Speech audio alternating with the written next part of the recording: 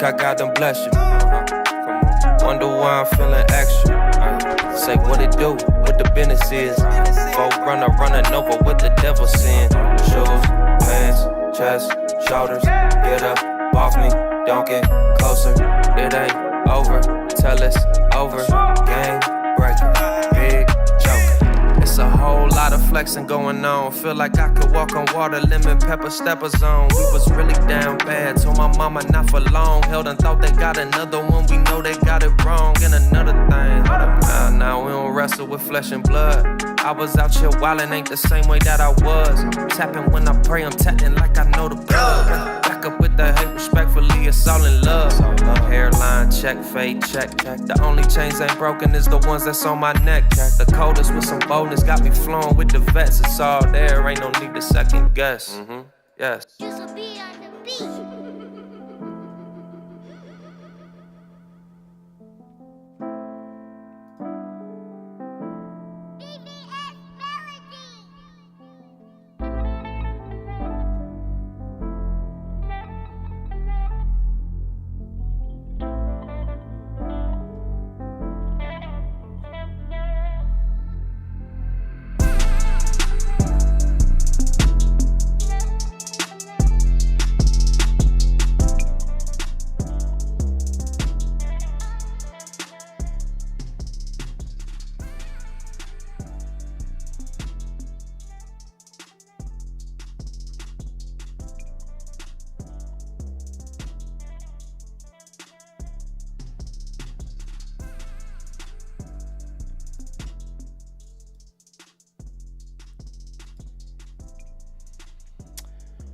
What's up, family and friends? Welcome back to another edition of the Wrap Up Podcast, where we dive into the latest news, sports, and culture.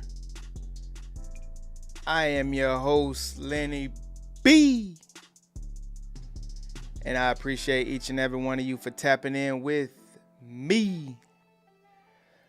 Big shout out to those that's hitting the like button, sharing the vibes, subscribing. Remember to put God first. Let's get to the wrap-up session. Happy Sunday, my people. What's going on with y'all? How y'all feeling out there? Y'all good?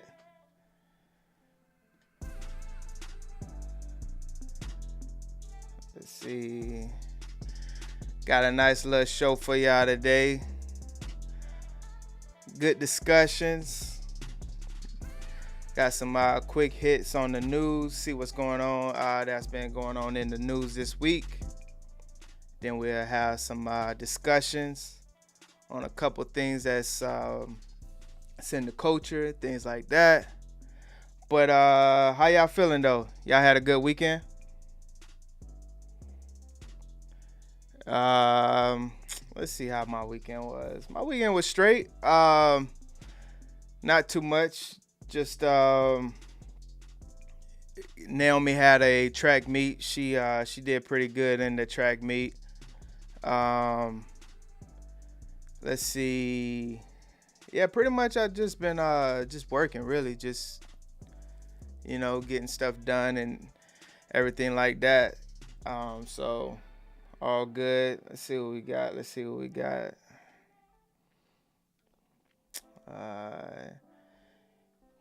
We got my Ace Boone Coon in the building. Let's see.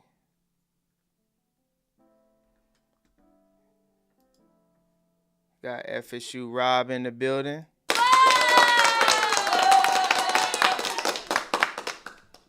Better known on this channel as Reebok Rob. Let's see who we got. We got my little bro Matt in the building. What's going on, bro? Appreciate you for stopping through. Oh man, we got my boy Teriyaki in the building. What's up, brother? Oh, you done with spring break, huh? Yeah, I'm pretty sure you done with that. So you back on that schoolwork grind. Maria in the building. What's going on, sis? How you feeling out there? How you feeling? Yeah. We got a good show. Let me put a couple things in the chat real quick. Let me make sure we good on all platforms. We streaming on Facebook, Instagram. I want to say we on X as well. If you can on the way in, just make sure you hit the like button for me, and we get this thing going.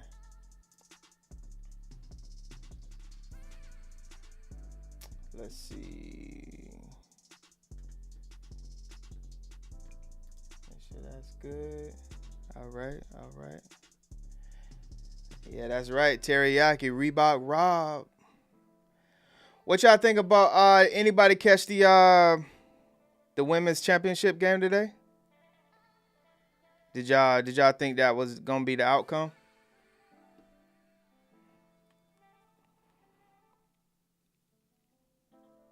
Let's see. What am I doing? Here we go.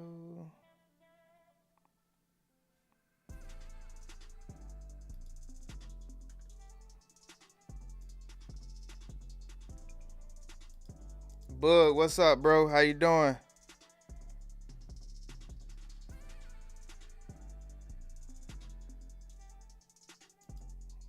Got that boy Bug in the building.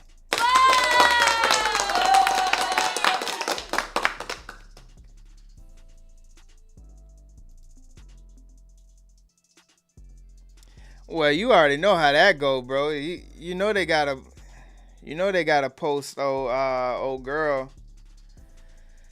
But I mean, she definitely had a good game.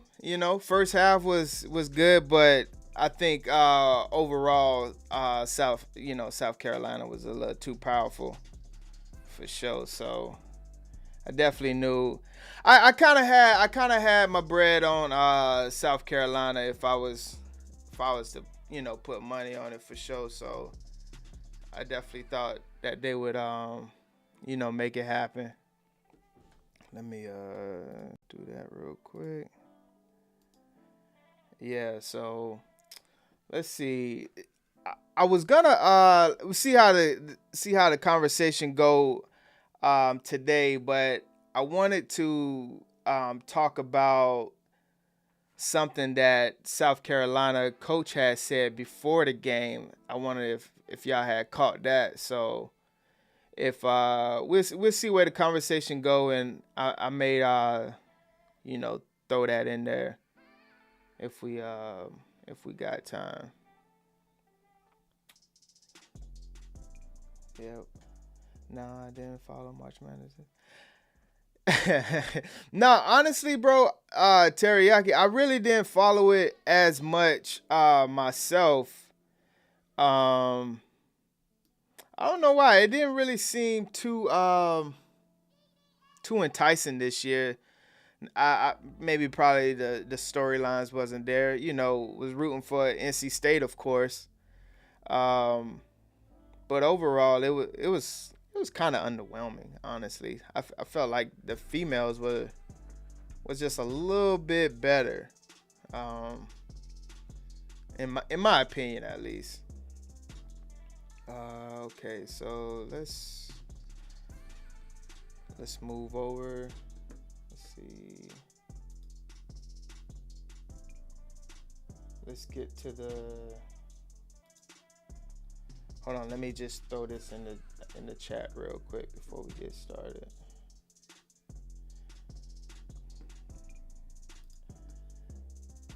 Sean, what's going on, bro? How you feeling out there? Appreciate you for stopping through. Let's see. Let me just throw this in Instagram real quick.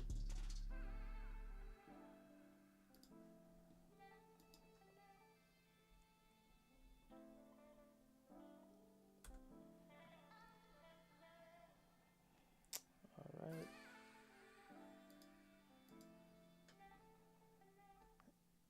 Yeah, it's always good when the Cinderellas win, for sure.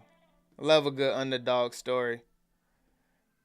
Yep. So let me throw you in the mix, bro. Okay. Um,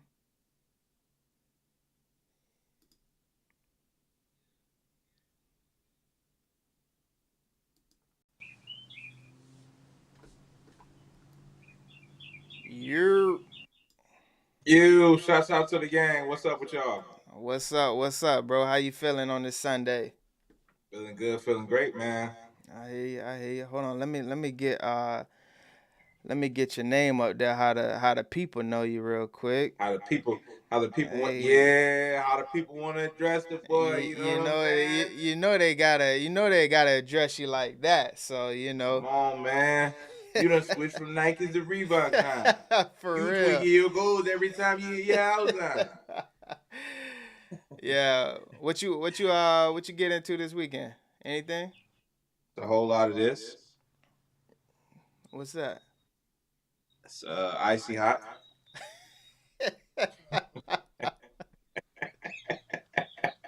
The roll-ons, the roll-on joint, so you don't make a mess. You know what Right, I'm saying, right. Paul? But yeah, I was I was just I was busy this weekend, bro. Friday, man. You know, crazy how luck turned out, man. I'm so glad y'all let me dash when y'all did. Are y'all all everybody in the panel recommended they was like, Rob, you better go ahead and go to bed, bro. Right, You got to get up and work tomorrow, right? right. Man, I ended up having to go in there and put the team on my back, dog, and pull a 12. You know what I'm Oh saying? man. I put the team on my back, bro, and did what I had to do. So that was Friday. Right, Then Saturday, I got up, man, went out to the field because I refereed, man. I want to get back to the community. right, Refereed, didn't scratch. They was on my back. As soon as I got out the car, they was on in the parking lot. right. Like, call a clean game today, ref. And I'm like, man, all right. So did that. My quads was on fire after that. I went straight to Walmart and got some of this, you know what I mean? Right, right. And now I just been putting it on my quads, man, and I just been chilling ever since Yeah. then, man. But we moved though, cause tomorrow we right back in. You know what I'm saying? I wish I had another day. Hey, soon come, soon come. Maybe so. Soon come. Them 4-day work weeks, maybe soon. Ooh-wee. We never know. Ooh-wee. We'll see. We'll Not see. only did that, I kept playing it over in my head, man. When y'all said to me at 1 a.m., y'all was just like, "Hey, bro, go. You ain't got nothing else left to prove, man. Go ahead and just dip." You know what I'm saying? Are you going in late tomorrow? I was like, "Nah, bro, I'm gonna be early because I'm thinking I'm gonna get off early." Right. Wrong. Right. I was wrong. Right, right. Yeah, man. But that was my Yeah. weekend, man. Pretty uneventful. Yeah. Hey, that's sometimes that's a good thing. For real, for real. Sure. Hmm. Especially at this age, you know what I'm saying? A chill weekend is what I look forward to. Sure. That you know what I'm Yeah. saying? That was mission complete. Yeah, man. Yeah, so Yeah, my boy. let's get to the first story, see where we gonna take this show. Down, down.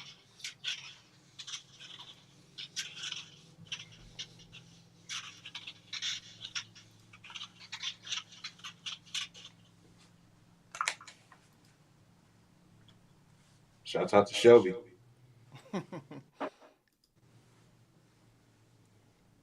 Mobile mother's behind bars in Metro after sheriff's deputies say they found guns and almost $500,000 worth of cocaine.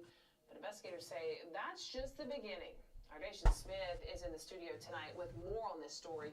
Dacian, you're told children were put in danger. That's right. The sheriff says when deputies got to the woman's house, one of her children was actually wearing a backpack full of cocaine. And that's why they hope she stays in jail for a while. Several kilos of cocaine are now off the street after deputies say a Mobile mother put her 4 children in serious danger. Investigators say this all started when the sheriff's office received a tip about 35-year-old Tierra Hill having a large amount of cocaine at her house on Harvey Court. Sheriff Paul Burt says she was seen leaving the house on Saturday but was caught soon after. Received some information that she may be delivering some cocaine, but there was a traffic stop conducted where she was ultimately found to be in possession of about a pound or a kilo and a half of cocaine along with a firearm. But that She was pushing weight. Investigators Boy. searched the house. They say they found Hill's 4 children, ages 3 to 15 years old. They say the 3-year-old was wearing a backpack with around 2 kilos of cocaine in it. The sheriff says they also found another backpack with 1 kilo of cocaine and 2 handguns nearby. There are a lot of possibilities that could have occurred had the children, number one, ingested any of the cocaine or been exposed to it. And then you've got these young children, have handguns within their reach as well. MCSO says all of the cocaine is worth around $450,000. Jail records show Hill has been in and out of Metro Jail almost 10 times in the last few years, and they hope she won't be going anywhere soon. It's just alarming to me that a mother would allow their children to be exposed to these type of things. She has to see a judge before bond is set. But my 2 cents is she ought to sit her butt in jail until she goes to trial. She subjected those children. Hey, you gotta sit your butt down. You gotta sit down.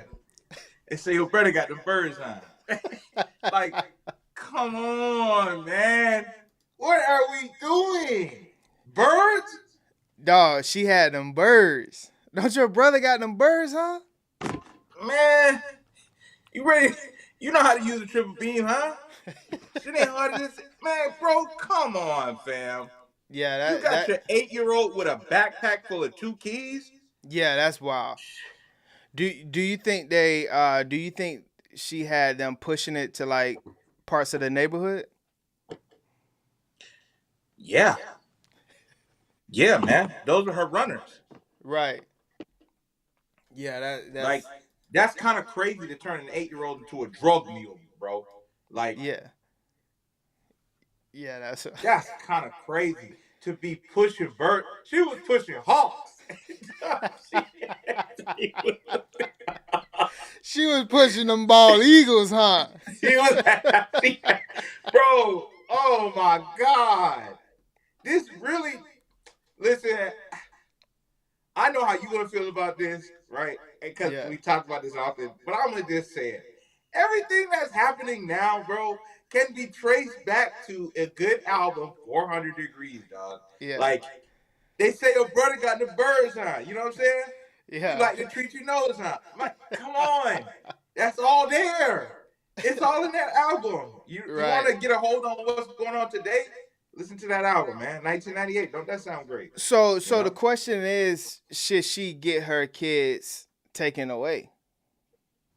Yeah, man, because if she got to get the kids taken away because the 15-year-old is already, he's got 3 years. So he's already going to grow up and be a drug kingpin, attempt to, because he feels like that was the model that was set, not by dad, but by mom. You know what I'm saying? Right. So, bro, imagine your mother pushing weight in your backpack. Free bricks. You know what I'm saying? The crazy thing about it is, you think they was going to school with that? Going to school with the work. Coming home with the work. Pushing it to the teachers. Pushing it to the teachers, man. Come on, man. This is your brain on drugs type of thing. Yeah. Yeah. like, bro, anything is possible. Not people are gonna be like, nah, you going too far. Anything is possible. You got 2 keys in your backpack. Yeah. Anything is possible. Nothing is off the table. You can get a car with 2 keys, bro. Like, right. Yeah.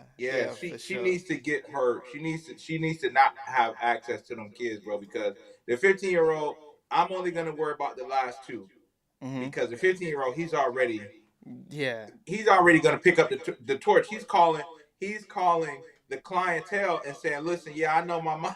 I know my mom locked up, but I'm still out here, baby. What's up with you trying to cop? You know Right, what I'm saying? right. He's already ready to be the man. You know what I'm saying? Yeah, The that's true. 8-year-old, the Yeah, 8-year-old didn't know. Okay, fine. So I'm hoping they can say the 8-year-old, and I didn't remember what the middle child. Middle child's either way, man. Middle children are weird. You know, my dad's a middle child. They're weird. You know what I'm saying? You right, can go right. either way with it. So we'll see. Yeah. So stay over in the Midwest and see what's going on with this right here. Tonight at 5, an Indianapolis man is under arrest in what police are calling one of the worst cases of child pornography they have ever seen. Yeah, and now they're concerned there could be more victims out there. Thanks for joining us, everyone. I'm Karen Campbell in for Felicia Lawrence.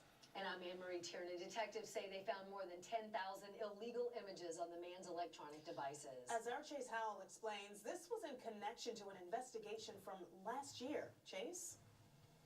IMPD says it was at this house on Adams Street where they arrested 32-year-old Andre Brewer on Thursday. Police say this stemmed from an arrest in July of 2023 for alleged child molestation. SWAT along with IMPD were positioned outside a home on Adams Street Thursday to arrest Andre Brewer, who detectives believe was in possession of 10,000 or more images and videos of child pornography. This case in particular, it wasn't just the number, but the type of images that were being depicted. That our detectives had to go through and see these. For them to say that this is the worst case of child pornography they've seen is absolutely heartbreaking and incredible. Nearly 10 months ago, court documents show Brewer was charged with 4 counts of child molestation and 1 count of child exploitation. I can tell you they were young. I don't really want to get into the ages. I think part of us being a little bit vague on this is that we don't want to highlight the gruesomeness of it. Police say when they arrested him on those charges, they seized multiple electronic devices from him. It's hard work. These detectives have to look at despicable images, and it's necessary in order to make a case against someone who should not be on the streets of Indianapolis or any city. Yeah, so Buddy had over 10,000 images.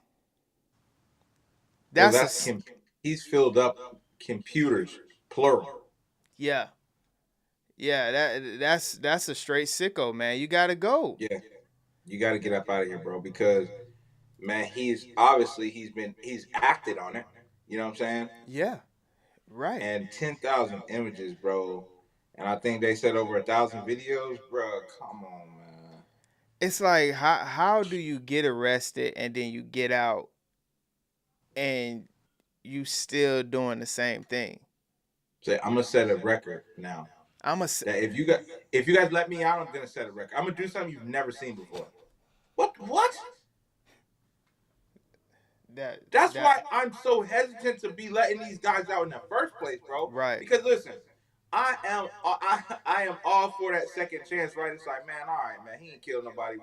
Yeah. He ain't overwhooped nobody. Cool, all right. He didn't shoot nobody in the head. He ain't pushing no drugs. Right. But no, he already knew in his mind, bro. The last time they had him in custody, he was just like, if y'all let me slide right now, I promise you, I'm doing Wilt numbers. I'm doing Kobe numbers. If you let me out, I'm going for the scoring record. I'm gonna go for the scoring record. This is gonna be the worst, sickest thing you've ever seen because I've only tapped into just a scratch the surface of my sick capabilities. What? Right. You know? Yeah. Yeah, it sounds like Nickelodeon documentary. Like, yeah, man, like that's to do those types of numbers is wild, bro. 10,000? You know I don't think people understand how much that is. Yeah. 10,000. You cannot fit that on your MacBook. Yeah. Bro, you need computers. You got hard drives. Terabytes, my G. Like, this is unprecedented. I believe them when they said this is the worst we ever seen. Bro, 5 TBs. And we ain't talking tailbacks. Terabytes, bro. See, it will be hard for those detectives to not want to beat the snot out of this guy. You know what I'm saying? Yeah. Like, Yeah. hats off to those detectives for not seeing these and being like, all right, we're just gonna talk to him, right? And then go in there to start barbecuing his ribs, bro. I don't understand how they have the self restraint to do that, because bro said these images are despicable. Yeah, they couldn't even talk about it. Bro, do you understand how mad I'd be if I was in this guy's presence? Like, yeah. What are you on? Like, what are you on? Yeah, like that's a wild story, but check this out. And new at 10, an extremely disturbing story out of Spring tonight. It involves bestiality, possession of child pornography, and indecency with a child by exposure. This is KPRC2 News at 10. I'm Keith Garvin. Good evening. I'm Daniela Guzman. The Montgomery County Precinct 3 Constable's Office says the husband even committed some of his crimes inside of a busy supermarket. And that is where we find our Devin Clark tonight, joining us to break down the disturbing details. The charges stem from allegations that many would find appalling. Officials say some of those crimes happened within the confines of the suspect's home, but it wasn't until the husband brought his perversions here to this HEB that this all came to light. Meet the Kings, this spring couple now looking at prison time, charged with felonies after investigators say they discovered the two had been engaging in lewd and illegal acts.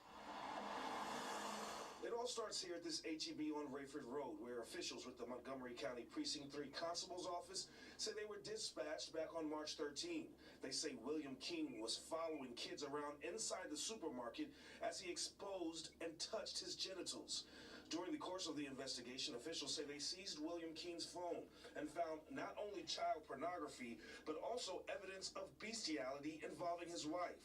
They say they found video of Jolie King having sex with the couple's Great Dane dog. Today, they were both arrested at in the Harmony subdivision nearby. Officials say they were not only able to rescue that abused Great Dane, but also abused dogs from the couple's home, and say that they've prevented them from further sexual exploitation. Now, at last check, the couple was still inside of the Montgomery County Jail. Jolie King charged with bestiality, and William King charged with indecency with a child by exposure and possession of child pornography. Officials are asking any other potential witnesses out there to come forward. Reporting in Spring, Devin Clark, KPRC2 News. On ABC 13, we start this story with a warning. This is a lot to unpack, my boy. Bro. I honestly don't know where to start because it kept getting worse as the story went on. That's a wild story. Bro, imagine being in your local Walmart with your kids and this dude is following them around trying to pull his Jimmy out. Bro, no, I'm trying. He for was. murder. He did have it out. I'm going to jail for murder. That he wouldn't have been able to go. They would have had to call the meat truck, because it's like, soon as my son or daughter says to me, Dad, this dude out here trying to pull his Jimmy out. He's like, where are you talking about? Because you're lying. Number one, black parents ain't gonna believe no crazy story like that, right? Right. You're lying. But let's say you're not lying. What aisle is he on? Dad, he's on the next aisle. He's trying to put it away. Bro, if I catch this guy, man, no crazy story like that, right? Right. You're lying. And then his wife getting her back broke by the Great Dane dog? Bro. Oh, my bad. Yeah. I can't believe this, man. I heard about being a mother effer, but a dog, man, come on, man. That's wild, bro. They had to save that Great Dane from the abuse. From the abuse, man. And the crazy thing about it is they would have never caught the wife if he wasn't so thirsty when he went out to go grab some milk. That's what's so wild about this story. Exposing yourself like that to kids, bro, it's so wild, bro. So they seized his phone, saw the videos that he's filmed of his dog smashing down on his wife. Not his dog, like me and you are dogs. His Great Dane dog. For all the dogs, them. Who let the dogs out? Doggy style. You know what I'm saying? Yo. Like, bro, what? Like if he would have never been that wild out in public, they would have never found this. They would have never found this vital information. So I thank God he was this wild, right? Yeah. Because that dog is sitting there having to continuously do this every day, man. That's how you let your dog get over you and violate you like that. Like, that's imagine like, yo, you know, whatever they named the Great Dane. Hey, Fido, in order to get this food, you know what you got to do. You got to work. You got to work for this food. Bro, that's crazy. Letting your dog hit you doggy style is too much, bro. Is this even planet Earth we on, bro? What are we talking about? I don't know. I don't know anymore. Because these are two sickos in the same house. Normally we see like each other. Normally it's like a sicko like we just saw in Indy. He just got, you know, some wild stuff on his phone and just doing some wild stuff. But he's acting alone. This was a sicko couple. Sicko tandem. In H-Town. Sick and sicker. Dog. Sickington. Chopped and screwed down there. Chopped and screwed. Then if we're not careful, well, nah, we ain't got to worry about that because she's effing her dog. I was gonna say she ain't effing her husband. If she was effing her husband, they could create another sicko. You know what I'm saying? And kid don't even know he'll be born into just a sick world and he'll be forced to be a sicko. You know what I'm saying? They probably was. That was probably like, you know, a threesome with the Great Dane. That's bro. A threesome with your dog. It's crazy. You're not taking your dogs on walks. You're letting your dog doggy style your wife is up. What are we talking about, bro? A Great Dane? You know how big them suckers is, bro? Dog. And they got video. There's video.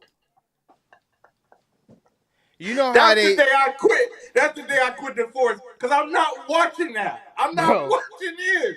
Bro, you know how they call that junk like you know, cockhold, when like you calling like another man to, you know, come pound your wife, bro. He's calling his dog. Get in here. Get in here. You know what to do. Sit. Come here, boy. Give him the treat when he sits. All right, now go to work, man. Take her there. Listen, the Great Dane already know what time it is. It's like as soon as he gets that treat, it's like, come on, man. Y'all outworking me. I got work to do, man. You mean I gotta protect the household and do these acts of Bro, this is a wild world we live in. We would have never known about these fools. Oh, man. Oh, my God, brother. What are we even saying? She's getting piped down by a dog, a Great Dane. Man, turn your neck and your dame missing.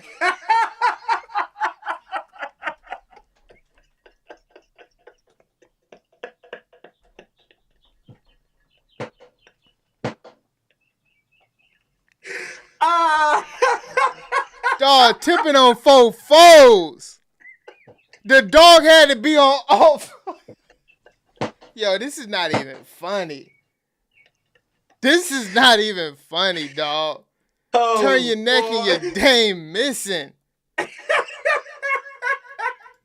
This is, dog, the world is wild. This can't be planet Earth. Golly, man. Yeah, see, man. This is when I say, this is the only time I say we should have to work there every day, because if people have jobs, they will have time to do stuff like this. You know how like when like back in the day, like in your early years when you was in the military and stuff like that, and they be like, see, this is why we don't let y'all off at noon. Yes. we gotta keep y'all at work. until 2000. Y'all hit to 20 today. Oh man, bro. Man.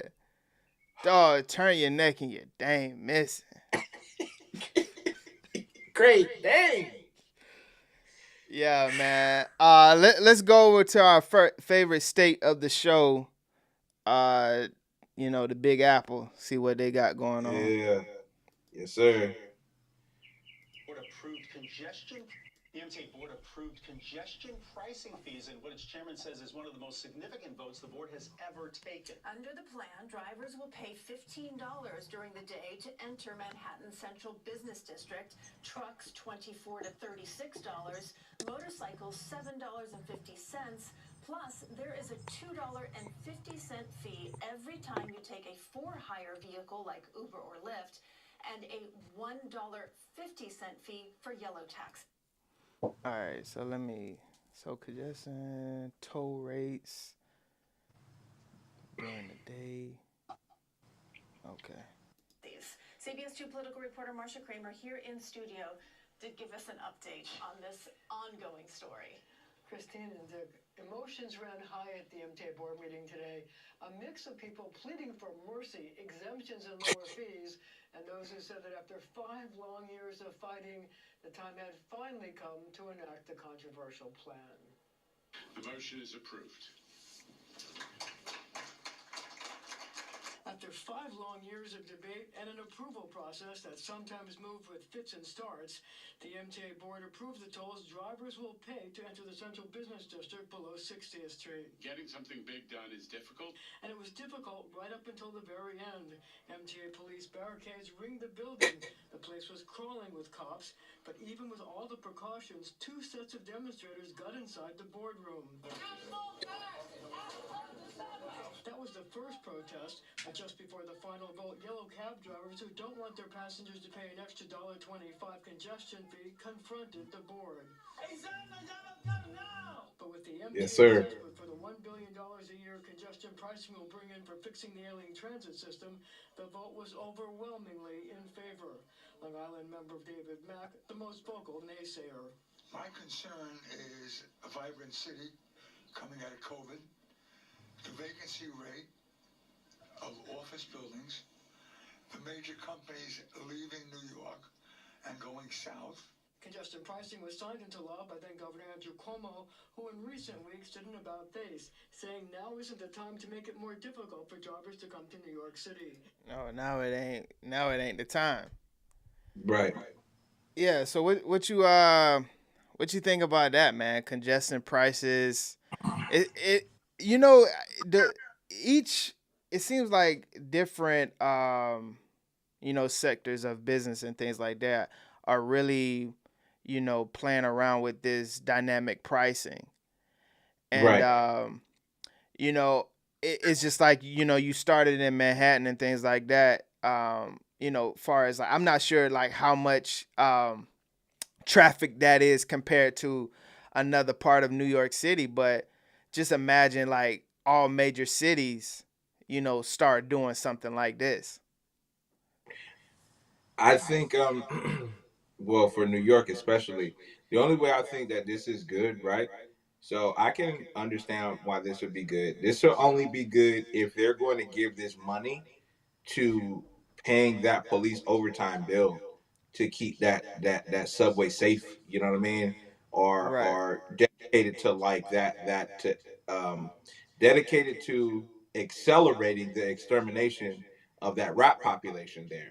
Or like, if you're gonna raise the price on me, bro, tell me what it's going for, because so many times in these cities, right? New York is a grand scale, but so many times in these cities, in Palm Bay, where I'm at, they raise the taxes and you like, they raise the tolls and you like, what is it going to? Right. You know what I'm saying? If you guys would tell us like, oh, this is going towards this, like, okay, I know that my little 2 cents is working. Right. If you're gonna do this congestion pricing, fine. I don't think any New Yorker would have a problem if they were gonna say, I'll pay that extra to know that I'm gonna be safe when I get on the subway. Like, without question. We gotta be the safest, and we gotta set the tone now. of Right. being safe in subways. You know what I mean? Like, Right. look to New York and be like, man, New York changed it around when they did that thing. No one will ever talk about this again if that's the plan, right? Yeah. Or you say, hey, listen, y'all ain't gonna have to worry about rats running over y'all shoes and doing all this other stuff because it's out of control up there because we're gonna dedicate and we're gonna get something done. But if you're not going to do anything with that, if you're not going to tell me what you're doing, I don't agree with this. This is already like it's already a wild city. It's already expensive, right? You can't keep me safe, and now you're asking me to pay more, Right. And bro. there You got ladies getting socked in the mouth walking down Broadway. What are you talking? And now, and chased at full speed. man,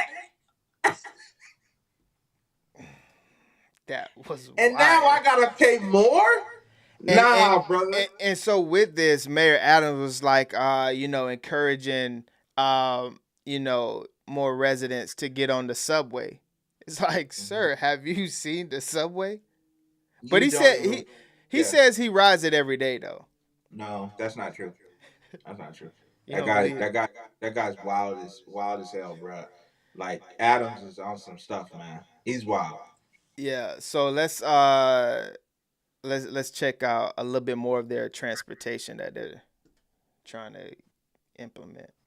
All right, you see the cars on your screen. They all have one thing in common. There's a driver behind the wheel. And just when you thought driving in the city couldn't get any worse, there's now a new plan to test self-driving cars in the Big Apple. We put Teresa Priolo in the driver's seat for this one. Listen, it's already dangerous as it is with humans behind the wheel. Imagine having nobody behind the wheel. It's wild.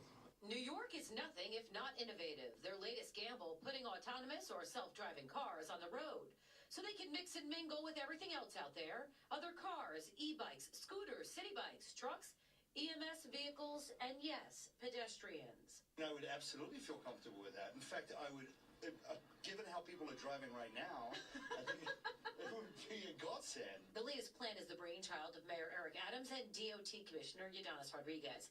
The thinking is automated vehicles are coming, and if you can't beat them, join them. Actually, there's a lot of really bad drivers that make me much more uncomfortable than a self-driving car. No, not even thinking about it. I would move out of the city right away. You'd leave. I'd leave. You could. I'm with but Screech. there's no guarantee the cars won't follow. The city is opening applications for companies who have had proven success in other cities.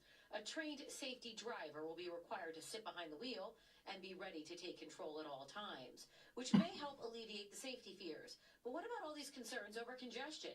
After all, the MTA just implemented a congestion pricing plan to rid the city of cars. We've decided that we need to take cars out of New York to improve our economy and to make our streets safer.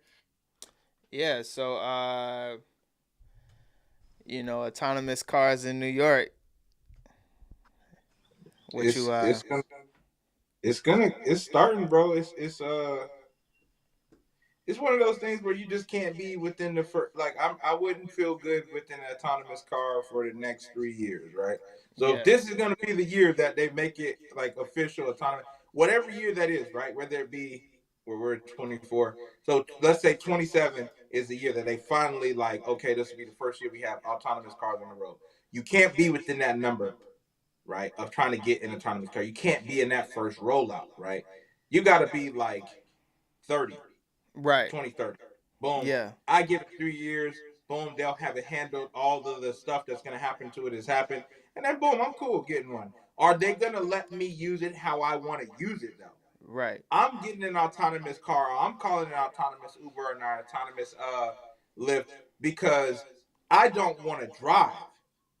Yeah. Like, right. Or if I can get the kit and hook it up to my car, that's why I'm getting it. You know what I mean? For my So convenience. would you rather have so let's say you do call a ride share, right? Would you rather have a driver or autonomous? It depends on when we talking about. Are we talking about within the first 3 years? Yeah, the first 3 years of it going live, I need a driver. I need something with a heartbeat, right? Okay. And after that, I'll be open to, you know what I mean? Like, yeah, an autonomous, experience, Yeah. Okay. Because that's where it's going. I mean, I can't. None of us can buck against it. If not, they're just gonna make it like drones. You know what I mean? With the flying cars, all that's all the flying cars is just gonna be big old drones. Right. picking you up and dropping you off, Right. Right. Yeah. Yeah. Okay. Yeah. I mean, like this is something that's already been a thing in San Francisco for a while now. So, Mhm. New York, catching on to it or getting to the point now. I mean, you can kind of say they've already done did their, 3+ years of, Baby figuring testing. out. Yeah, but the thing about it is, just like San Fran is going crazy right now, and they're looting the autonomous cars and like actually blowing them up and everything like that. So if San Fran is doing that, bro, you already know how New York gets New down. York is gonna get down. New York, yeah. Why are they blowing them up? Well, one of them had hit a pedestrian, and and so like it's a big thing about it. Like they don't feel like the car was in fault and things like that. But bro, to get hit by an autonomous car has to be dog. That has to be crazy. Because who you yelling at? You know what I'm saying? Like you on the ground, like, hey, hey, you ain't see me, and then they like, it ain't no one in this car, bro. Yeah. Who you gonna be mad at except yourself? Yeah. The Bay Area is the last place I would feel like they would do that, though, man. What are they Yeah. up to? Them boys must be on them thizzes, pop a thizz and go crazy. They goes riding the whip. They go dumb, yeah. Minimum wage laws getting mixed reviews. Right, that's because the companies who oppose the change responded by limiting workers' hours, making it more difficult for customers to tip. Fox 6's Chris Welch talked to some delivery workers on how they're trying to make ends meet. New York City is setting the tone for across America. That's Mayor Eric Adams in June of last year, touting the city's move to implement the first in the nation minimum pay rate for app-based delivery workers. By his side, Lihia Guelpa, the executive director of the Workers' Justice Project, which had been fighting for the change. And what that means for deliveristas is that finally they will not have to rely mostly on tips as a main source of income, but that actually they will be paid for their work. Delivery workers seem to agree. They're finding it harder to make as much money. I feel frustrated, I feel sad, because I have to support my family in my country. I don't think we're going to survive. William Medina and William Lopez are both delivery workers who have noticed a decrease in the amount of work since the minimum wage went into effect. Medina, who is also a leader with... Yeah, so minimum $20 for rideshare delivery workers. You in favor of that? No, I'm not, bro. I mean, just because me coming from, I work DoorDash, you know that. So Yeah. it's like, when is it gonna be like enough? You get what I'm saying? So Right. now you get them that, and then they're like, yeah, this is because people don't tip, right? Okay. Right. So we get them that now. So now I know you making the 20 per hour. I don't have to tip nothing. Correct. Oh, why didn't you tip me? Oh, it's still gonna be a problem. You know what I mean? Yeah. There's still gonna be like like the reason why you're not making your dollar isn't stretching as far is because stuff is high out here, bro. Stuff is just sky high. It's inflated. The prices on everything is inflated. So even when I was door dashing a couple years ago, when I first started door dashing a couple years ago, it was so easy to have a $100, $200 day. $250 if you're lucky. If you're grinding, you can get $250. You know what I mean? Like, but this is a small area. I can't imagine Orlando popping off like that. You're getting $300-$400 days. Now, bro, you can't touch those numbers. You know what I mean? Unless you just do this 24/7 and just stay clocked into the queue. You know what I'm saying? Like, you can't make this a part-time thing and try to, and that's what I feel like a lot of this is. So they've got the $20 minimum. Now tips should be optional on it. Like, their beef is with DoorDash than I think, rather than, making a minimum delivery payment. You know what I'm saying? Their beef is with DoorDash, Postmates, Grubhub, all of them. Like they should pay their workers better because those are billion-dollar companies we're talking about. You know what I'm saying? So you're saying that the ride share is the ones that should be paying better. The ride yes. Okay. Because you get your little Dash Pass, and when Dash Pass started it was $5 a month, right? Mm-hmm. Now it's 15, I think, a $15 package where you don't have to pay a delivery fee and stuff like that. So now you've got it's basically a subscription base. So now, bro, that subscription base, man, Grubhub is eating, DoorDash is eating and stuff like that. They should kick some of that money back down to the drivers. So, Right. Yeah, so let me ask you this. What do you think the reason that we tip rideshare, delivery workers? The reason we tip, I can only go based off of me, right? Mm-hmm. So when I used to go DoorDash, when I DoorDash now, if I get tipped $1, I'm thankful because it's $1 more. Like you didn't have to do it, right? Correct. So I tip versus when I am the consumer, I tip based off of difficulty, right?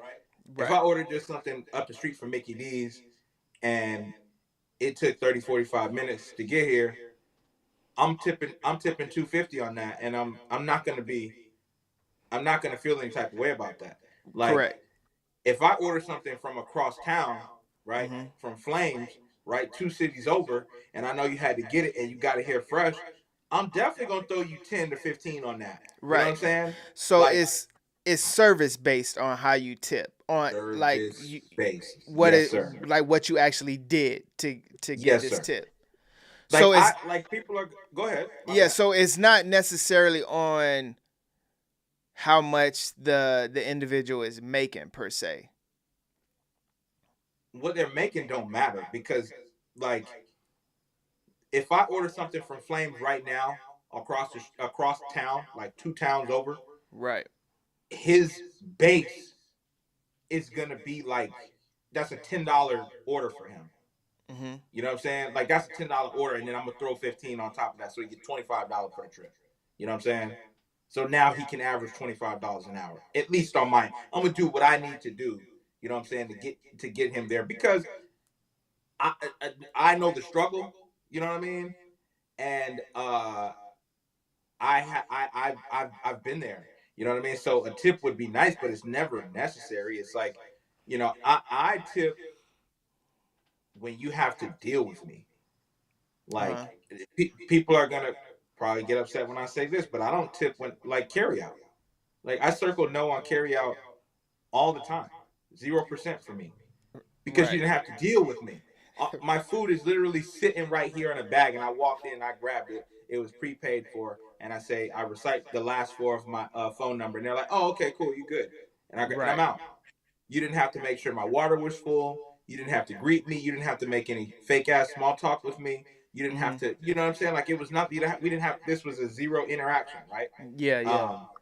So that I don't tip, but like, yeah, I mean, I have empathy and for the rideshare, man, because I've had to take groceries up 4 or 5 flights of stairs. You know what I'm saying? Right. And then I did it, and I wasn't expecting. Like, man, they better tip me, man.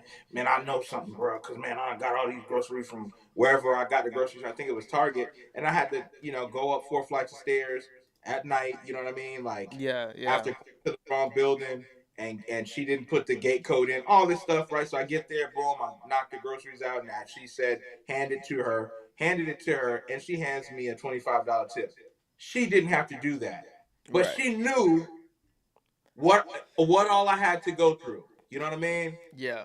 And she logged it up here, like, dang, I did give him the wrong gate code, right? Then I told him the wrong building, right? Then he had to call. I had to make contact with this customer 3 different times. Trying to get her groceries, you know what I mean? Yeah, So, yeah, man. Yeah, I think I'm a pretty good tipper, but kind of like what you were saying too is I'm not going to necessarily tip if I'm going in and getting the meal and there was no real interaction with that. Never What's would up, be. bud? Yo, What's how up, y'all bud? feel? Chilling, bro. I'm back with the unpopular opinion again, man. I'm not a fan of tipping at all, man. Oh shoot. Okay. Now I'm Go ahead. Go ahead. and, Go and, ahead, big and dog. Go ahead. let me break it down so so that everybody can cuss me out again. I'm not here to pay your salary, bro. I came here for lunch. You feel what I'm saying? Right. I'm not here to pay your salary. Oh, we only make $4 an hour. Get a better job. You feel what I'm saying? I didn't Yeah. come for that. So I had a DoorDasher last night. I ordered some stuff from a Wawa last night, and he was looking for the tip. Hey, big guy, it ain't there. I ordered a sandwich. I want a sandwich and a drink, big guy. I did not come to pay your salary. Right. And that's just me. And it's actually looked down upon in certain places you go in the world, man. Right. Yeah, that's true. But they make it significantly enough over there, overseas. You're talking about like Italy. I've been in Italy, and they were like, "Nah, you don't have to leave no tip. That's actually disrespectful." You know what I mean? Don't blame me. Blame your manager. Yeah, I Yeah. think it's more a culturally thing, right? So I don't think it's necessarily about how much they make. I think it's just, built in their culture that we don't Right. tip. Now, I will say so that's what happens when we have higher wages and things like that because we for jobs like this because we have like the business owner has to, you know, get that cost somewhere. They have to make that up somewhere. And it's going to be in the fees. It's going to be in the prices of our food and stuff like that. So if I have, $20 to spend on my lunch, like if I give my daughter $20 for her lunch and her McDonald's order that she orders from, Uber Eats come up to $17 because of fees and all of that,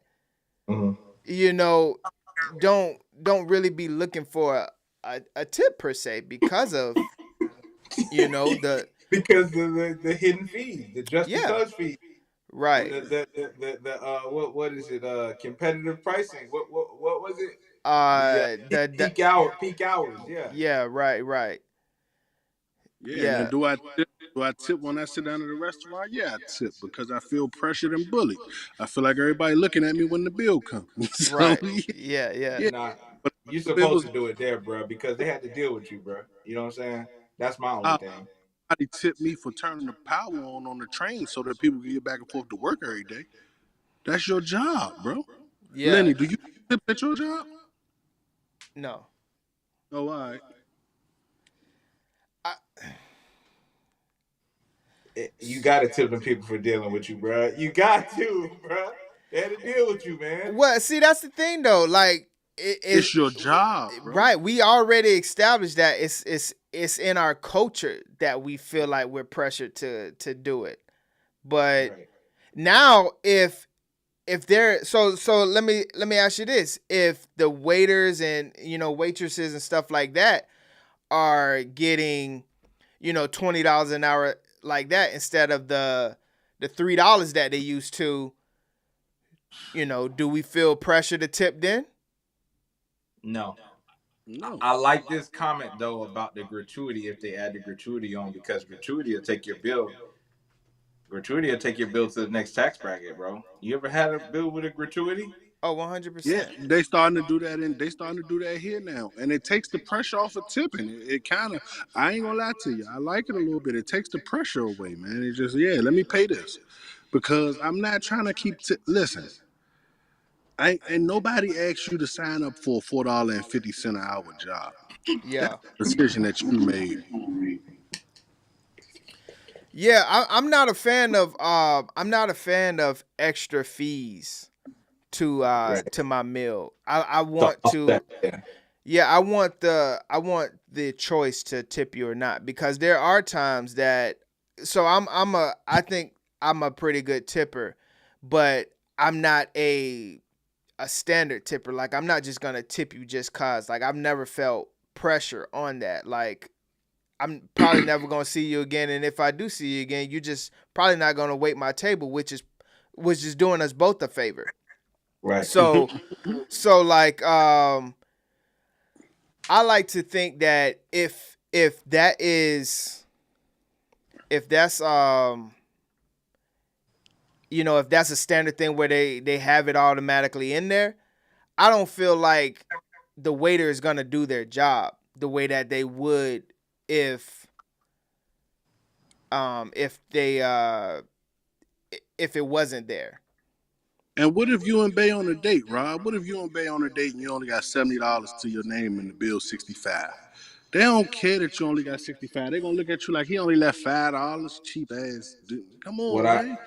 what I do in that They don't know situation. what your financial situation is. I'm just trying to take Bay on a date. Yeah, What I right. do what I do in a situation like that, Bug.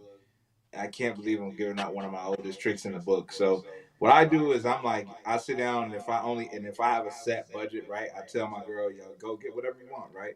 And then um she get whatever she want, right? Bug, and then the waitress is like, yo, sir, what will we be having? Oh, I'm just really feeling like just a side salad tonight and just a water with lemon. So I'm gonna offset the cost, right? So I'm gonna have something cocked back on That's the not end. crazy to you that you offsetting your hunger to tip these people?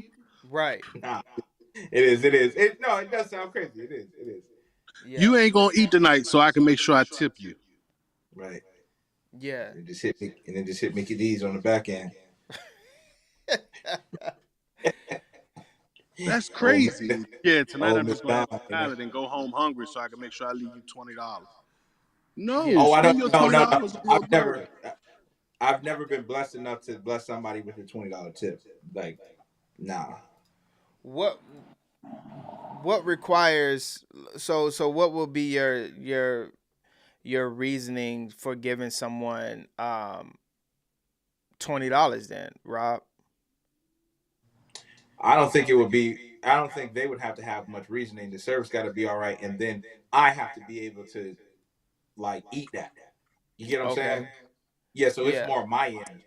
So I've never given it because I've never been blessed enough to give it. Like, not Right. because I didn't never want to get it. Like, there's been times where I was like, man, if I could, I'd give this dude $20 for, you know what I'm saying? That sounds crazy. Like, man, I'd leave a $20 tip. But then my account, and then I checked my account, and I was just like, come on, man, we better leave this dude $8 and get up out of here. You know what I'm saying? Like, Right. you know what I'm saying? Yeah. Like, oh, you tripping, bro? And then Yeah. so. Yeah, so let me get y'all thoughts on this survey right here that was put out. Let me see if I can just move out a little bit.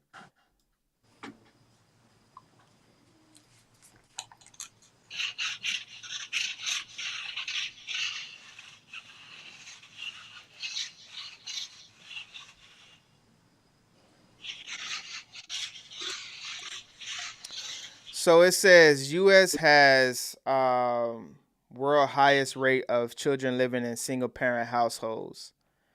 Um, you know, do you agree with this study? Do you think that that makes sense? I believe it. I Yeah, we only can believe see. it because of my We can see it. personal situation. I grew up in a single parent household, and the majority of my friends grew up in a single parent household, so I believe it. Yeah. What do you? Yeah. Yeah, go ahead. Oh no, I was just saying. Of course, I agree with it. We can see the research. We can see it. You know what I mean? Like, What do you think the cause of it? That's a good question. mhm. the the cause of single parent households, a large cause. There's a lot of factors that go into it. So I don't think it's really like one answer. You could be like, this is the reason why there's Okay. so many. We But can I agree to think mass incarceration. mass incarceration is one. Um, yeah, we can agree. I can agree. I can put that in there as a reason. Yeah. Um, child support is Low another. income housing. So you're saying that child support is a reason why we are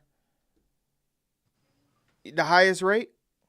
No, no, no, no, no. I'm saying it's a factor because when a relationship fails, and or if a relationship, if we have a child together, and in your mind as a woman, if you don't think it's gonna work and you throw me on child support, now there's like no chance of it working. You know what I mean? Like, so that may be a factor. Or I may just be projecting my personal experience on it, but I think Right. And that has.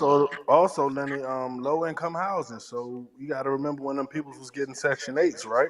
Yeah. When women was getting Section 8s, you know, you're not allowed to have a man in that house. And Correct. this to this day. To this day, if the inspector comes and a woman has a Section 8 house, there's no man that's supposed to be in there over the age of 16, 17 years old. Right. Wow, I didn't know that, bro. No, So these are I facts. Yeah, so I have heard of things like that. I've seen examples of making sure that the dad's clothes are not in the closet and things like that. Exactly. And Yeah, even with children, even if your child turns over 18, you're no longer allowed to put him on the voucher, and he's no longer allowed to really do it either. So it's crazy. right. S- Hmm. What's up, Sean? What you think about that? Yo, what's goody, y'all? What's goody? What up? What's What up, brother? up? Yo, Els, you know what? You real smart, man. You on a whole different level. Okay. I'm gonna tell you why. Because the answer to this goes back to what y'all was talking about the other podcast. It goes into the mindset of the hope phase. Okay. So you're doing this because you having your whole phase and you having babies out of wedlock and you just having babies all over the place because you want to get yourself, you want to have your fun, and now you have multiple babies and you don't want to stay with the mother, and this is what happened. This is one of the reasons that this is what's going on. You know what I'm That's saying? crazy too, Not Sean. I agree with you, and I don't know who that crazy person was last week that was agreeing on people having a whole face. Whoever that guy was. Whoa. Wait. Whoa. Hold on, bro. Hold on, bro. Whoa. Look, you backing down? You ain't backing off, is he? Me? Yeah. Oh man. Wow. Hey, well, listen, my boy turned the corner. I feel him though. You know what I'm saying? Hey man, That's a very sometimes you great. got to get off the podcast. You got to reflect, and you got to come back and be like, "Hey, I was wrong. I was wrong." Okay. Okay, so you think so, Sean? You're saying that you know Premarital sex. we're leading in the world because of our culture promoting a whole phase. absolutely. I mean, I wouldn't call it a whole phase. Okay. I would call it just ignorance. And just being moved by your emotions. You know what I'm saying? Because your emotions is what's leading people to hook up with other people. You know what I'm saying? One of the things I always refer back to the Bible. The Yeah. Bible talks about how who can stand fire in the bosom, meaning this, like who can stand when you are around this dime girl. She's a dime and she wants to give it up to you, and you're gonna say no. No, you're gonna and she's gonna say, I don't have a condom, but I'm clean, I'm taking birth control. Right. And you just believe that, and then boom, you got a baby on the way. You know what I'm saying? Then you found out that, it's so many different factors I ain't never on been that why. sick. Go It's ahead. so many different. Oh, No, I was going to say it's just so many different factors, you know what I'm saying, why, this goes on, you know what I'm saying? Because man, it's, yeah, it's just the emotional, it's just moving by your flesh, like what you desire at that moment, you know what I'm saying? And then you think about it later on and be like, man, yo, I hope I didn't get her pregnant, because she was a jump off anyway, you know what I'm saying? So now you got a jump off pregnant and you don't want the kid, so you ask for abortion, you know what I'm saying, but you don't get the abortion, so now you're stuck, and now you're having child support, you know what I'm saying? But child support does not define you being a father. Child support is exactly what it is. It's just supporting the child, but you're not being a father. yeah, I agree with that. But also on that topic of child support is for absent fathers, not for failed relationships. Well, I tell you what. So let me ask you this. So what absent fathers, right? What does that look like? Boy, I got many examples. It's the guy, man. He's not financially there. He's not physically there. He doesn't take nobody to no game, no school. It's just the guy's just a loser. So those are absent fathers. But the guy that's present and involved in everything and financially they're making sure the kid is okay, I don't believe that guy belongs on child support. Okay. He doesn't. Does it matter how? What would you say like the percentage would have to be for you to be considered that you are not an absent father? The state of Florida considers it 50-50. If you can get your child half the time, then you can take you off child support. Well, okay, so let's take the state out of it. Let's take like what it really looks like, right? Because we don't really care about like the state or the law per se, because that's just that's law, right? So in your eyes, like we're saying that child support is for absent fathers. What percentage does that really look like? Like, okay, yeah, state of Florida says 50%, other states could say 60, 40, whatever the case may be. So like in our eyes, what does a present father look like? I'm a present father. Right. I'm not involved in everything. And Okay. I'm in the house. These are facts. I'm just being honest. I'm not involved in 100%. everything. I'm not sitting down doing homework. I'm not doing drop-offs and pickups. Right. I financially provide. I take these kids to the games. I make sure I'm there for everything that they got going on in their lives. So let me ask you a question, Lenny. This answer comes with a question. So if, like, let's just say, for instance, the type of guy that I am, yeah, would that be considered child support worthy if I wasn't in the house? So that's a good question, and this is why I wanted to kind of break down the whole absent and present father type of deal.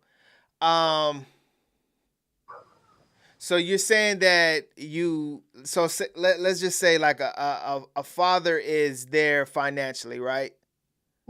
That's what you're saying. Number one. Number one, you gotta be able to take care of the kids financially. Number one, yeah.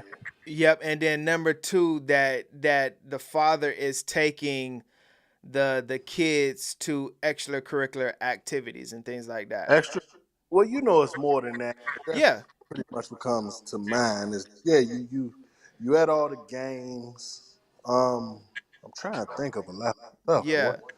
So no. I get where you're coming from. Like extracurricular activities is like, oh, we're finna go to the park, we're finna go to the movies, museums, taking them out of on a family trip somewhere out of state, out of city, something like that. And the sporting events and educational events that they go through.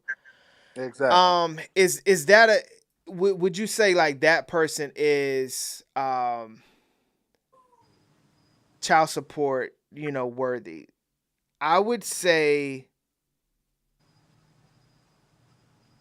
so you would have to define the thing of financial though. Because if we're talking about school clothes financial and hey, you got clothes, you never want for clothes and you never want for shoes. So let's say Yep. because it's kind of hard when you're trying to be different from in the house and out the house, right? So Right. in the house, financial wise, I mean everything is taken care of. But let's just say out of the house, right? Right. Out of the house, yeah, of course, clothes are taken care of. You don't want for no shoes. Field trips come up as paid for. Yeah. Anything including the child that the child needs to do or wants to do or have any needs for is Right. financially taken care of. They're financially taken care of. Yep. I would say I would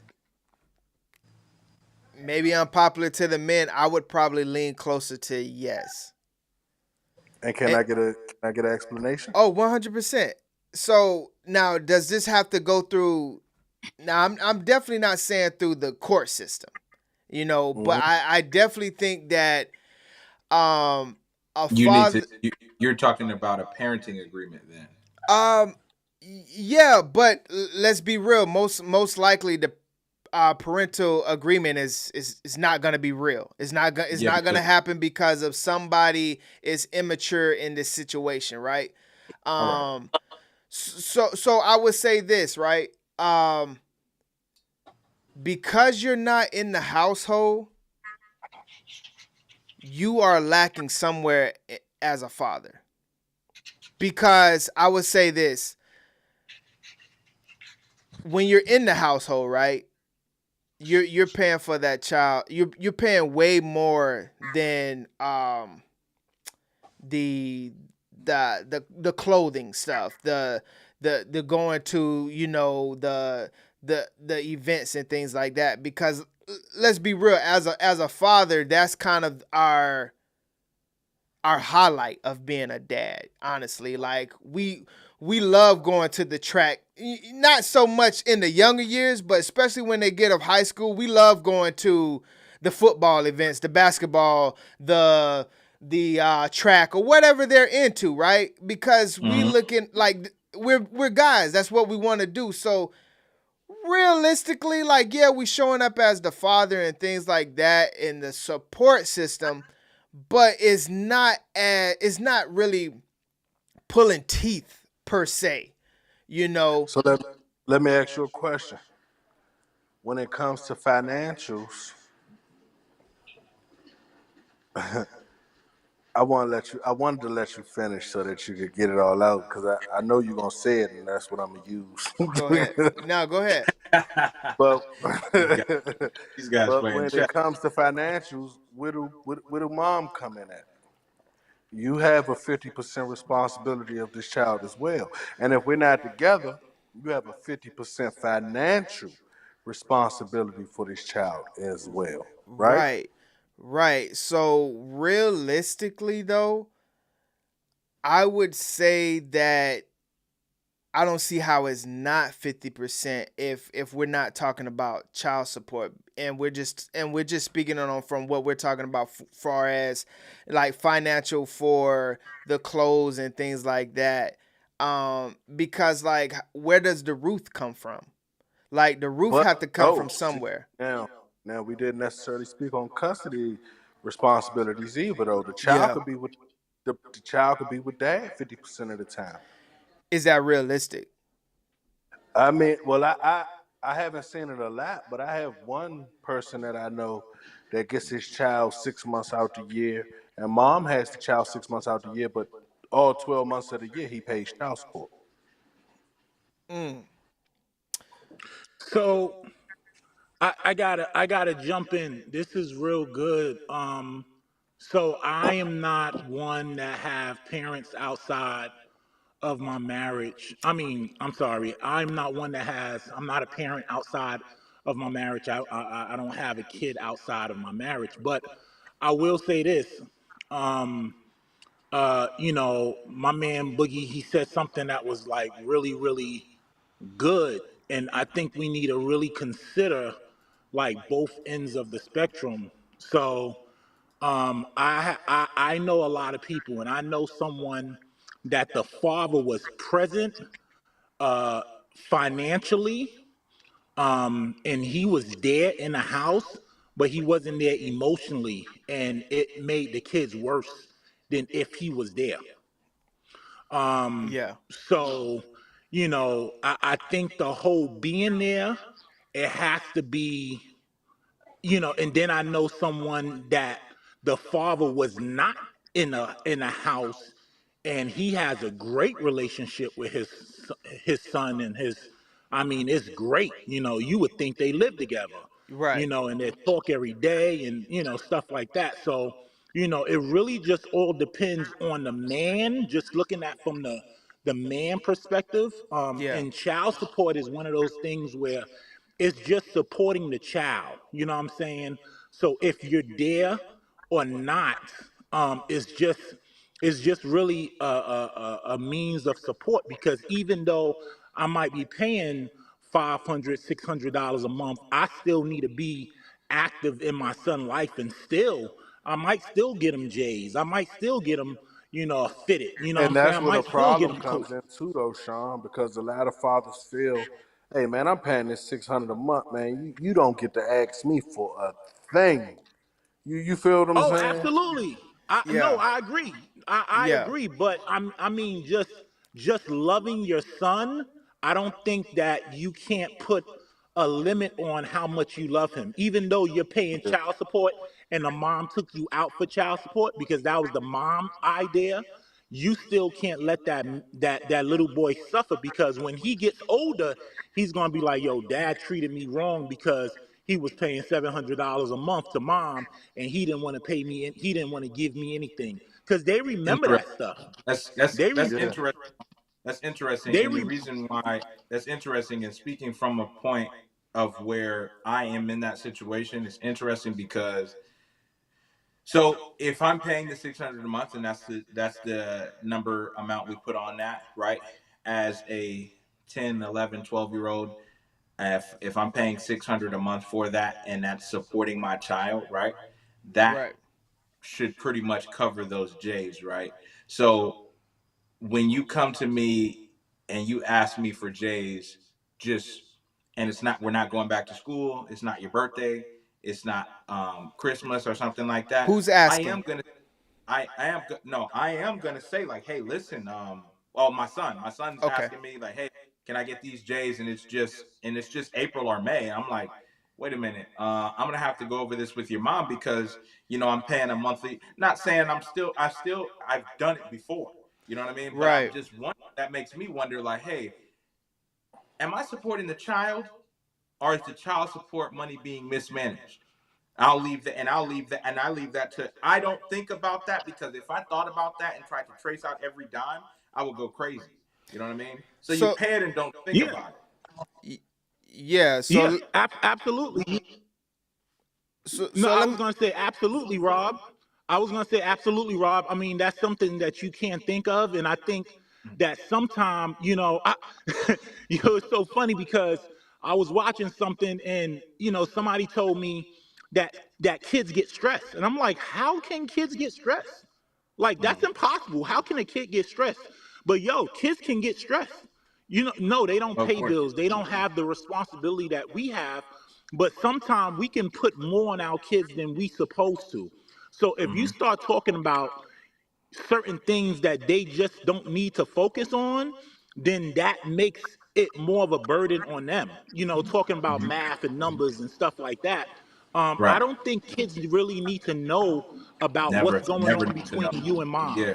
You know what I'm They Right. saying? never I need don't to know. think they need to know they just don't need to know. And the Right. the the the fact of the matter is, it's so many different factors.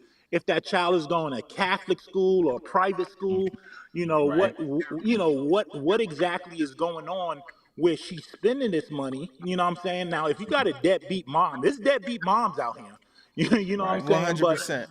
if you have a mom that's a good citizen, you know what I'm saying, and that's really doing the things that she's supposed to do with her money, you kind of, it just all depends. There's many factors that come into play, but I would Right. never, and I know I'm looking from the outside in, but I just feel, and I can say I feel like I would never tell my daughter or my son like exactly what's going on between me Yeah. and mommy. And if You if never. if he wants some J's, I no, I can't get you no J's right now, but maybe in the near future I got you. But here goes a Right. Nike shirt, or here goes Right. here goes something. You know what I'm saying? Because I don't want So. him to feel neglected because me and mommy got a beef going on. Right. So what you do, what's best in that situation is right, is when you're asked about said clothing item, right? You say, all right, send me the link, and then that's on you to get with moms and say, hey, listen, is there? I mean, the child support is like, or do you think you'd be able to get him these shoes with this? I'd love to do it. You know what I mean? But I am paying a set amount each month. This is what we went to court for and stuff like that. Do you think maybe you could get it for, you know what I mean? And go about it that way. You never involve your child Well, in let's adult include this as relationships. well, though, Rob. Like Lenny said, though. So if it's not a situation where it's like 6 months, we got to also taken. We do, as men, have to take into the account of shelter, right? That was my thing. Where So we does do yeah, have go to ahead. take Yeah, you into got it. account. We do have to take into account that rent, electric, rent or mortgage, electric, gas, groceries, and all of these things have to be paid as well. So it's to a point where if I'm not in the house, all right, so let's just say it's me. I'm not in the house and I'm hit with the $500 child support Joan a month. 600, what we said it at six. I'm hit with the Six. $600 Joan a month. And I can't, everything that's outside of that 600, I can't just run to moms and be like, hey, you gotta take care of that. I already sent that six. No, no, You no. feel I'm what I'm not saying? saying you got to take care of it. I'm asking her, can we fit this in the budget? The J's is $200. I'm paying six. You got your 600 for the month. Can we do? Do you need $100 on the shoes, or you need, what we doing on these shoes? Because I'm not just gonna eat J's like that. You know what I mean? Like, and I'm already like we have determined that 600 a month, right, goes to the support of the child, right? Now he's asking me, and it's not Christmas, because at Christmas you got to just eat that, right? You got to just go get the J's. Birthday, you got to just go get the J's, right? School starting back, go get the J's. I'm talking about just regular, just it being just April 8th. You know what I mean? Like, yo, Yeah. dad, you seen the new LeBrons? You know what I mean? Like, oh shit, I seen the price tag too. You know what I mean? Like, okay, hey, let me make a call. You know what I mean? Calling mom, like, hey, did he tell you he wants these shoes? Yeah, they $200 too. All right, I can't. You never lead with, well, I pay child support. You try to come to like, hey, listen, the shoes is $200. Can we split? 100 and 100. You know what I mean? And hopefully get a compromise that way. You know what I mean? But every time with stuff like that, I don't think that's reasonable. You know what I mean? Even if we are talking about, shelter and groceries and stuff like that, because if I'm paying my 600 and I have to by law, you know, It's tough because I'm a man, and um as a man, you put yourself in any position with that type of stuff, and your heart goes out.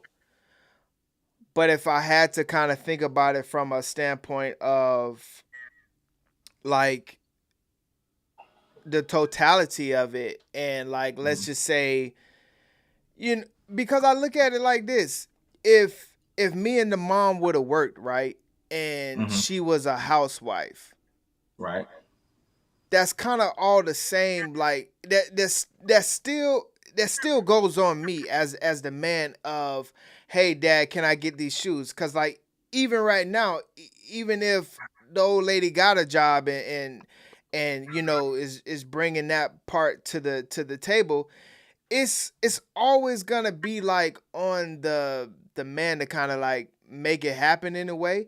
And what I would say to that too is it's tough because that money, that whatever we're dishing out for these kids has to be talked about from the standpoint of what is their living conditions. Because let's be real, like, you know, majority of the time, like it is tough. Yeah, I'm not gonna put it on like female or male, but like the average income for an average person is, let's just say, you know, 40, 50,000, right? And if I'm able to kind of just have like a studio, no matter what the price is compared to like that, you know, my kid needs and, you know, wants and needs his own, you know, space and things like that, I have to kind of, you know, think about that. So so I think we're talking about it from the standpoint of like if my kid came to me and was just like, hey, I need some, you know, I want some shoes that's I want some shoes, or dad, I need some shoes. Like well, I it's don't never a have need. shoes. It's Okay. never a need, because let's be real. The need honestly could just be Walmart and going to get some $20-$30 shoes.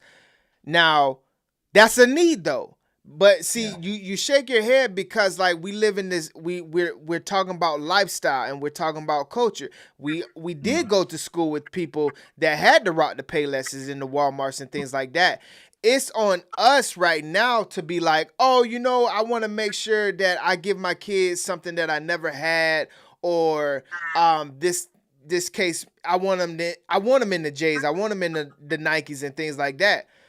But let's be real. If that's not your lifestyle, guess what? That's not your lifestyle. And it's a byproduct of it, of course. Like your kids are going to suffer from, you know, you not being able to, you know, provide that. But that's just what it is. Like we want to make sure that we take care of the wants. And the wants is the LeBrons, the Jordans and stuff like that. So I don't know if the child support per se takes, and it's crazy to say this because like I'm thinking about I'm thinking about his or her lifestyle, right?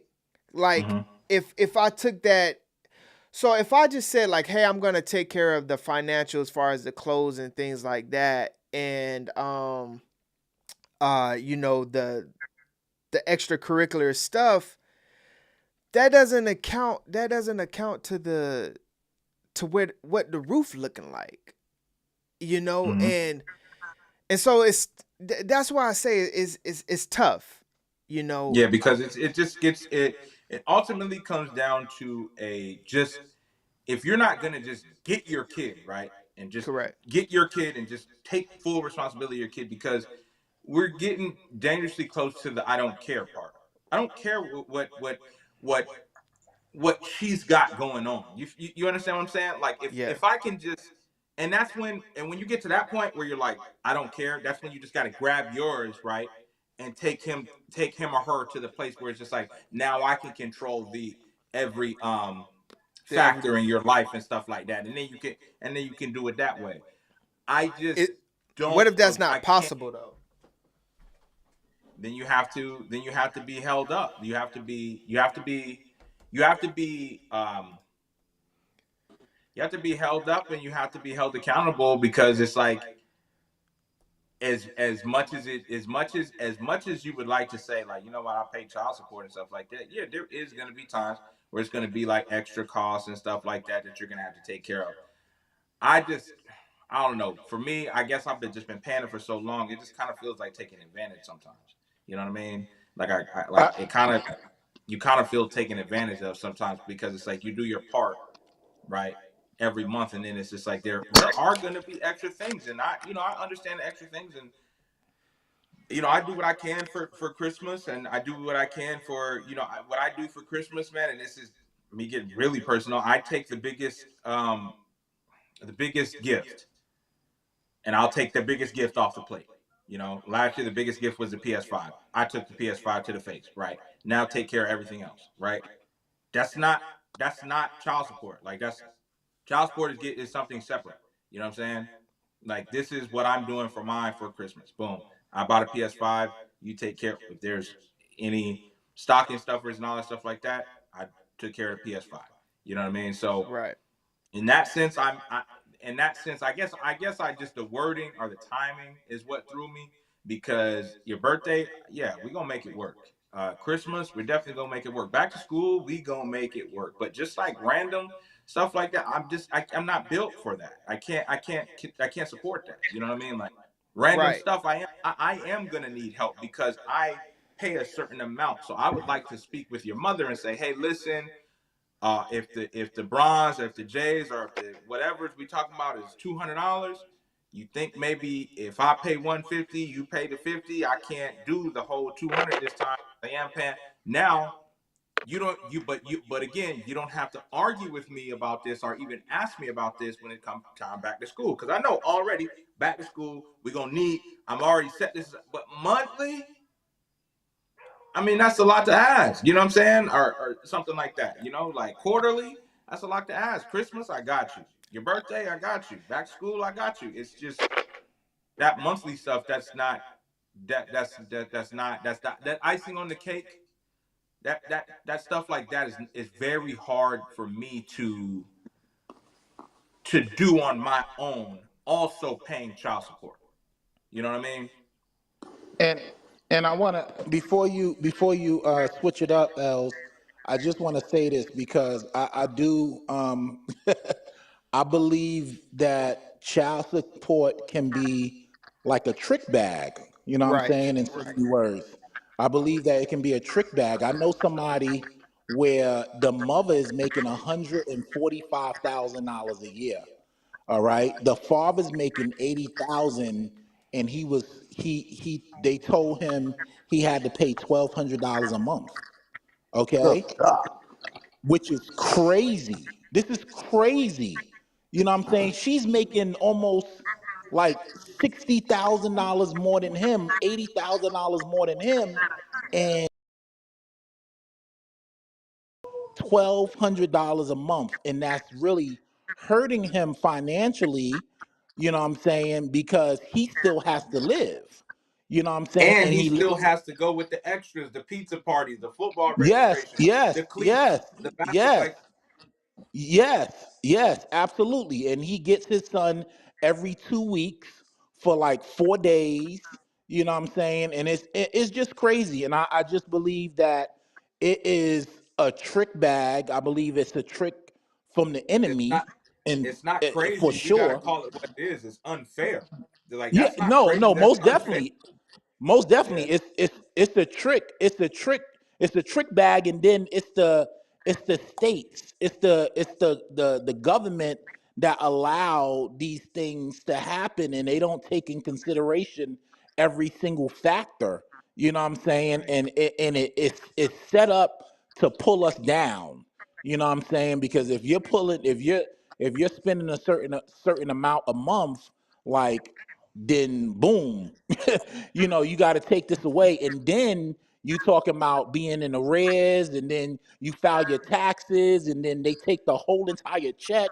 You know what I'm saying? And it's like, it's so many different factors when it comes to this child support thing.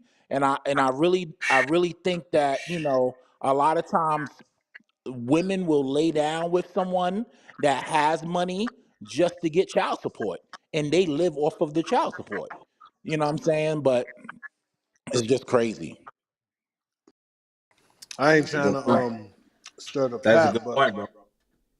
I was watching me and Congestion was watching.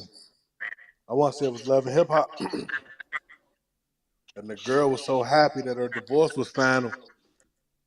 And they told her that she was only getting $20,000 a month for child support. She broke down and cried. I saw that, bro. I saw that. How much? How am I supposed to do this? What was the number? 20 grand. 20,000. 20K a month, man. Right. 20K a month. But the father's a POS if he doesn't get the new J's or if he doesn't. Come on, man. It's just got to be some type of fairness in it. It's unfair. And it's like, I hate that for. It is what it is, man. This is a situation that could have been avoided. That's why I just pay mine, and I don't have these conversations with myself because it makes me really upset with myself. You know what I mean? And I just like, hey, I just pay it, man. It got to be paid. I got to pay it or they're going to take my license. You know what I'm saying? And then I'm going to be RTA bound. You know what I'm saying? So then you're going to go to jail. Yeah. So, right. so like, kind of like going back because we went down a child support caveat. Yeah. But like, man, it like kind of like I want to push past the child support thing, but I also like from an everyday standpoint cuz I honestly really don't care about athletes and people that we're talking about like 20,000 and things like that because like we can't really look at the number per se. Like we have to look at it from the standpoint of lifestyle and what is that doing for the kid per se because like yeah, $20,000 a month to us sounds ridiculous. Like that's a wild number. But that's the same to some people. That's the same as $500 a month, right? So like the lifestyle thing is something that like I really want us to kind of like dive on a little bit more, just from the simple fact of. But let me say this though, Lenny. Regardless of what your lifestyle is, yeah, should it really cost you $20,000 to take care of your child monthly? So this is what I say, like kind of just looking at it, looking at the situation, right? Looking at the system. Now, what? Okay, like for us, right? We can find like most likely whoever we are dealing with in the in this in our range, right?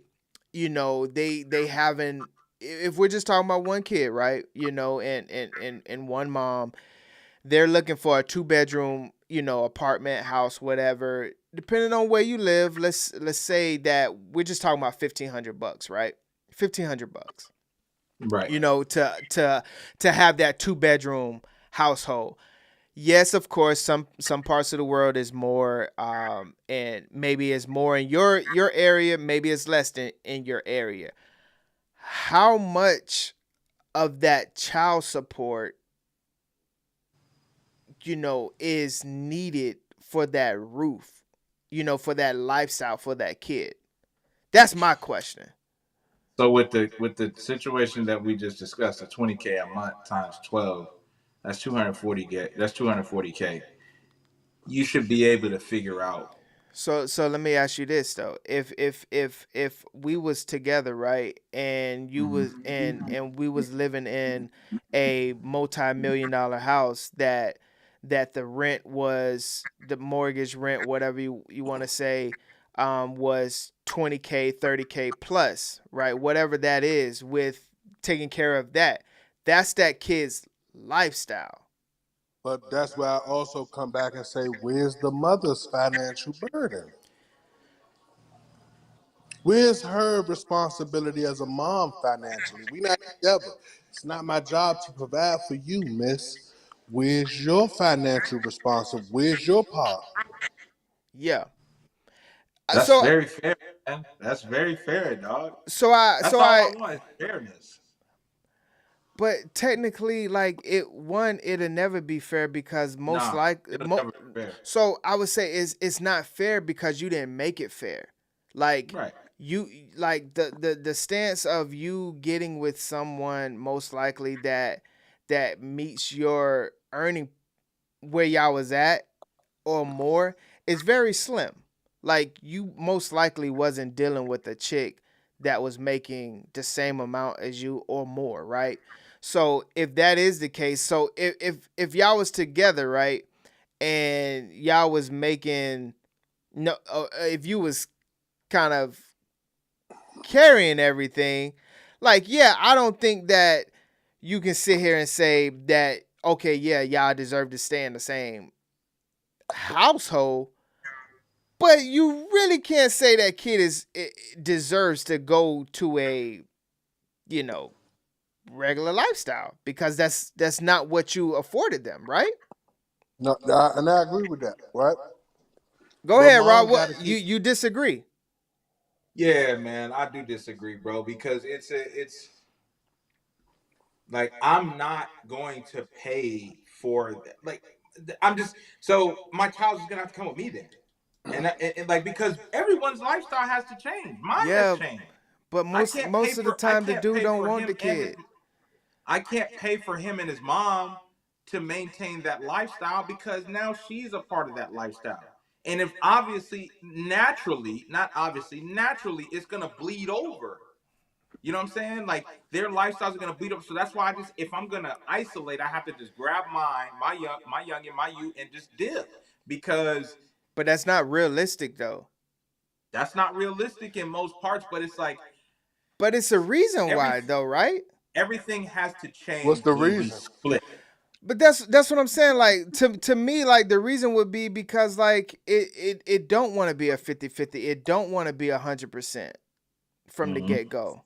You know what I'm saying? Like yeah, Right. like let's be real. Like the chances of me as a man wanting to take a 13-year-old kid, you know, teenager is a way better opportunity than me sitting here saying that I want to take a newborn. 100%. Yeah, well, yeah, that's 100. Now Yeah. 50-50, that's different. Like somebody in the comments said like, you know, 50-50. So like that's why I say it's just like it's not realistic because like I don't know the system, you know. But why we not having a lot of 50-50 opportunities then? Or 100% opportunities because like if that was the case, like I would say like, hey, give me 100 so I don't have to like I don't want your bread. You know? Yeah. I just wanna take care of, you know, My child. My child. So my thing is like, why is that not necessarily a thing? Like, are we really gonna like and I don't know, this is a real question. Are we really putting that all on the court system? Yes, bro, because they're incentivizing taking men to court and hitting them for child support. They're incentivizing it. They're making it easy. It's an incentivized situation, man. And if you know every year you're going to be able to claim your kids and then get his tax return as well So in its entirety. So why are some men getting 50% and some men are getting 100%? You have to have someone who's willing to work with you. It's all about maturity level on both ends. If you have someone that's willing to work with you and willing to play ball with you like that, and you know what, the people you're talking about who are willing to get to 50-50 or willing to give up to 100, you're talking about people who are thinking about the best interest of the child, right? Which is what it's about at the end of the day. Those people that are willing to do that are willing to have that 50-50 with their ex significant other that they conceived this child with, those are the people that are worried about the best interest of the child. That's what I feel.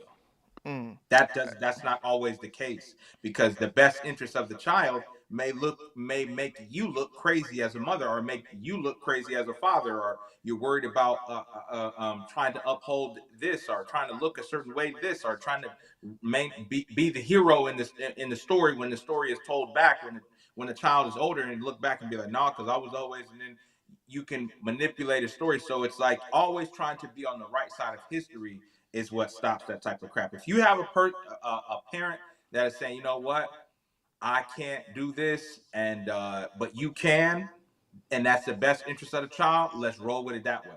You know what I mean? But it's never about the best interest of the child. It's about the dollars. That's and the case in point is, there should be no way I'm paying you $20K a month and you're still crying. There should be no freaking way I'm paying you $600 per child. And if we got 2 kids, I'm paying you $1,200 a month, right? And you're still asking, oh, well, what can you help me with this, or can we do this, or can we, you know what I mean? Because And at we're not some point, talking about, because and we're Rob not was right, talking at some about, point, we're not mom got to talking, be responsible for some of the financials as well. No, we're not talking, and we're not talking about what I've already accepted. I've already accepted birthdays. I've already accepted Christmas. I've already accepted football registration. I've already you don't accepted gotta football cleats. accept. Yeah, but my Huh? thing is, you don't have to accept like holidays and other stuff. Wait. So what do you mean? What do you mean I don't have to accept? So what I mean is this: like, if I don't want to have a child that celebrates holidays and things like that, that's just what it is. Like, Okay. you're not getting anything for Christmas. Period. Right. So like, putting a financial burden on me, that would honestly be my fault, because a kid is not going to pressure me in getting them anything for Christmas or any other holiday. If your child celebrates Christmas with their custodial parent, right, and they just do so that. So you're not participating in it at all. So in essence, they're going to take the $600 a month that you paid for the brother and the sister, right? So, and then they're going to use that for their Christmas. If that is so, I can't whatever say. they facilitated with, whatever they used to do it with is what they used to do it with. So now we've come back full circle to what I said at the Right. beginning, and you guys are like, no, you're kind of crazy for not wanting to get the J's when he asked for them, because I already paid the $600 a month. See, I can only pay the $600 a month, and you can't get the $600 a month and the J's if it's not Christmas, if it's not your birthday, if it's not going back to school. Those are my 3 things, and it's like you guys are like, nah, bro, you gotta accept that. I don't. Because you don't need those J's right now. No, you accept it because that's something like that's coming what parents from. do though. So yeah, that's coming from your kid though. Not even trying to be funny, Rob. I'm Absolutely. in the house, right? I'm in the crib with the babies.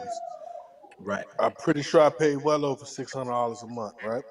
Right. I'm not sanctioned, but if we do the math, I'm pretty sure I do over $600 a month.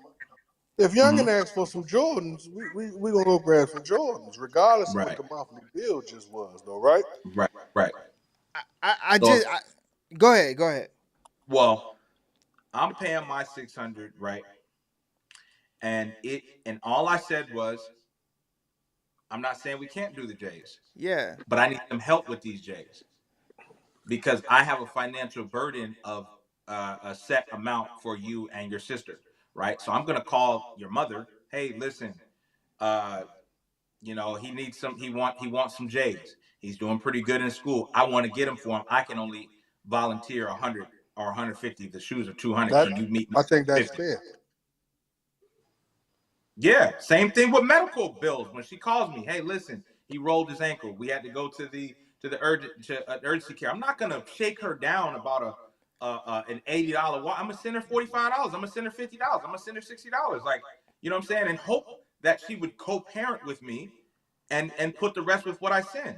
I'm not gonna shake her down and be like, where's the child support I paid? I paid $600 a month. I'm not gonna. He rolled his ankle. That's what his business. That's not what I was saying. What I was saying was, when stuff comes up like that, Oh, I you just have bought to that converse medical. with the. You just bought that medical now. Now that brings another factor into it. Who paid the insurance? Obviously, he's gonna be on my insurance. I mean, She got paid that $80. who has? Does she? Does she have to pay the $80 copay? I mean, because You got to see, pay y'all that. I can't, pay the insurance every you month. can't, y'all can't pick and choose. Because I live this shit, bro. Like this is my life. You know what I'm saying? No, I'm Yeah, saying yeah. if you paying medical insurance, that's a monthly fee, right or wrong. Right, right. So if he roll his ankle in March, I've been paying this medical insurance all year long. He roll his ankle in August. You couldn't pay the $80 copay. What are we talking about, lady? Pay the Got you. $80 copay. I got you because I pay a monthly fee for him to live too. Maybe I'm That's tripping. where I it was gets. wrong last week, That's so I'm shut. That's where it gets slippery. It gets slippery, bro. It's really like what Sean said. It's a trick bag, and I was a dummy who got caught twice. You know what I'm saying? I don't sit here and analyze these numbers. I pay it because I have to pay it, and I just let it ride. Now, my thing is that when we talk about outside expenses, right? I gotta converse with his mom to see how we're gonna split it. Nah, I can't pay 200 for the Jays or the Bronze or the Giannis's. I can't pay the 200. I can pay 150. Can you spot me the 50 for the Bronze? Hopefully she'll say. How could she say no? You know what I mean? I would hope that she wouldn't say no. So that's where we go. You know, like with that. You know what I mean? I'm not saying like I wouldn't do it because his birthday, he ain't gotta ask. I just got a size. I got a size 14. Boom, here you go. You know, happy birthday. That's from your pops. You know, like going back to school. I don't even ask. You know, I ask what colorway. I don't ask like, Your son you wears know. size 14? Yeah, man. He need to Yeah, design his but own shoes. yeah, but that's See? but it goes See? back to See? it goes back to that's birthday though. That's not just a unplanned expense. Yeah. I mean, I don't know, man. Yeah. I don't know, guys. I just there's different And I ways. also feel like child support brings a negative cloud over dads, man. I watched a guy work with Countdown the days until his daughter was 18 years old. Come on, man. If you gotta be Right. I'm just trying to get out the game that bad that I got a calendar set up and I'm counting down. You ain't You never done been in that ruined. situation. You can't, Parenting is bro. ruined for me. You ain't never been in that situation. You can't judge him, bro. That stuff is It crazy. ruins parenting for me though. I'm not counting Yeah, down to 18. yeah, My boy's gonna be around for life. You know what I'm saying? yeah, yeah. It's tough, man. She should have definitely put up for the Reeboks. My sons don't wear Reeboks. He begging the wife to make sure that the kid goes to trade school so he don't have to pay through college. It's crazy. My sons got expensive taste. They don't wear Reeboks, man. Yeah, man, your boys don't wear no Reeboks, boy. You know, the Reeboks, you'd have got him up out of there with the Reeboks. You'd have got him 6 pair of them. What? I'd have bought him 4 or 5 pair. What you mean? What? You done switched from Nikes to Reeboks now. Yeah, man. Jeez, yeah, it's a tough one though, man. It's just, it's a situation I put myself into, so I can't be too mad at nobody except for myself. I mean, you know. So like I don't know about parental plans, you know, and things like that, but like what does that mean to you? Parent plans are tricky too. It's all about the jargon, and you have to have someone who's willing to co-parent with you. Listen, it can all be easy if you have someone willing to play. Let me ask you a question. Like, yeah. why is it always on the female though? Like, why does the female have that much power to and obviously, like, we can't just sit here and say like the court system, right? So like, Right. why does the female have that much power to throw that man's life away when they kind of both made that mistake, right? some people don't want to say mistakes because it's a life, but okay, Decision. whatever you want to say to that. But so like, because some people have some guys have a good system. Some guys have 100%. Some guys have 50%. Some guys have a parental plan and all of these things like this. How are some guys getting that bad? Of the equation in this. I'll tell you a quick story, right? So when I was in the military, we had guys putting their mothers, right, as power of attorneys and stuff like that, right? Yeah. So as a power of attorney, that means your mother or your father can sign their name and it be yours and stuff like that. Cause we was out the country and stuff like that.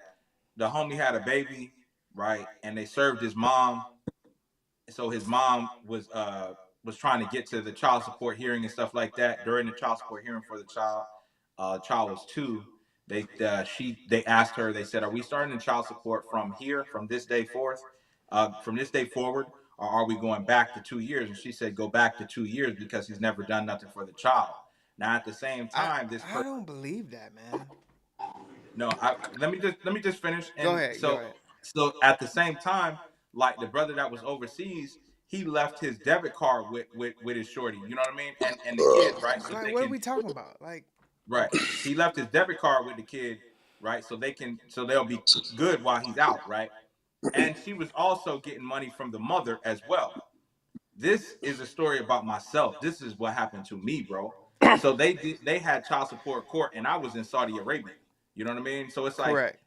My mother wasn't present, but that was my power of attorney. That's how they were able to serve, and that's how they were able to get this ball rolling. Now, when they asked her, right, with my debit card in her wallet, right, she said, "No, he's never done anything for the child." Okay, cool, right? Now, my mom's also giving her money, right? Trying to make sure her first grandchild is fine and everything like that. So, boom. So I get hit. Now I'm $8,000 in arrears. You know what I mean? Off the jump. So I'm 8,000 in a hole, and I've got to pay child support monthly now.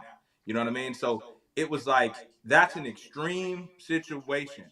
It all goes back to a person's morality. If you have a person that is not going to make this situation hard on you, if you have a person who's just like, listen, we didn't work out, but we don't have to hate each other. Let's co-parent and raise up. If you have that, man, that's really a blessing in this life, bro. Because if you have someone, it is so set up. The system is so skewed for women, right? In favor of women. She took me to the cleaner. She had a clock cleaner and she cleaned it, buddy. And I'm like, I'm coming home from out of the country and I'm like, dang, I'm on child, like, you know what I mean? Like, I'm on child support and I'm hitting her and she's just like, yeah, well, we served you and everything like that. I'm like, man, come on, like, we served me, bro. You got my number. You can't hit, like, so that's the type of situation that happens sometimes. And this rare occasion it happened to me. So yeah, it's like you can get with someone who won't play the game with you, bro. Like, the parenting thing takes 2. You know what I mean? And if you don't have someone on the other side who's gonna work with you, bro, it makes it hard. It makes it hell, bro. So, it's not always on the woman. It's not always. It should never always be all on one person. But you guys have to come together at some point and be like, you know what? We do got a child to raise. Let's just get through this, man. You know what I'm saying? Like, it would work better if we were cool. You know what I mean? So. But yeah. Yeah, but my thing is, most of the time from the stories that we hear, it's not cool because we choose wrong and things like that. That's it's a whole nother topic. But like, why is it certain people get that's not in a good situation get 50% and 100% and things like that, and they don't find themselves in necessarily bad situations. Mm-hmm. I think they just press more, bro. They just fight more. Me, I just whatever. You know what I'm saying? Like you got guys that's gonna like press more and like do more, and stuff like that, and like go through with the legal, go about it the right way, like legally. You know what I'm saying? Like through the court system and stuff like that. Like I just Right. didn't want to. I didn't want to do all that, bro. I didn't. I'll be honest. I didn't want to do all that. So I just want to say this, just from my understanding, what Rob is saying, I totally agree, and I see it.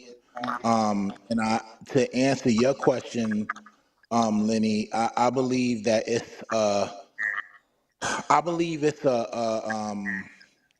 spiteful thing when it comes to women. You know what I'm saying? I believe that it is a fighting thing as well, like, just cooperating on both sides. Because every child support is different. And I believe that some women like really want to break from they don't want to get back at, the man. They really want to break from the child. So it's like, yo, can we just do this 50-50? You know what I'm saying? Because I want to still live my life. You know what I'm saying? So can we do this 50-50? But sometimes a lot of men has the mentality that Rob just said. He said, you know what? I just don't. I mean, you already got me for the 8,000 in res, and like this is just ridiculous. I'm not trying to fight. Whatever. It is what it is. So So how do you we have a change lot that? of How do we change that? Stay in the house. Because don't we feel like that's the issue then? If men are quote unquote not wanting to be confrontational, like bro, this is your life as well though. Like if we're gonna sit here and talk about how the women always do us dirty, it's allowing though. But it goes back. It goes back to the podcast that you had before this. It's about the choices that we make. That's what it all. Right. It goes back to the choices that we make. Els. It It sure goes does. back to that. You know what I'm saying? So at the end of the day, that man is not fighting because he really don't have the time to do 50%. So he rather just suffer and just pay the 600 a month. Just pay the $400 a month because he really don't have time to take care of this kid. Even though he love his kid, he just don't have the time to take care of him. I So it just goes back into, like I really. I I'm sorry. Go ahead. no, my bad. I try my best to kind of let y'all get your thoughts off, but I kind of disagree with the the man doesn't fight for 50-50 because of he doesn't Lenny, have I'm gonna jump time. down. I'm sorry to cut you off. I'm gonna Yep, jump down real quick. I'm gonna come got right you. back. I'm gonna, Yep, got you.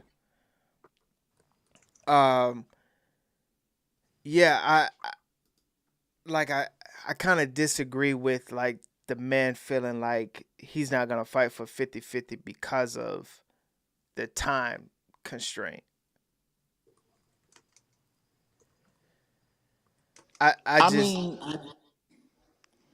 no, I was gonna say I believe that some men will, but right, if and it seems like the men that we like, even in the chat, like the men that want the 50-50 are getting the 50-50. Yeah, get what you can get, Dream. right, I mean, if that's like if in the chat they saying like Because in the like chat and go ahead. because it's just like we gotta get rid of this narrative that like and don't get me wrong, bro, like to the extremes of any situation, the you know it's gonna be deadbeats out there, to where like, okay, you need to get on child support. And then there's gonna be situations to where it's just like, man, like this woman is over here is really getting over. But I'm talking about the middle stuff that's real, like the majority of people, to where it's just like we gotta get rid of this narrative that females are the.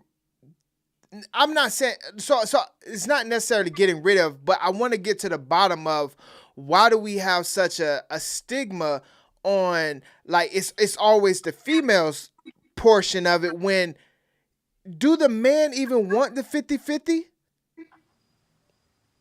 Because if you're saying that like the man is too busy for 50-50, what makes the female not too busy?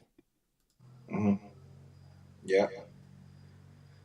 So that's my only thing with the narrative that we have, and like, yeah, like this is not my life, so like I'm only looking at it from an outside point of view, but I do have statistics, and I do research, and I do have examples and things like that. So when I hear that there's certain men that have 50-50 and things like that, and I can hear it from a woman's standpoint of view that's going through the 50-50, and I have the man's point of view of going through the 50-50, and then I hear like there's not time for the 50-50, I don't know if I can wrap my head around it, I guess.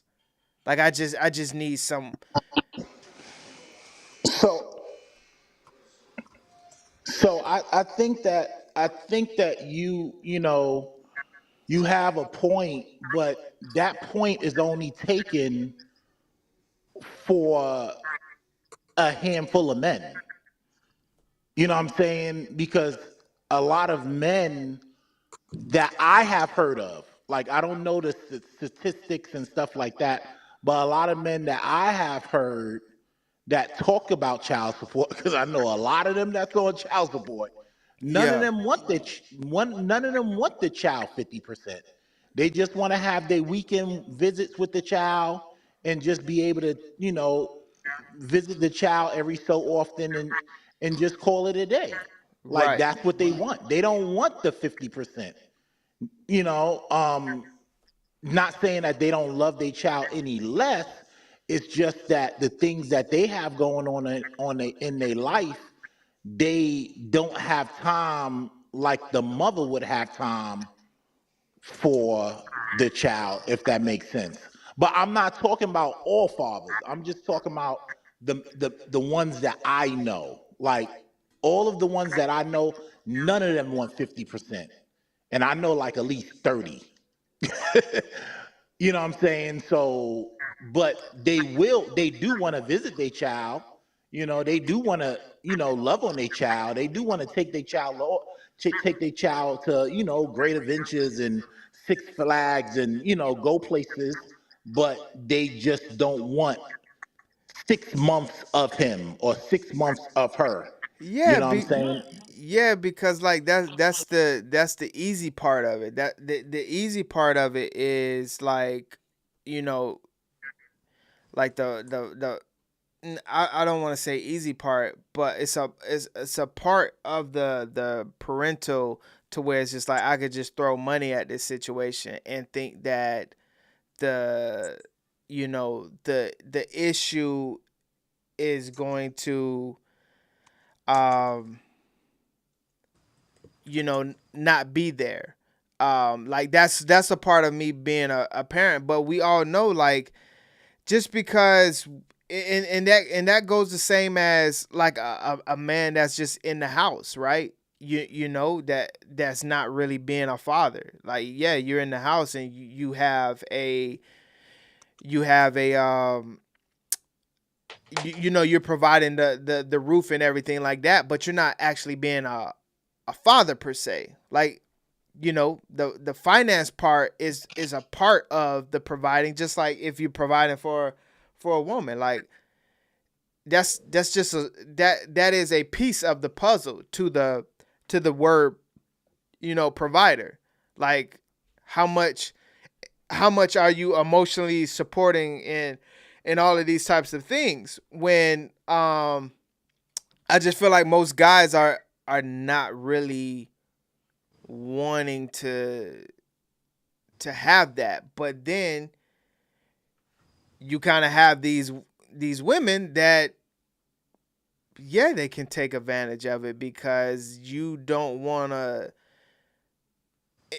You know, and But obviously that's this is not, it's not right for them to do that, though. When are we going to just say, that's not right of me as a person to take advantage and F you over in court? That's not right. And then you can say, well, I'm going to take all I can get. And if you don't want to fight, that's on you, because I'm going to take all then take all you can get then. I don't want to deal with you in court and fight with you in court in a largely biased court that we've already seen, that I'm getting my clock cleaned in court, and then I'm paying court fees on top of child support. I don't want to do that. So I'm waving the white flag. I'm like, cool, get what you can get from me out of the next 18, clean me, right? Because after that, I have to restart my life. It's like, I don't understand where we can't pick and choose, right? So I'm a quitter, and I'm not fighting for it, right? right. Okay, but you're gonna take all you can get and make me fight. What are we talking about? Why do I have to fight? Why can't we take the court out of it and Right. us come to each other and say, hey, listen, you need to be in your child's life. I need to be in my child's life. Can we split this? No, but there's no monetary incentive to do that. You think if there's no monetary incentive to do that, that is why it goes through the court system where they have that protection, and it makes them want to, yeah, we can fight, but you got to come through the court to fight. I'm not going through that. Stick me up, hands up, stick me up for the next 18, get what you can get, and then it's over. Like your Bro, stimulus package will be And over. yeah, but and boom, and boom, just like that, he speaks for probably half of black men in America. It's So, like, right, so like I'm a one-time loser in the court system. That's why I'm on child support. You want me to go back and get my nose pushed in again and maybe get 50-50 because she's already told me you're not fighting. You know what a fight is, right? That's a fight. She didn't say you're not talking to me, you're not discussing with me. You need to fight. Why do I have to fight for something that's rightfully mine? Why can't we just discuss this over Denny's or IHOP and because that's what adults do, right? right. But I'm not dealing with an adult because there is there's something for her or him to gain by making me go through the court. It's like when Macaulay Culkin had those dummies run through that house on the other end. Like, he had them run through the house and get all busted up and everything like that. Now I'll talk to you. And it's like, by the time I'm outside of the house, did you see how mad Marv was when he had the iron pressed up against his face? He was ready to kill the kid. I don't want to go through none of that. So I will, hands up, stick me up for the next 18, and you got it. Because I'm not going to play this game with you when you know dang on well I need to be in my child's life, but you'd rather fight through the courts to make sure that I'm not there and change the narrative, right? And flip the narrative, right? But then when our child gets to a certain age, he's like, I can see now. I can see clearly. You know what I'm saying? He's like, dang, man. So it wasn't actually that you wasn't not there. You always been there, but since you had to go through this and go through that, now he looking at Ma crazy. But I ain't never said nothing about Ma. I never speak out his turn because his son loves his mom. You know what I'm saying? This coming from a mama's boy, right? But then when your son or your daughter is looking at the mom crazy and saying, dang, why did you make it so hard? Why did you make my father have to fight to be in my life? Why did you make it so, why couldn't you, you know what I'm saying? And then it's like, so I'm let in me the corner like this. let me ask you this. How does a man have to fight to be in a child's life? I use fight because this is what you guys said to me. No, that's why I use fight. I know, but because when we look at fight, right, we're looking at like a woman taking the man's right to be with their kid. Right. How is that possible? Even in the court system, I'm only asking a question because I don't like. You know, this is just conversational. Like I'm asking because we just have this narrative that the big bad woman is such this the boogeyman. The woman is the boogeyman. The court system is the boogeyman. But how though?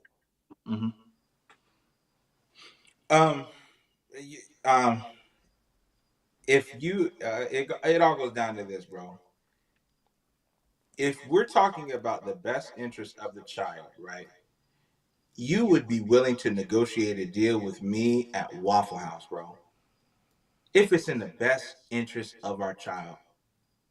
But if every time I come to you and I say, listen, let's figure something. Oh, we got to go to court for that. If you want to change something on child support, we got to go through the court system. So why All do you?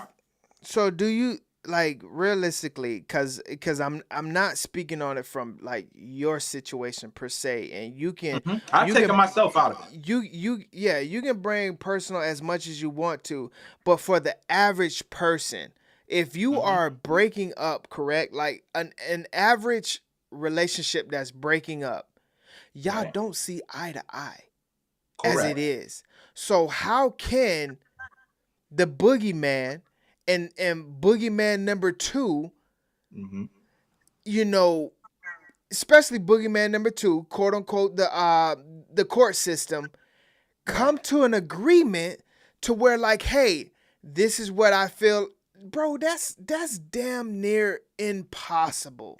Like y'all breaking up for a reason. So how does the court not get involved?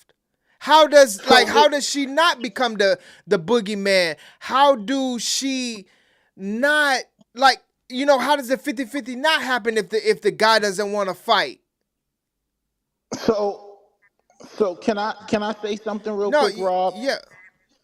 I just want to ask Rob, because the passion that he's speaking with is so intense, like it's crazy. Like I can feel every word that he's saying, and I just want to say this. I truly believe if you are in a relationship, okay, and I please let me know, Rob, if I'm wrong. If you are in a relationship, this relationship is not working out, and you guys have a baby, I don't care how bad that relationship is, we should be able to come together somewhere and write out something, get it notarized, saying, all right, I will pay such and such a week or whatever the case is. And if I fall on the payments, then we can go this route. But I feel if it's at the best interest of the child, it should be some type of compromising without the middleman, which is the boogeyman, which is the court system, that we should be able to just negotiate and figure this thing out, because we don't want the court system in our business. We should be able to figure this thing out as adults that made a mistake or that just didn't work out, and we should be able to figure out something. You know what? You know what the best bar of the day, Sean? It was in the comments on YouTube. You have to love your child more than you hate that ex. So you should be willing to mature enough, right? You should be able to come and say, listen, we got to figure something out for the best interest of the child, right? Because I know, right, if we go to, as a woman, she knows if she goes to court, she's got the advantage, right? She's pretty much getting anything she asks for. And I've taken myself out of it, right? If women go to court in the state of Florida, pretty much they're going to get whatever they ask for, right? So after you go, that's like trying to put toothpaste back in the tube. That's hard. After you're on it, you're pretty much on it. You know what I mean? So it's best to just never get on it, you know, because it's very hard. Because if you say 50-50 means no child support in the state of Florida, it's very hard to turn that corner and say, all right, I know I've been paying you the last X amount of years, but now that's done because we both agreed that this is what's going to be best for the child. If I have him half the time, then I'm off of child support. That's tough. You know what I mean? So I agree with you, Sean. It just takes two mature people. But the problem is a lot of the times we're not old enough and don't understand how this is going to affect our life at that point. You know what I mean? This decision is going to affect our life, you know? And it takes two mature people, bro, who are willing to compromise with each other. Everything's a compromise, you know. So, you know, that's how I feel. So let me ask you this. I got one more question for you, Rob, and I don't know if you want to like actually answer it because it's your own Oh personal yeah, business. yeah. Right. But as far as like the rares that you was talking about with you being out of the country and so forth, because I don't know how the court system worked. Did she have to say that she accepted 2 years back, or could she say, you know what, I just want to start it from now? That was her choice, bro. That's her choice. So, with that being said, I believe that money change people. And if you know, no matter how much you think a person, no matter how much that person might be loving or whatever the case is, I believe that, you know, it's like once you see dollar signs, things change. You know what I'm saying? Things change. Like things change. You know what I'm saying? So she wasn't thinking, and I don't know. I don't know. I'm just looking from the outside in the story that you said. I Right. don't think she was looking at, man, our baby. She was looking at, oh, he's in the military. I can get back pay. Let's do it. Let's press the button. Let's do it. Hit it. Yeah, no, I mean, yeah, no, you're right. And again, Sean, she may not have even, I don't know, because again, I wasn't there. So she may not have even went into the courtroom saying, I'm finna really knock this brother in the dirt, right? She may not have went in saying that. But then you put that money down and it's a little different. You know what I mean? So I don't know. All I do know is that you have to have someone who is willing to parent with you. You know what I mean? Because then you'll just get beat into submission like I am. I'm just like, bro, come on. I got 4 years left. What are we really talking about? But you know what I'm saying? That's the issue that I Hey have. Rob, you know what else you could have did, Rob? What's that? Could have hit that knee and said, "Baby, don't go, baby, don't go, baby. I love you." Yeah, she left me, bro. Yeah, she dipped out on me. Better off though. But yeah, man. I mean, I know what you're saying, Lenny. It just gets tiring, bro. Like it really gets tiring, bro. Like, and now I'm supposed to spend court fees to fight you in court, and I done already lost in court. It's tough, bro. It's tough. I mean, but she gotta pay as well. Yeah. Yeah. And if she pays, I'm gonna be taken away from the lifestyle. Everything. I don't know, man. That's why I like to keep myself out of it, and I don't look at it from. I look at it from like keeping myself out of it because when I do put myself in it, I do get passionate about it, and I do like speak with such passion, bro. Because it's I don't know, bro. It's a dirty game out here, man.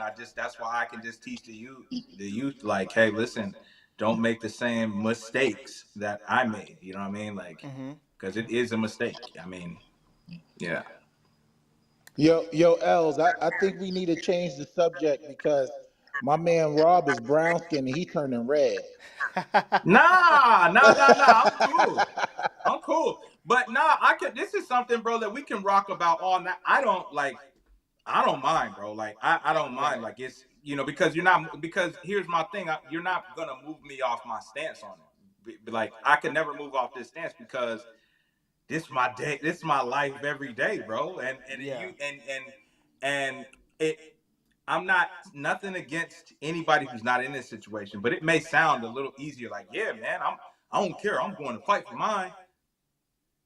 I don't know though. You know what I'm saying? No, Like, I ain't gonna lie to you, Rob. I'm always on the side, not even trying to be funny or just on no bias stuff because I'm a man. But I'm always on the man side of child support, especially when they're an active father. Because the court system is super unfair to men, and we know that. We know this as 100% fact. You would want me to go back to court to try and I would not say go back. I mean, it's what I'm saying. There is no winning in that war. You feel what I'm saying? And I don't even know why people do the rumbling. There's no winning in that war. This is why I don't discuss it, because you guys want me to go back to court with someone who I couldn't settle out of court on to keep myself off of child support. Correct. I'm in Yeah. 100% agreement with you, Rob. I ain't gonna No, hold you. I'm just saying Me I and you don't. probably gonna get killed. Yeah, But I don't. I I love don't. it. I don't agree because like this is your life as well though. Like I'm speaking on it from the man's point of view. Like it's your life. Like men do get 100%. Men do get 50-50. Like of Very course rarely though, Lenny. Very rarely. It's get very rare. but We can't speak on the seldom cases. You understand what I'm right, saying? It seldomly happens. but I also would like to think that the ones that get it are the ones that fought for it, and a lot of times us men, because of we done broke up with the chick, we just want to get our life going. Like, man, forget this. It's over with. It's past. I think that's from a spectator standpoint, man. I think that's speculation.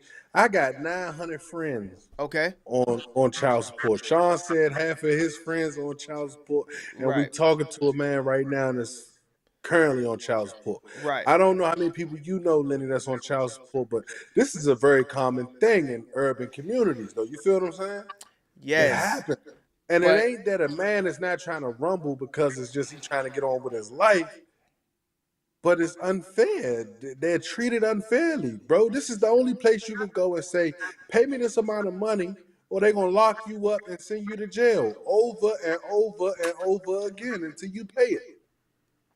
Don't care if you got it or not. But I think that's more of the reason to fight viciously. Like, Listen, Lenny. So you're saying the fight viciously, and while I commend your heart is truly in the right place, right? So fight viciously. That is amazing. But do you understand that when we're talking about fighting viciously, 50-50 eliminates child support. So child support is out the window with 50-50. Do you think that she is not going to fight viciously to keep the child support? And the last time she fought viciously, I ended up on child support. So you want me to go back in the ring with Tyson? I'm not doing that. But she didn't fight. She didn't fight viciously because you didn't put up a fight though. Like if we're talking about your standpoint, like, but I think well, most take me out. No, take me out of it. I don't think most men are wanting the 100% or 50-50 role. I just don't see it. Well, why? Now this is just me being a dad at this point. Yeah. Why wouldn't you want that? I just don't have the understanding of why not. Why wouldn't you want that 50% role? I'm not especially understanding. if it's gonna free you up from a legal obligation. But right? a lot of guys see that if I gotta take care of this kid for and we're not talking about a 15-year-old little guy or a 15-year-old. We can only speak on it from a 15-year-old guy because most men don't want to raise a daughter anyway. We can be real about that. So like from if that little boy is not a teenager, majority of guys do not want to step in that father role, like a real father, not just on some, oh hey, here's your J's, here's going to football, bro. What man you know that want a newborn 6 months out of the year? I don't even want my newborn, and I'm goddamn married. So like, let's be real. But and this is coming from a man that's in the house. I really. I don't even know if I'm qualified to talk from another standpoint, but this is a man that's coming from, I got to deal with it anyway. So why you not? have to. I'm dealing with a newborn, not a newborn. He's one now, but I had to deal with it anyway. But three times. That's because you're married, though. That's because you have no choice. But if you give a man a choice to sit here and say like, I have to, one, because like you dealing with a newborn is different from a single dad dealing with a newborn. Like you dealing with a newborn is, let's be real, most likely you changing a few diapers. It's light. It's light. But a man dealing with a newborn, bro, we don't want that. So give me a man. No, I'm gonna have to give him that one, Rob. That's a fact. Give me a man that wants. Trying to argue it down, Rob. Okay. Hey, that's a fact. Throw us on child support and leave me the F alone for the next 18. Hands up, get what you can get out of me, and I'm. But we but over But what here? kind of person does that make you if you just like a hands up? I'm done. Get your 18 up out of me. That don't make you a good person either, though, Right. right? I got it right. Listen, what you guys are saying is that you're not gonna go to 50-50 because you don't want the child anyway.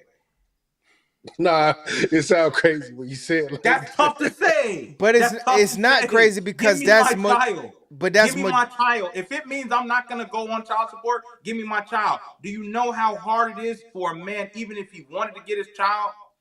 Forget Florida, forget Rob, forget all this. Do you know how hard it is for a man in any state in the United States of America to say, you know what? I want my child. The court is Yeah, gonna that's ask, later well, on what though. is That's okay? later Go ahead. on. That's later on when the son is a teenager. Right. Like most guys do not want a newborn. Right. Most So if married men don't want a newborn. We don't want to right. care. That's not our nature to sit here and Correct. say that, like, I want a newborn 6 months Correct. out of the year by myself. You're Especially if I don't speaking got fact. no, if I don't have help from my moms and my Right. pops and things like that. Let's be real. The percentage is definitely single digits of a man saying, like, I want to take on a, let's be real, a son, because most men do not want to raise a daughter is until they are of age. Right. You know, so that's why I say, like, yeah, the woman can be the boogeyman. Because one, we don't want to fight. Two, we don't want that 50-50. And three, we damn sure don't want that 100%. Yeah. 100% is crazy. Some dudes have it though. You know, so like I mean, like I get it, but like, so I guess my question behind it was, like, why do women get to take that boogeyman role? Like, why do women get all the power? Like, why are we giving all the power to the woman though? How can we take it back? Because of the reason you said. You just said it. We can take it back by being real with ourselves and saying that we really don't want 50-50. Okay. Until that son gets of age. Right. Okay. You know what I'm saying? Like, so I and I could be wrong because this is just my opinion, but like I don't see, like, so when I hear like a you know, my cousin in the thing or whatever, he's saying that he has 50-50. Like, how is that possible? I'm pretty sure his baby mama is just as wild as the next man's. You know what I'm saying? Like, yeah. So like, how is that a thing? I don't know, man. I guess it's not then. I don't know. Yeah, I don't know too much about it. What's up, Naya? You. Hey. What's your thoughts on the whole child support? Do you feel, let me ask you this. Like, in your standpoint, do you feel like most men fight for their kids to be 50-50 or 100%? I'll start there. Like, do I feel like majority of them fight for either or? Yeah, do you think most men fight for 50% or you know, or 100%? I definitely feel like it's more 50% when it comes to that. I can even speak personally for me. Like, my dad was on child support. He did not pay, and I'm a child of a family of 5, so he didn't pay any of us.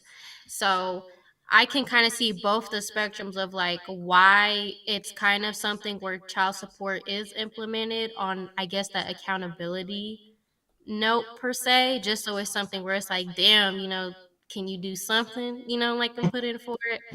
But I will say, for even in instances where that should be the case, it's not. So I feel like even when it comes to the 50%, it's really case by case what that even can look like. Yeah.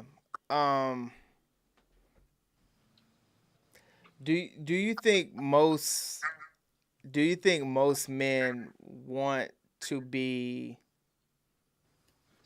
like a part of their kid's life? I would say yes, actually. But I also feel like for those men that want to be in their children's lives, the way that the system is set up, it's not for them to have that role necessarily, which is why it's something where it's so hard for dads that do even want to be in their kids' life to try and have that battle with like the mother. Because it's not really a battle necessarily of like your rights to your child necessarily, at least not every case, but it is something to where you do kind of have to go in front of the court and convince them why this woman, the mother who's primarily, in society seen as this nurturing, caretaker, like you kind of have to go and present yourself in that, and the finances to back that up as well, more so than even the woman would have to, honestly. Okay. Okay. I don't. No, Go ahead. What's up? I swear to God, I didn't talk to her before this. Swear to God, I didn't talk to her before this.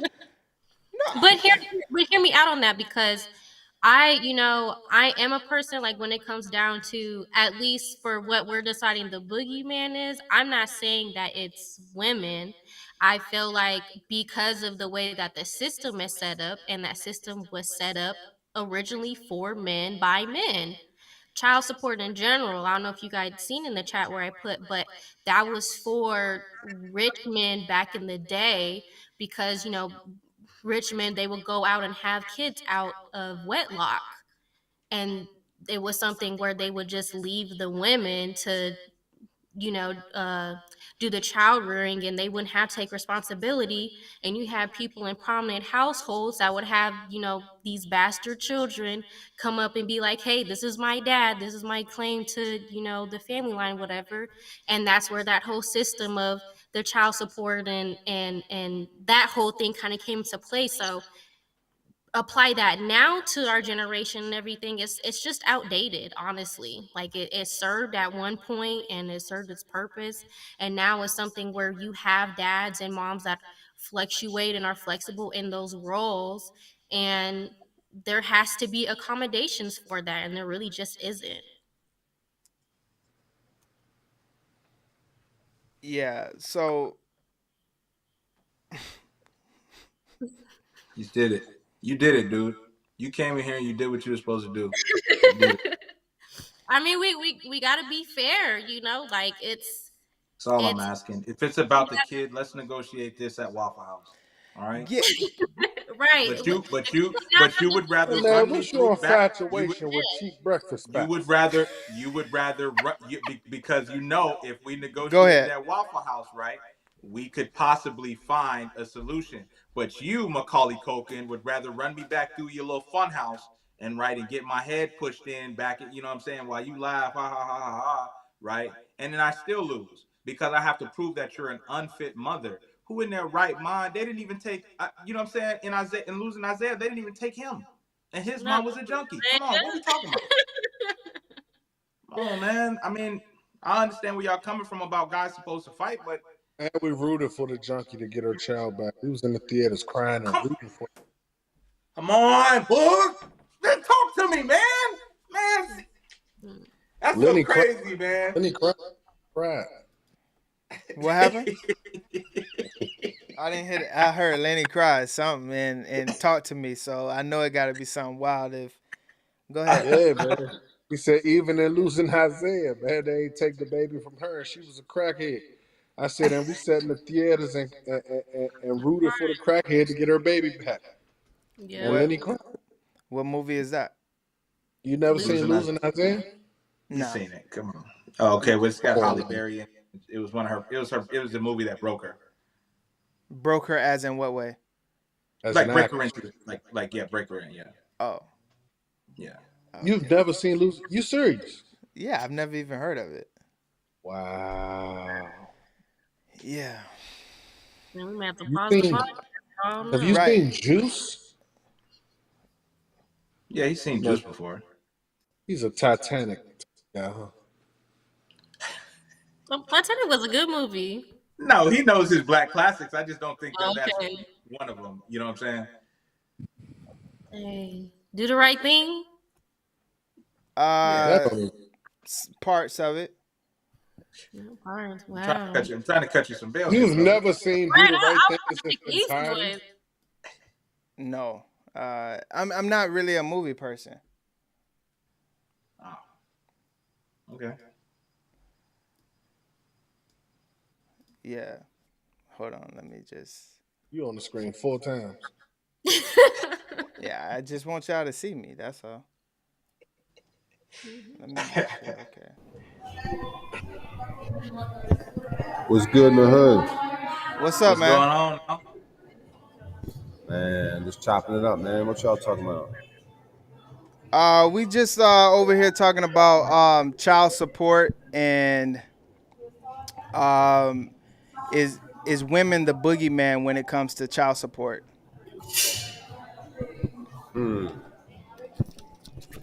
That's weird. See, because you got the courts involved in a relationship between two people, that just sounds weird to me. I don't know why you're gonna get courts involved. You know what I mean? That's like courts are public. You should have private areas. You know what I mean? You should be in the private. It's the monetary incentive. That's why you go to court. If they told you weren't getting paid, and I was like, I'll still take my son 50-50, here we are at IHOP discussing how I'm going to have my son half the time. You have a weird infatuation with cheap breakfast spots. Cheap? What? You've never. This is a crazy conversation. Lenny, that's got to be the next icebreaker. Where is your favorite breakfast spot? You know what I'm saying? Right. Jeez, man. So my we kind of went into like a tangent when it came to like child support, but the real question behind this was this right here. Let me just pull it up for you guys.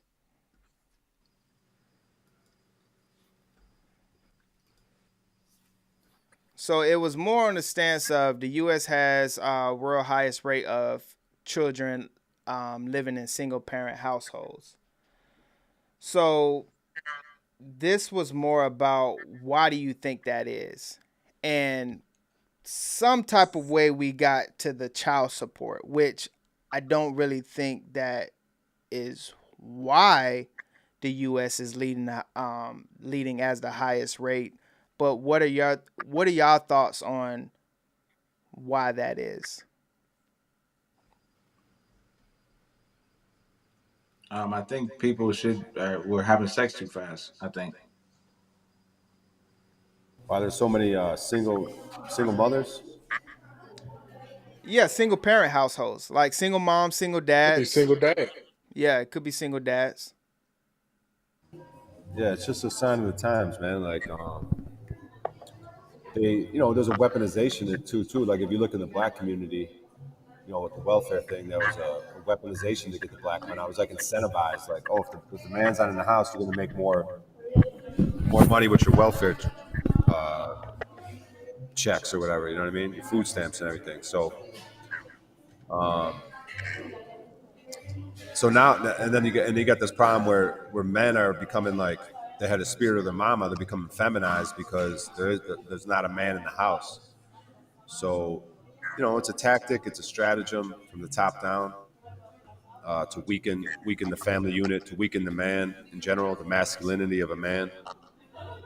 So there's a lot to it. Do you think that is amongst all types of cultures, different races and things like that, or do you feel like that's just a kind of a class thing?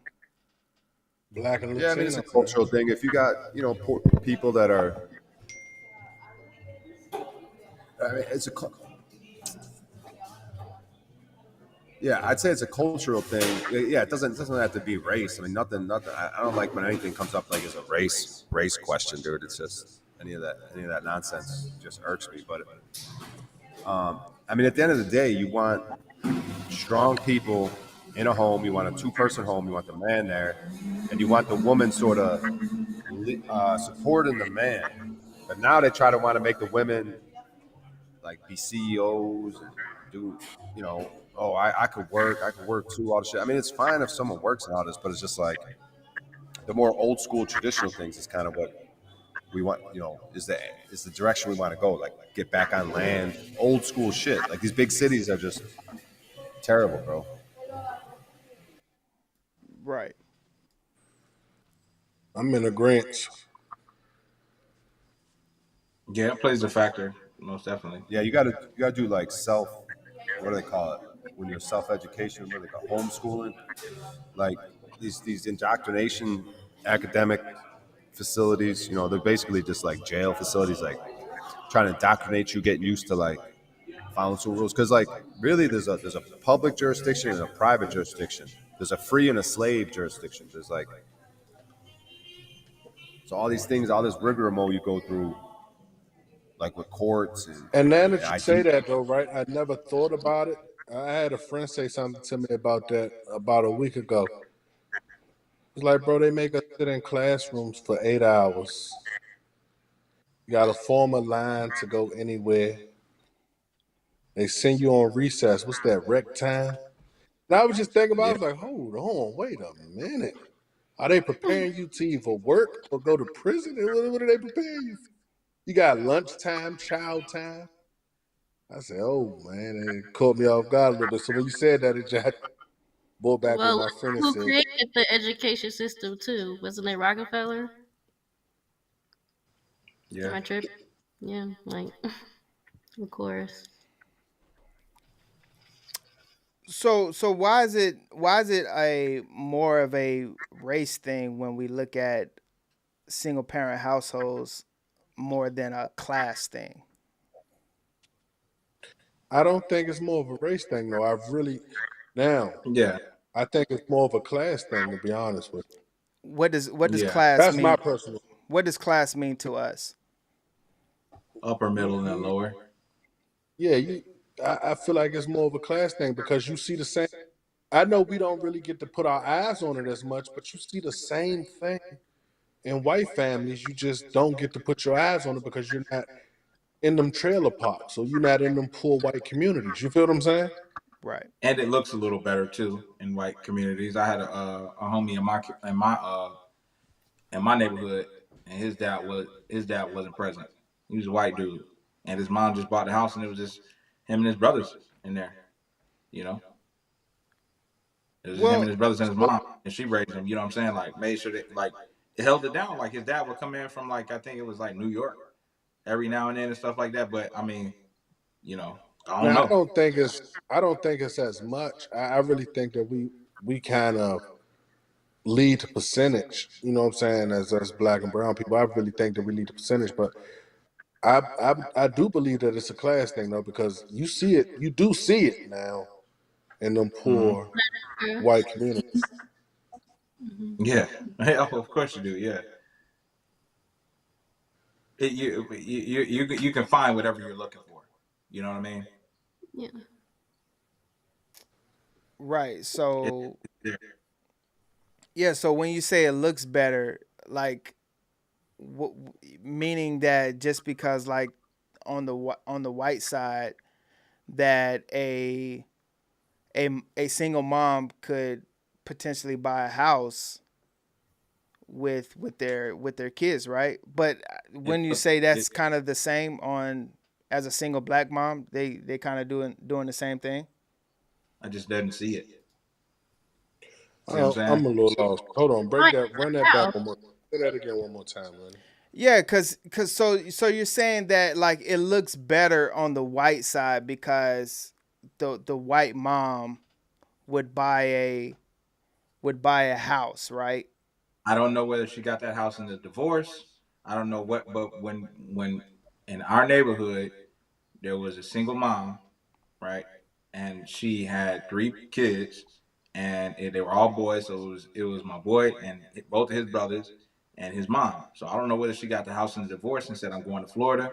Boom. I know they used to live up top in New York, and his dad would come down some summers and visit, from New York and stuff like that. So I don't know, but Right. she fits the bill of a single mother. Yeah. Yeah, I guess I'm just trying to figure out the it looks better part. That's what I saw. It didn't look bad. Like what them a single mom raising 3 didn't look that bad to me because of the neighborhood I was in, which was really nice. You know what I'm saying? So, for my standards, I came up in a really nice neighborhood. So, I'm looking at it. It's like, damn, they can she can afford a house here. You know what I'm saying? Like single income, okay. Like damn, like that looked nice. I didn't see the single black mother of 3. You know what I'm saying? With doing the same. Not saying it wasn't there. I'm saying that's not what I was exposed to. Right. Yeah, I'm sure it's there because, like I just said, everything That's is there. true. Everything is there. You just got to look for it. You can't never speak on an entire on a group entirely. So when I say it looks better, I'm saying that looked better. Yeah, it looked better in the white community. You know what I mean? Like from what I saw.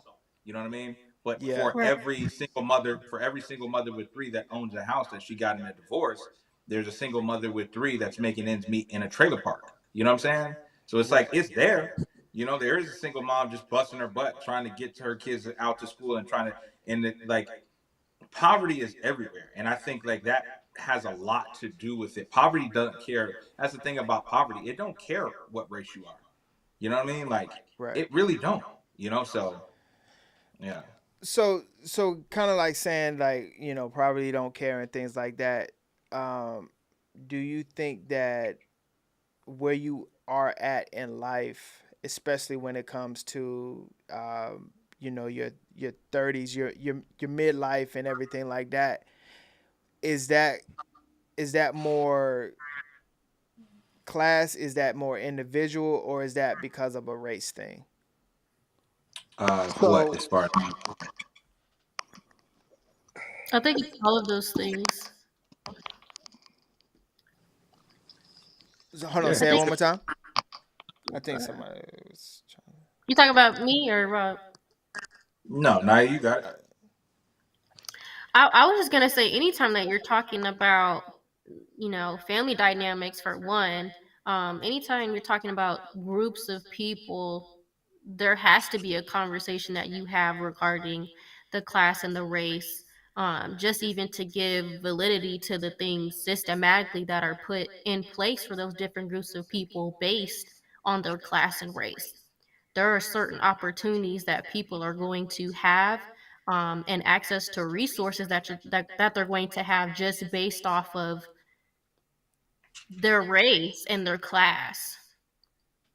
Now, clearly, I think when it starts, differentiating just like rich and poor, that's kind of a different thing because, poor white people with poor black people is it is a little different for sure. Um, but yeah, I feel like especially, now, and even to kind of go into the topic of why there's more single parent. And I could just say for me, from what I've seen, because I do work with families privately in my profession, it's people can't really, it seems like more of just with the inflation and like the recession and stuff, it just really seems like financially it's kind of, you would think it would be better to kind of be together, but that's not really what I'm seeing. It does seem like when you're separate, you are able to make more money, especially with you having kids involved. Like, that's just what I've seen in my profession. The husbands usually go and they do their own thing, and then the mother, is with the baby, and they get paid through that way. So can you hear me? Can y'all hear me? Yeah, I can Yeah, hear you. hey, Sean. Okay. Okay. So I really thought about that question, Lenny. That's why I didn't say anything. I'm really like I really had to process it. Um, and I don't think it's a class thing. I don't think it's a class thing. I think it's an African American thing. And the reason I say that is because I believe, like the guy that just left, he said a couple of like major, everything that he said was like really, really key factors. And one of the things that he said that it's a strategy. You know what I'm saying? It's a strategy to get the man out of the household. And everything that you're asking, all of the questions that you're asking is really going back to the podcast that you had before this. Because if we don't train our kids to, if the mindset of our kids are not different than the rest, then that's what they'll grow up and do. For example, my kids, my kids are African American. They went to a 89% white school, Caucasian school. They had so many problems in that school with learning. All the people that they talked to, all the kids that they was able to make friends with, right? All had parents. They both had their parents in a home. So I believe statistics is only statistics for the people, but we are the ones that's on the ground, foot on ground, and we actually see certain things. So yes, we can look at a statistic and say, well, it say that there's more white people that get shot by cops than there is black people, but there's more white people in the world. You know what I'm saying? So it's like we have to take in consideration the statistics that we get. You know what I'm saying? And I just truly believe I just truly believe that there is I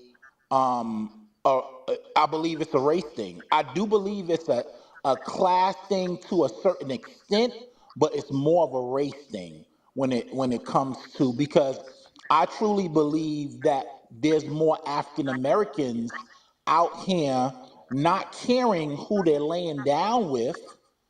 You know what I'm saying? And also, women are not caring who they're laying down with, and they're making babies, and they making babies, and they making babies, and they making babies, and the cycle continue. Wu Tang forever, right? You know what I'm saying? And it just keeps I ain't going. gonna lie to you, Sean. I'm in a little bit of disagreement with you, man, cause old Billy Bob and Trailer Park Susan is laying down too. So I'm like on the 100%. fence a little bit. Like That part I too, just man. like, That part. so where we It's going with all it? about what Okay, you're looking at. now I can believe that you think it's a race thing, right? And I could dig that, right? Because I'm almost, you know what I'm saying? I come up in the ghetto, I can dig that. Everybody I know was on welfare. But you gotta go to them communities, bro. I went, and this is how I figured it out, right? I got put out of middle school in the 7th grade. I was put out of my middle school, and I wasn't allowed to go to no DC public school. So my choice was either an alternative school in DC or to move out of state with my aunt to South Carolina for the year. I went to What did South you Carolina do? to finish my Seventh seventh grade. grade year. Forget about it. Forget about it. Keep going. Keep going. I went to seven. Yeah, don't even. I went to. Yes. I finished my 7th grade year in South Carolina. I seen the poorest white people I've ever seen in my life, Right. and I had to see. And I'm talking about it was a community of these people. This neighborhood was flooded with Caucasians, poor Caucasians, on And you would never welfare. been able to see it if you didn't leave your If I hood. didn't leave my urban community full of black people, you feel what I'm saying? Right. Yeah. Now I'm not saying E that there's not a community, because I'm in the South, right? I'm in the South now. So I'm not saying that there's not a community full of Caucasians. But what I'm saying is there's more Caucasians that staying together than it is than they are not staying together. And like you From made what your I point earlier when you said that there's more white people getting shot than black people, there are more white people you feel what I'm saying? You see where I'm going? right. But we make up a larger percentage because it's less of us. So that goes back to Lenny's question, the original question. Like That's fair. it's more of us in that percentage when it goes into like why is it so much of like the single parent household, because like we are creating kids, what I'm saying, and we're not caring about I feel like this. We need to deal with our community, what I'm saying, and our community is out of control. What I'm saying? We have it's less of us versus them, but we do so much versus them. What I'm saying? Right. So it's like, that's where I'm at with it. I'm not saying that it's a overall class thing, but I do think it's an African American thing. I remember when I was only making $8.50 an hour. My wife was not working. We had the two girls, and they gave us food stamps. They gave us food stamps. Right. It wasn't a lot, but we were still able to get food stamps. What I'm saying? So you can be on welfare and still be in the house. You just won't get, because once she took me off, her food stamps went up to like $600. But with me and her in the house together, it was like only 150. Why do you But think so that what I'm is? saying, because they don't want the man in the house. Could it Bingo. could it be because it's two functional adults to provide for the family? Yeah, most definitely. Most definitely. But I mean, yet and still, like you are assist. I believe that I don't think nothing's wrong with public assistance. I don't think Hey, what nothing's make you wrong think you with. can walk in your drawers, bro? I'm sorry, y'all. Let me Yeah, mute I this. don't think that's no problem. Hey, I, I I don't think. hey, I just had to look down and make sure I had on shorts. Yeah, cause I'm That like, boy, nah, he ain't. hey, he spooked me just then. I was like, oh shoot, I'm out here with my pants down. Cause I thought I could have sworn he said, "What make you think you can stream in your drawers, man?" Like I could have sworn he said. I'm thinking, I know I got my. Oh man. But yeah, Lenny, I believe that the reason they gave that much is because it was to people that was functioning, no disabilities or anything like that, and we was able to go out and make money or whatever the case is. But I think public assistance is taken, and I don't mean to stray off the question, but I think that we can abuse public assistance. What I'm saying? And I believe that this is 100%. a trick. I believe that this is a trick because they're gonna want they want as many people on public assistance, because one day they're gonna take that away from us, or they're gonna give you, you're gonna do this or you're gonna get public assistance. What I'm saying? I believe it's coming up to that, but that's for a later talk. But I do believe what you said, Lenny. Like, yeah, that was the reason why, because I was working, she was not working because she couldn't find work with a whole master's degree in a country. What I'm saying? Yeah. And we just couldn't find anything. Yeah. Sean, can I ask you something? You can.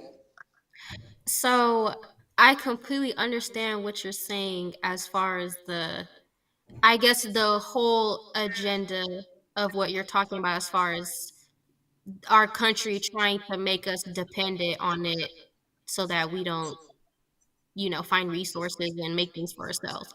I understand that. When you're talking about specifically for the African American community, what is the agenda that you feel like is happening there? I think that it is just creating, I think that they are really, like I said, not wanting us to, be in a house with the female. I think that is one thing that they're doing. Because once again, like just with me and my wife, you get more. So let's lie and say I don't live there or whatever the case is.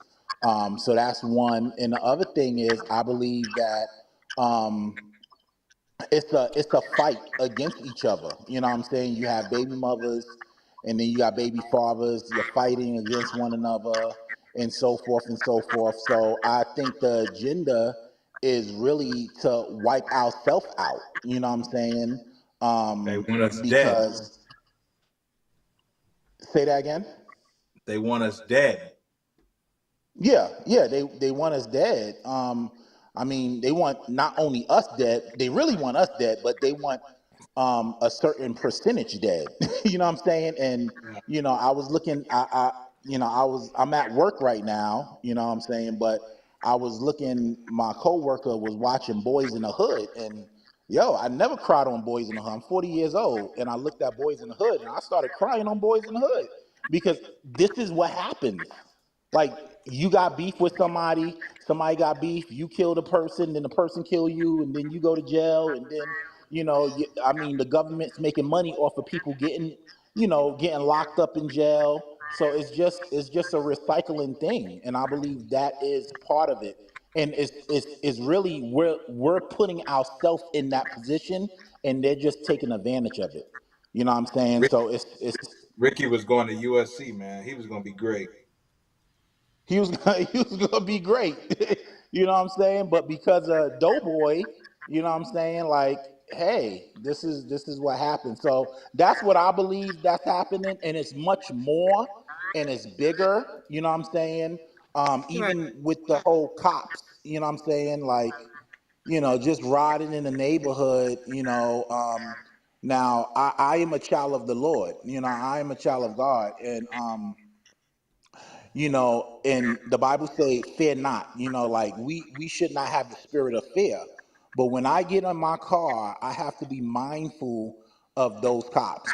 I have to be Yeah. mindful. I'm not riding dirty. I mean, I have a concealed carry, but I don't have I'm not selling drugs. I don't have bricks on me. You know what I'm saying? I don't have anything that I'm not supposed to have on me, but yet and still, whatever that cop tell me to do, I'm gonna do that because I don't want no problems with the cops. I'll fight later. You know what I'm saying? I'm not, oh, well, I know my rights. I'm not about to fight with you. You want me to lay down on the ground? I'll lay down on the ground. You want me to get out the car? I'll Look, get out.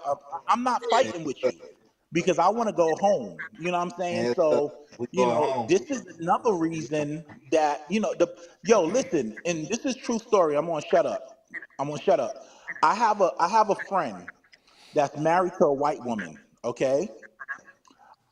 She can't understand white privilege.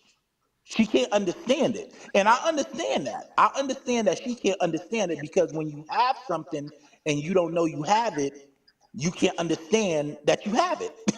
You know what I'm saying? And You she only said, see why what you're looking at, bro. You know what I'm saying? but check this out, Rob. Check this out. I She asked me. She said, "Why are you so scared that the cop is going to do something to you when they pull you over?" I said, "Do you not see what's going on with TV?" She was like, "Well, they're not cooperating with the cop." I said, "That doesn't mean anything. They don't have to shoot somebody 5 times if they're unarmed." She was like, "Well," I said, "Are you scared when you get pulled over?" You know what she told me? She said, "Yes." Absolutely. I said, "What are you scared for?" She said, "They might rape me." I'd rather get raped, no homo, than die. Like you talking about you talking about rape versus homo? Like that's crazy. You talking about rape versus death. You know what I'm saying? So this is the mind frame of white America. You know what I'm saying? Like they're concerned about Send me upstairs to my father, boy. You ain't getting none of this butt. Yo, listen, yo. That is the I, wildest statement I've ever heard. this is a true story. This is a true story, true conversation. Yo, I'm not gonna lie, man. I'm be totally honest. I don't want to die. Like I don't want to die. You know what I'm I saying? don't Listen, want it either, man. But you Sean, ain't getting none of this you would hand be pop. you would be surprised. You would be surprised what you would do in that situation to not get your butt tore up. You would be surprised what you'll do. So You'll all be I'm ready to go. You a Hey, grown look, baby. you a grown man Hey, like me, Sean, and you hey. ain't finna let no other dude tear your butt up, bro. You not. Nah. You not, bro. And if heaven is everything they cracked it up to be, I'm here to go.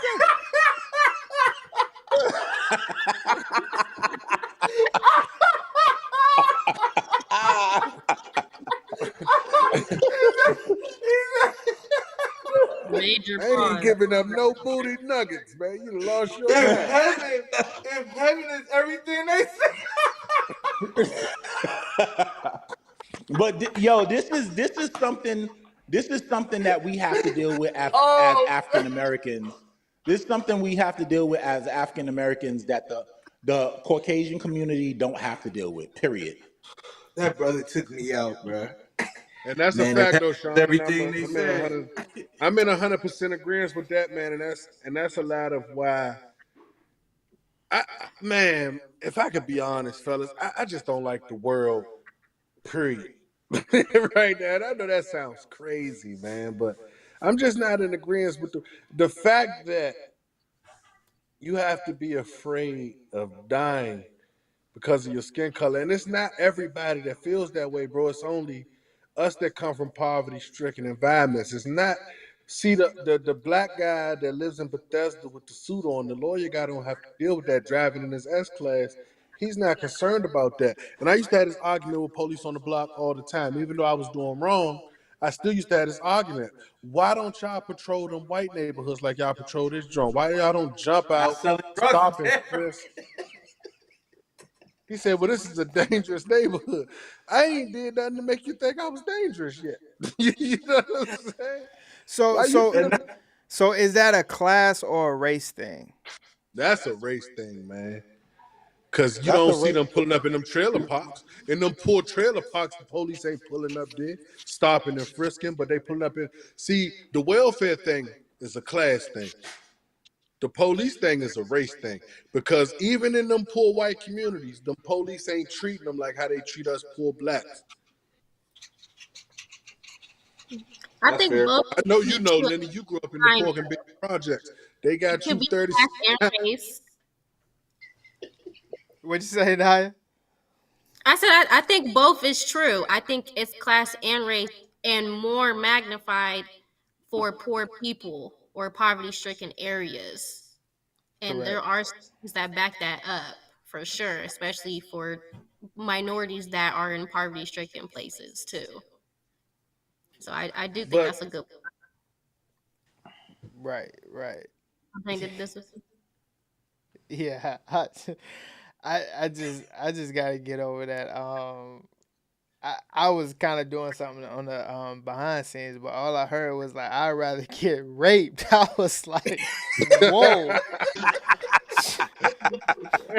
yeah, man, it's Sean lunched out, no diddy, man. I had to clean. Hey, I had to clean that up for bro because he don't mean that, bro.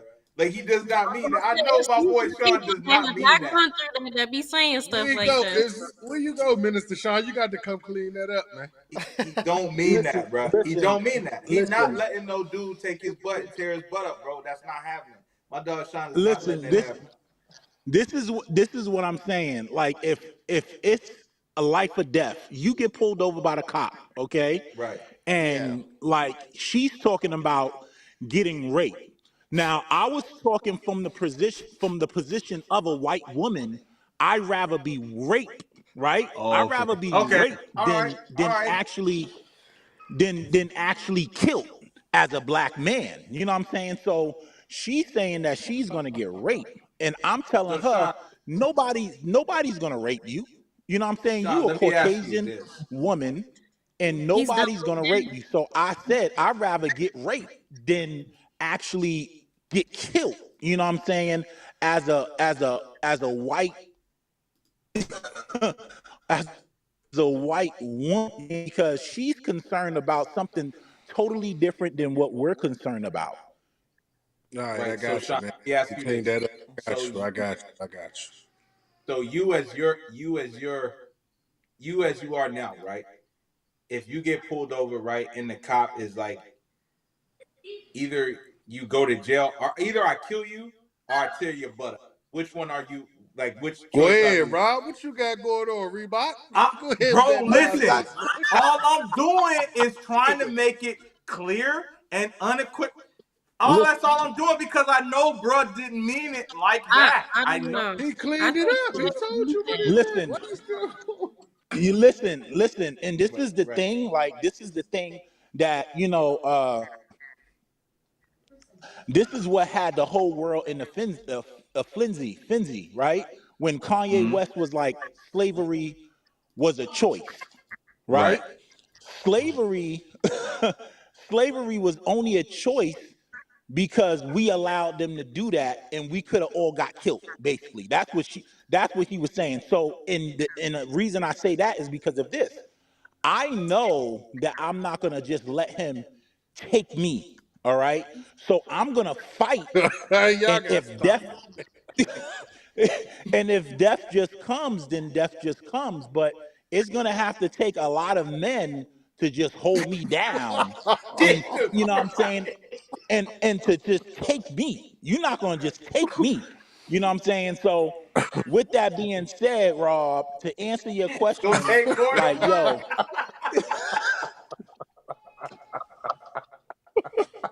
It's gonna take more than one. It's crazy. Yeah. Y'all are insane. Y'all are insane. I don't know how Oh we. man, I'm a child, man. I apologize. I don't know Man. how we went I'm from a highest rate of single parents to it's gonna take more. Lenny, you did it, Lenny. You did it, What? Lenny. How you gonna put that on me? Hey, look, I will apologize to the whole podcast. I'm a child, man. I have no self control. I'm very we immature. I really apologize. I'm sorry. we needed some light in this, man. Keep going with this, man. Keep going with this, bro. Oh Lord. this is the light. Yeah, this man, that's crazy. Whew. That's gonna Darkness. edit it. That's gonna be wild. Yeah, that's Don't put me in that. don't put me in that. He's gonna chop it up and have him looking Now, crazy. so I mean, but to He gonna tag me too. if you gonna tag He him, gonna tag you. Yeah, It's tag gonna him for the take. clickbait. It's gonna take more than one. That's on God, man. What? yeah, that's pretty wild. But I mean, what like the I don't think the question. I think the question and our answer kind of got, you know, It did, bro. We've been on this since 8:40. yeah. Well, I mean, you went down the whole road of I child did. I support, did, which man. which I didn't did. which didn't so my original question to that was how do we become the highest rate, right? Mm-hmm. And I think you started talking more on the standpoint of child support, but I Right. don't see how that, makes Equates. us, equates us to us being the highest rate though. It doesn't. I may have just been teasing. I don't know. Oh, you, Not teasing, but just like as I don't in, know. as in triggered. Yeah, I think so. Yeah, triggered is the right word. Triggered is the right word. Yes, yes, you did say the right word. Triggered. Yes, because I was getting personal and everything, using myself as a person. I never do that. I never use my own personal experience. You know what I'm Yeah, saying? I And I don't, I did don't. today. I'm like, y'all don't know what I've been through. I bought a J's. Y'all don't know, man. It's like I was like, man, that was crazy. That was crazy of me, man. Yeah, but we can agree that you're in that because of you, as in like, Yeah. Oh but yeah. but not as in like, okay, yeah, I'm about to go forth with this laying down, whether it became how Mr. Eric wanted to talk last time, where like the condom bust and you putting one back Right. on or whatever. Show don't stop. Show ain't Yeah, gonna stop. whatever he was talking about last week, but from the standpoint of not wanting to fight for your 50 or 100%. Right. Yeah. And I think that's how women became the boogeyman, because us Right. guys don't want to fight for our rights. Yeah. And like I said, I could be different. I could be obviously I'm looking at this from, outside in and saying like, oh, what I would do and things like that. But it does seem like majority of men don't, kind of like are in your situation per se. Yeah. It's a tough situation to be in, man, and I can only blame myself. So ain't really Yeah. nothing I can say. You know what I'm saying? Right. Yeah. I know you want to go. Keep going on it. Keep going. No. Because I mean, you guys feel like the women are the boogeyman with this situation? Huh? Is that what you just said, Lenny? Like, is that where you're saying that's where women became, and that's kind of how that was set up, the narrative, or that's what you're saying that you believe? so I think that most men in the culture we live in now, we think, and when I say we, I'm just speaking as a culture. I don't agree with this narrative that women are the boogeyman. And I just want to understand, like, how did they become the boogeyman, or why do we sit here and kind of give women Vilify. quote unquote all the power when we don't even try to fight? Like, we don't even really have a fight in this. So that's just like someone coming up to you and like you get in the ring with them and you just got your dukes down and they just give you 1-2 and knock you out. And then like all of a sudden, like, they become, oh, they're the boogeyman. They always knock me out. Well, we never as a man put our hands up. So that's What does it fight for? Like, what are you guys saying that men are trying to fight for? so I'm saying from the standpoint of like, most men look at it from like, oh, the woman is taking everything and they get to take the kids and things like that. But from my standpoint, it's just like, are men really wanting 100% or 50%? Because I don't really see that being a thing when I hear some men get 50% and some men get 100%. So what is the difference between those cases? You can use it, man. Those are rare occurrences. You can take child support out of it. You can go to alimony. You know what I'm saying? You can go with divorce. Women most of the time win there. There are the rare occurrences. That's why we always clap when we see a man getting alimony. We clap and we like, good job, King. Get what you know what I'm saying, get what you deserve. I So think, it's like, yeah, but go ahead. I think alimony and child support are two different I would things. agree. My question, and even for you guys, is just, what do you guys feel like are the expectations that you guys have with the family court system and how that goes? Because what are you guys expecting from them at the end of the day? Right. Like I that. don't That's really my thing. If it's something where you guys are talking about this fight that you guys are going into, that's what I'm asking. What are you guys fighting for? Is it to have some type of functional, co-parenting thing? Because then that should be something you should be working on outside of the court. Why would you need the court system involved in that? And then when you do, and if you do get the court system involved in that, their incentive is not to keep the family together, at least in that sense. We back on child support again? Yeah, yeah. Because like, so the expectation is not really an expectation because like there, like yeah, obviously if you're getting to the court and you're not fighting for anything, then you shouldn't have any expectations. Like, of course the system is going to F you, right? Um, and when you say like we should get to like if a couple breaks up, right?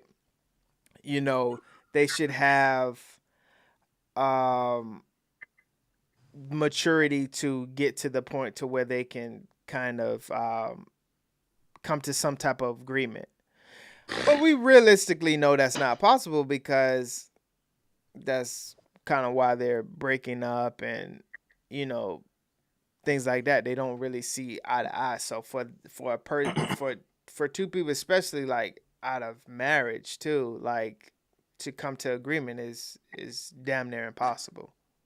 But you're essentially just going to the court knowing that you guys don't see eye to eye just for someone to legally say who's right or who's wrong or who's more right or who's more wrong. And you still have to make that work regardless. So that's why I was saying like I'm not saying that should be the case nor that that's the standard because I understand the disagreement or not seeing eye to eye, but you're not going to see any more eye to eye before court or after. It's just going to be legally mandated by that point. You're probably going to be paying more money. So that's I feel like there should be the conversation as far as who you're asking really at the end of the day and what you're asking for.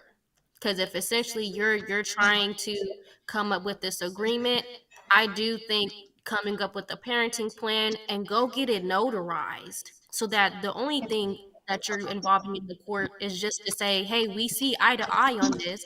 And if this contract is broken or this agreement is broken between us, then we'll involve y'all in all that other stuff.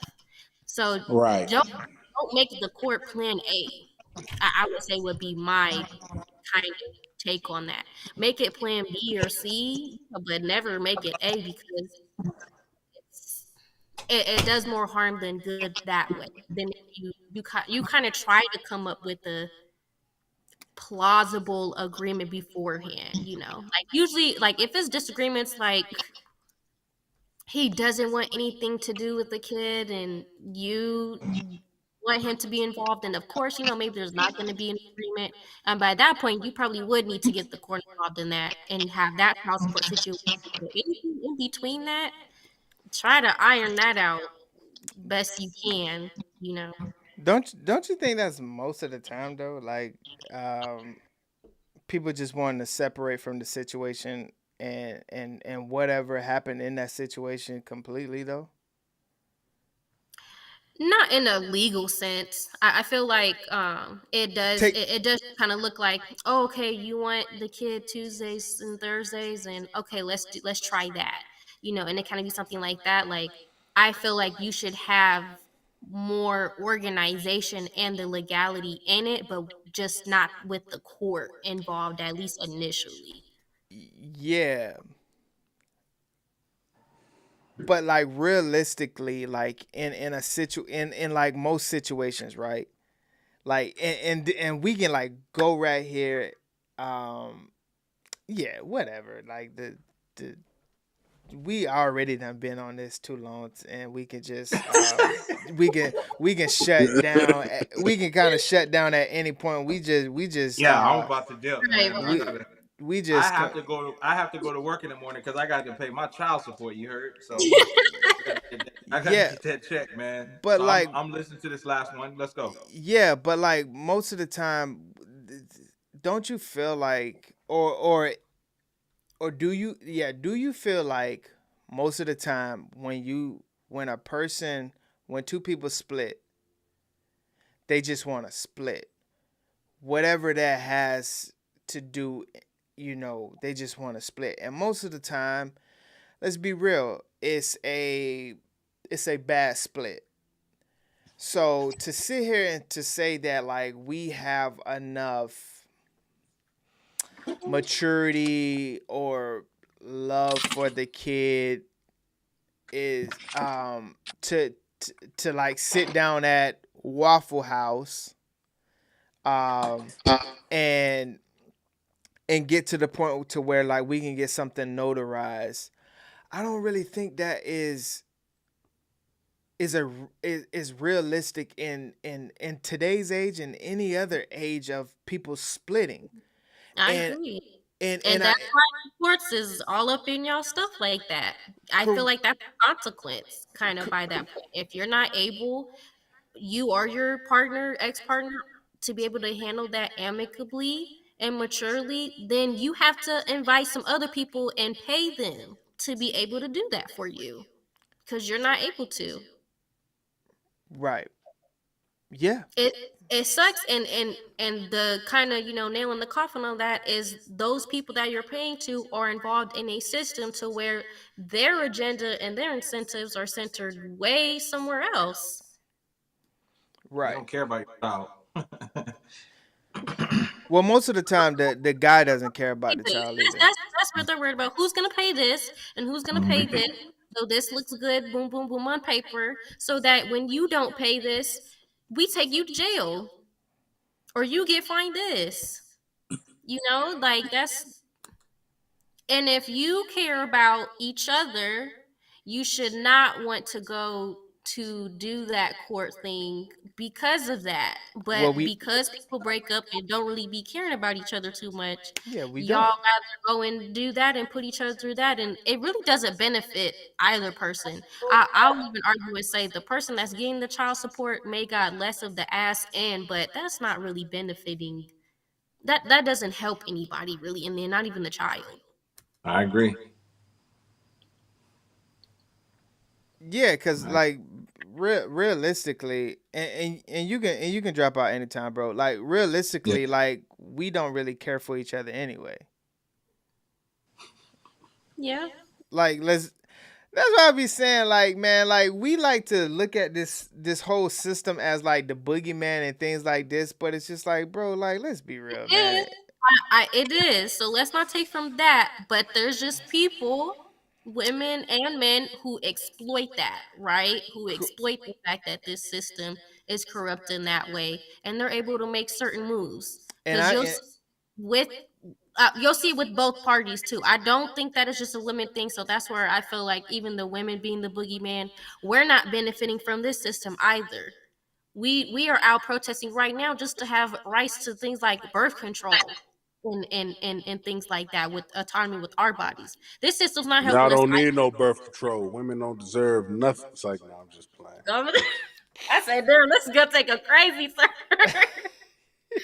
Oh, That brother said he wanted chose violence, man. I'm just joking, man. Right. That's the reality of it. But all right, y'all. Minister Sean not here to protect himself, so I can spin the narrative any way I want it. He's willing I'm to still.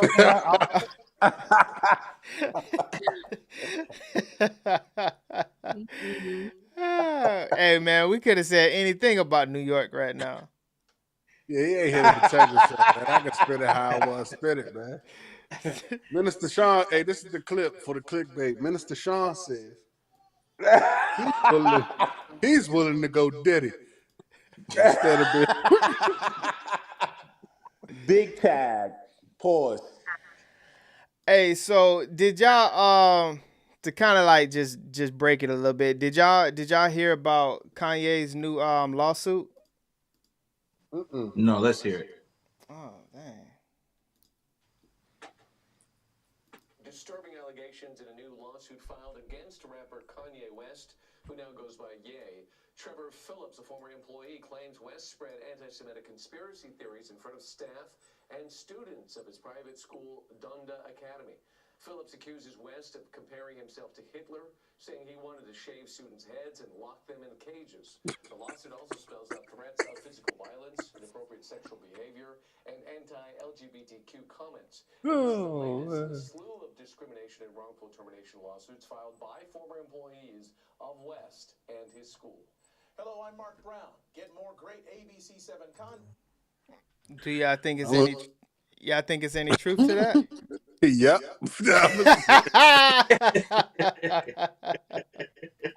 I was saying first, man, Kanye is a nut job, Listen, man. listen. Y'all Here's how keep you know on. if there's truth to it or not, right? So basically, he's saying he wants all the Donda Academy students to act just like him, right? So shave their heads, you know what I'm saying? Act, promote Hitler. Then my man said Hitler wasn't that bad of a guy. Like, yeah, just go off anti-Semitic stuff. And my boy just lost his deal off with Adidas, off of some anti-Semitic stuff. So, and then the students came out and they was like, yeah, he was preaching that at school. It's like, yeah, I know these allegations are true. Yeah, he wants them to be just like him. Like, it's crazy, Remember man. when Kanan told Tariq, whatever they say he did that shit. Yeah, he That's did, about man. that man. This dude just said F Jesus Christ last week. Yeah, I know he did. Yeah. Right. Yeah. So yeah, he's off one. He's off a sick one right now. I feel like we should question what is it about Kanye at this point to where people can distinct between what we take seriously and what we should that's Kanye at this point. The fact that is something where he has a whole school and children are enrolled there. You know, let's like this is a legit place, Hey, right? listen. So Hey, I listen. feel If you are a parent, decide I to feel enroll like we've kind of built this at kind school, of stage teach for you him, learning. and then we've kind of just used it as like a place to throw tomatoes at him at this point. Like I feel like we need to just kind of I feel like a couple times, it's funny, and I feel like now it's time to move on for us at this point because this What? man Yeah, has what gone. is bro doing at this point? Yeah, I feel you. Right, yeah, he's clearly going through something, and we need Right. to, we need to move on as a Yeah. society because I want to throw more tomatoes at him for real. worse. Cause it's just so stupid. Like, what are you doing, bro? Like, Yeah. I don't know though, man. Did you see them text messages he sent out to everybody in the industry? He sent the text messages out. No, I didn't see that. I gotta send them to you, Lenny. So you didn't help me when Kim was taking my child. You said, Yeah, I seen that. I did see that.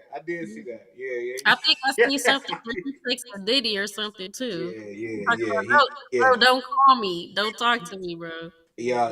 Cause Diddy that's tried to like put hands Rob. on him. That's like me being like, yo, Rob, how you feeling today? Forget you, E. You didn't help me when she was taking my babies away from me. I ain't got nothing to do with that, bro.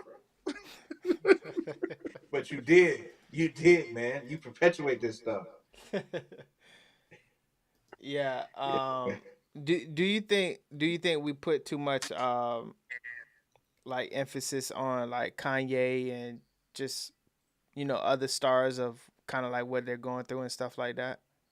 Yeah, because all these people will go away, bro. If we stop paying them, you know what we're paying them? We're paying them attention. If we stop paying them attention, they will just go away, bro. They won't even be a thing anymore. You know what I mean? But do you think that's realistic?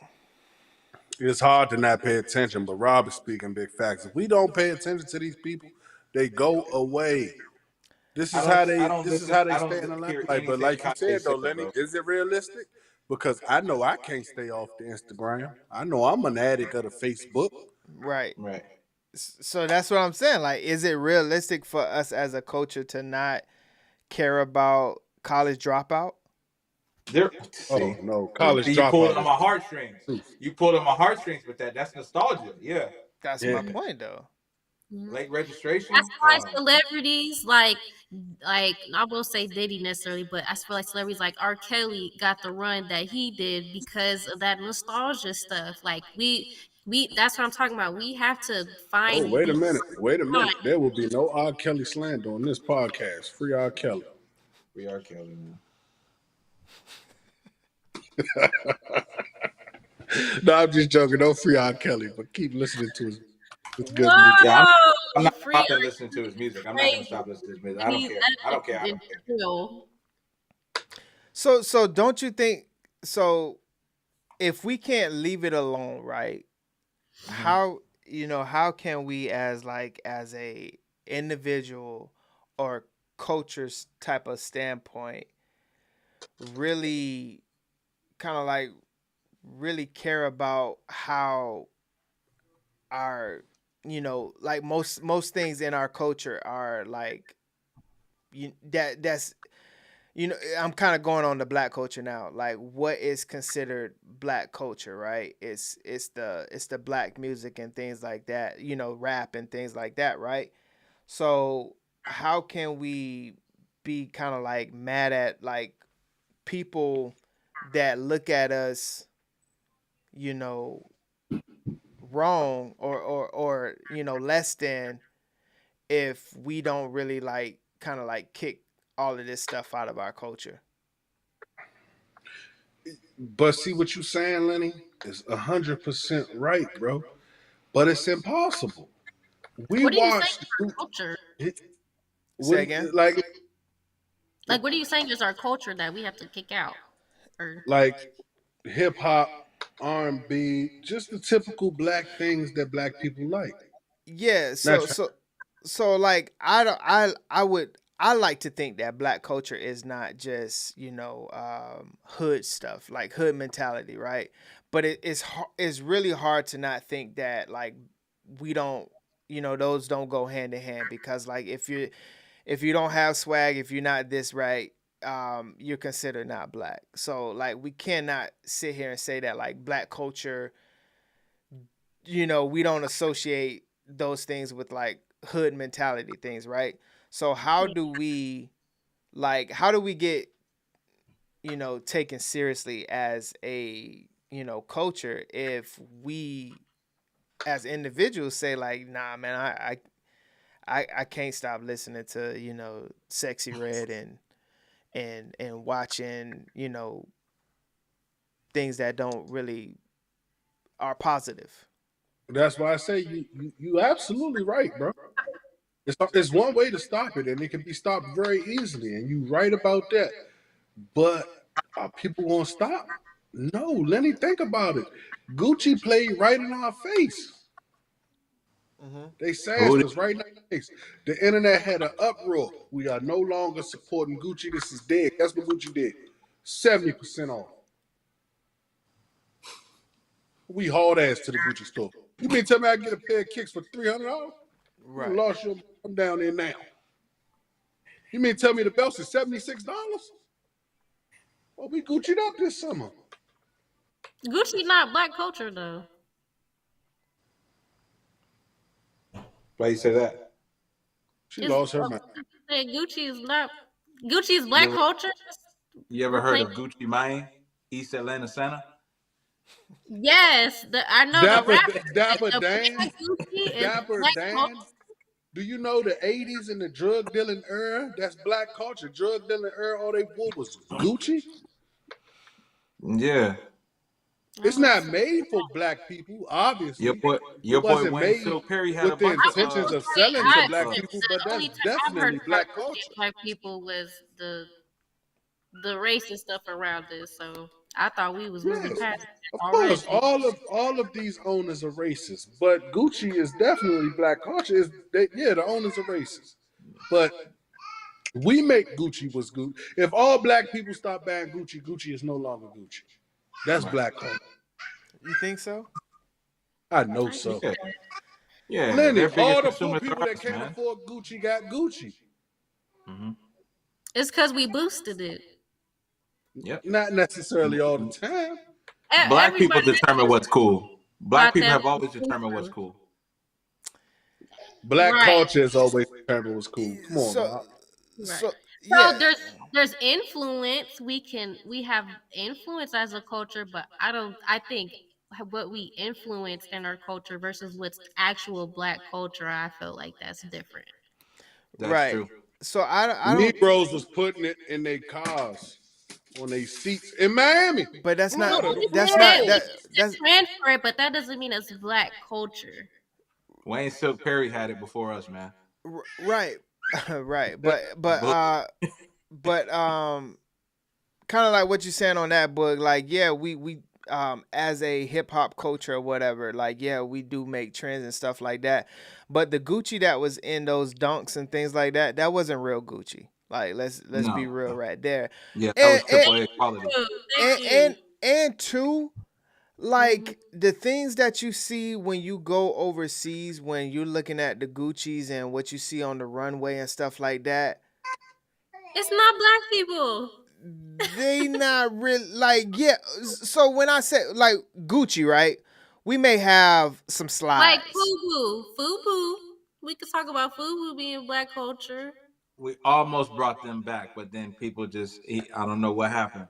Because you remember 5 years ago, Fubu was back, and then yeah, because it's not cool. Because like we don't want to really represent ours. Like it's better if we rock, some white people, Gucci, LV, Prada, all of those brands and things like that. Like it's just like with anything. Like it's hard to create something and have your own community rock with it, right? So like, and that's the same as, FUBU or anything that would ever get to the notion of like a LV or something like that. But like, yeah, I don't really think that we are keeping Gucci in business or any of these brands in business. Like, I think once we get, and a lot of that stuff that we see out on the streets and stuff like that, it's fake. And two, it's just like, once I get me a pair of Gucci slides, some Gucci shoes, and a Gucci belt, that's pretty much as much as it go for most people. Collection. Yeah, like, and you're not gonna keep the collection going. Like, yeah, you may have like, the Burberry shirt and the Gucci shirt, but like, yeah, your closet ain't full of designer. Like, especially when it comes to like women. Like, That's just us working class people, though. Tell Floyd Mayweather his closet ain't full of Gucci. But then you can't even really put him as in like Black culture. He's like Black culture. No, that's class. Tell me, Phil, that's class. Rich people go and buy those ugly clothes and stuff from the runway that we see. We out here buying Aeropostale. Right, like the average I ain't bought Aeropostale since 2005. Everything ain't. But the thing about it is, like, we're not making like it wasn't cool. You had it. The mission was accomplished already. Right. You've been influenced. Right. Right. I bet so they have to sale 70% off. You be over there. 100%. I ain't going. He ain't going. You going if they had that at the Reebok store? You'll be in Reed's just like me, brother. I just noticed they changed your name on here to Reebok Rob. And on that note, man, I'm gonna get out of here, y'all. I gotta go to my job tomorrow, man, so they can take up to 60% of my check for child support, y'all. Look out him. Great contribution. Yeah. And don't get pulled over on the way because you're going to have to make a hard decision. Yeah, man. All right, y'all. I love y'all, man. Hey, you heard that? What's that? Don't get pulled over on the way to work or you're going to have to make a very hard decision. It'll be a hard decision for me. Hey, like a wise man once said, if heaven is all it's cracked up to be.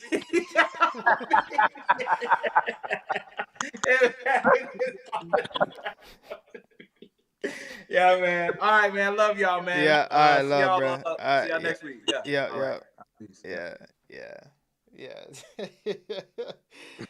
But yeah, I don't think that I kind of like what we were saying, far as just the we can't get rid of like the black culture, or like the hood mentality part of what they think black culture is, because like us as individuals, like the people that know better still are not going to give it up, Well, why do we need to, or why do you feel like what aspects of our culture do you feel like we need to expunge, and why? Yeah. That's What'd you say, Book? I said that's a good question. Yeah, I think that if you want to associate black culture with with rap and all things that are quote unquote ghetto, then I think that is what is a detriment to us. How? But it's not just rap though, and all things ghetto. Yeah. When we say black culture, it has a lot to do with entertainment. And when I say entertainment, I'm not just talking rap though. We talking NBA, we talking NFL, we're talking actors.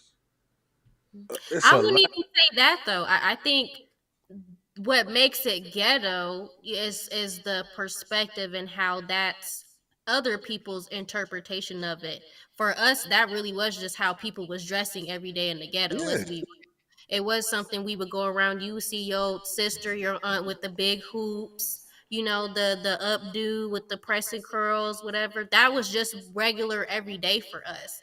That wasn't something that we woke up, seen a rap video of it, and then we decided, oh, let's go do it. Not that every aspect of what we did wasn't influenced by that, but I feel like even the hood and the ghetto thing, I feel like those were even words that just kind of came up for how other people saw it, where for us Yeah, that was life. I don't feel like black culture influences the ghetto. I feel like the ghetto influences black culture. Right. You feel what I'm Yeah. saying?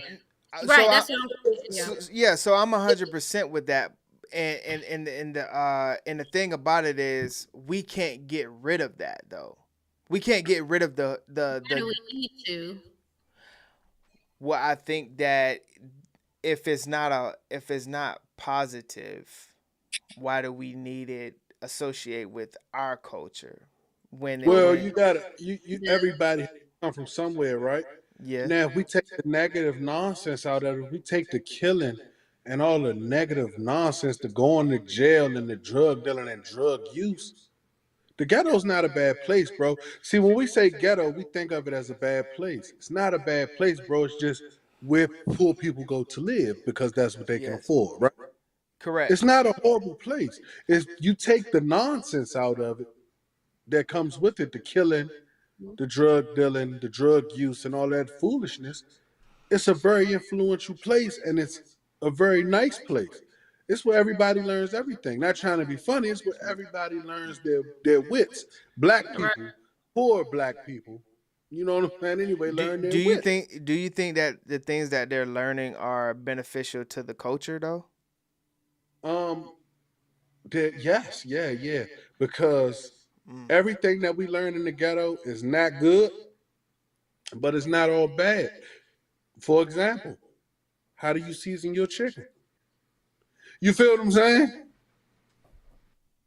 Not trying to be funny, but will you learn how to season that chicken? Does is that a And I do want to say too, the violence and the killing. I don't think that that's black culture too, though. So it's good to make those distinction off of, the consequences of just your circumstances and where you're at, versus where we identify as black people. That's us. So I No, I feel was just like, saying that if the ghetto got right, if those things didn't exist in the ghetto, we wouldn't have no problem with saying the ghetto. You feel what I'm saying? right, If which those, doesn't because those things right. absolutely exist. You feel what I'm Because saying? which other cultures have that too, which where they have violence and selling drugs or whatever. It's yeah. just, it honestly was just something for, I would say, black people, where people could market out of it. Honestly, that's really where it narrowed down to. There was just a little more leadway, a little more flavor maybe in what we was doing, and people thought and think it's Hold cool. on. I wasn't done with Lenny though. Will you learn how Go to ahead. season your chicken, Lenny? Where you get that swag, Lenny? Where you learn how to put them clothes on at, Lenny? So Where you learn how to talk that talk, Lenny? You feel me?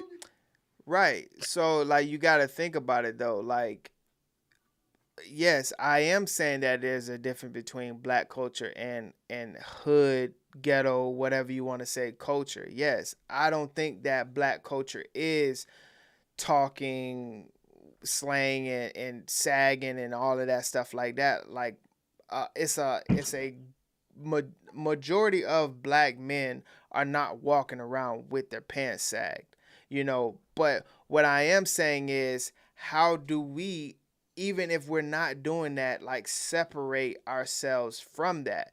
Now you're asking Naya, like, should we? Like, why should we? Like, what is the negative behind that? I think the negative behind that is there's no positives unless we are talking about you are in that industry making money off of it. Like a young girl that is influenced by one of the sexy reds and things like that. I don't think that unless she is talking about going to become something, become one of a entertainer, her trajectory in life is most likely not good. And even if you can look at it from the standpoint of business, and Megan Thee Stallion is in Hold school, on, let me or go back real quick. yeah, I ain't mean to, but go say that ahead. one more time. You said if she listens to Sexy Red, say that one more time, Yeah, please. so like, let's just say a teenage kid, right? Yeah. You can look at it from male and female. So obviously there is a positive rap section in rap, right? But let's be real, most people like Future over J. Cole, that's young, or that type of stuff. Trap music is above most sectors in rap for a reason. Now, a 15, 16-year-old teenager that is listening to the Futures, all that rah rah type of music, their trajectory, even if those guys are, good in business and things like that, is most likely not going to be good, because what's highlighted out of that is all the wild stuff that's in the lyrics. Like, that's what's highlighted versus, oh yeah, I like Megan, like I went to school, like I got my whatever she did, with her schooling and things like that. So that is why if I'm not saying that we can't necessarily listen to the music, but a lot of times the music really does consume us. But see, I'm a little bit and this is where I got to go back to. The ghetto is not influenced by entertainment. Entertainment is influenced by the ghetto, right? That's why I got to go back to that. Because I had this argument with my father-in-law all the time where he thinks Grand Theft Auto influences kids to go steal cars. It's a video game, bro, and it's rap lyrics. And I'm just going to use you and me as an example. And I'm also use I don't know, is it Nia? Naya? I apologize. Yeah, Naya? my bad. Lenny Yeah, ain't got my thing up. I My don't bad. know. My bad. yeah, I'm gonna use Naya as an example as well. Lenny, we grew up in, not trying to be funny, Lenny. The rap now is soft, big guy. We grew up on Tupac, Biggie, Easy E, NWA, all types of craziness. You feel what I'm saying? Right. And not trying to be, we okay. We turned out all right. You know what I'm saying? Some people took the turn for the worse, but I'm pretty sure Tupac's hit them up didn't make them make that turn. You feel what I'm saying? Right. So I know for a fact that you're not gonna tell me that because Future say Molly Percocet that my kids is about to go outside and do Percocets. and Molly. You feel what I'm saying? So I feel like Say, music is music. I don't think that we Music. should act like music doesn't have any influence. It may not I'm just it may not a not get that believer of that. Kirk and Molly in your hand, but it will kind of glamorize it for you to where you won't have that maybe negative connotation with it Yeah, if you you're around, probably won't be you know? disgusted by it, right? Right, Maybe yeah, you yeah. just won't be like, "Oh, that's gross." But Right. we grew up. We. I don't know how old you are, but I was born in the '80s, grew up in the '90s. It was something out there worse than Molly and Percocet that they Yeah. that they was trying to put. You understand what I'm saying? Right. No, yeah, So my I mean, grandparents was telling me what y'all was doing with y'all stuff. So I get the disparity in that. I agree to a certain extent with what the I influence, but I I think feel it comes like down you to didn't take that parents. away though. My bad. I'm sorry, but I think it comes down to your parenting. You because even if you ban it in the house, right? And this is where I always get. That's why me and my wife butt heads a little bit because she'll like to ban something, and I'm not banning it. Listen to it because as a fact, bro, I have older children. I have a son that's 13 years old that has to leave out and be on his own for 8, 9 hours of the day. He's going to hear it. Rather it's in the house, in a car, or outside. He's going to hear it. So I'm not banning it. But I think as parents, we have to take that responsibility and we have to show our children better so that our children can be better and not be influenced by that nonsense, right? How do how do we show better if everything that they can get on the outside they can get on the inside as well though? Besides like, So, fentanyl and all that craziness. so I I'm got. gonna let Can you hear me, Lenny? Yeah, I can hear you. So yo, I believe that music is a gate, right? Music is a gateway, meaning that you have gates, you have your ear gates, and you have to protect what you hear, you have to protect what you see, and I do believe that music has a large influence on our kids, even if you do Eric was saying, like even if you do like band it in the house, it's so it's so everywhere that they will still hear it, but it still have an influence.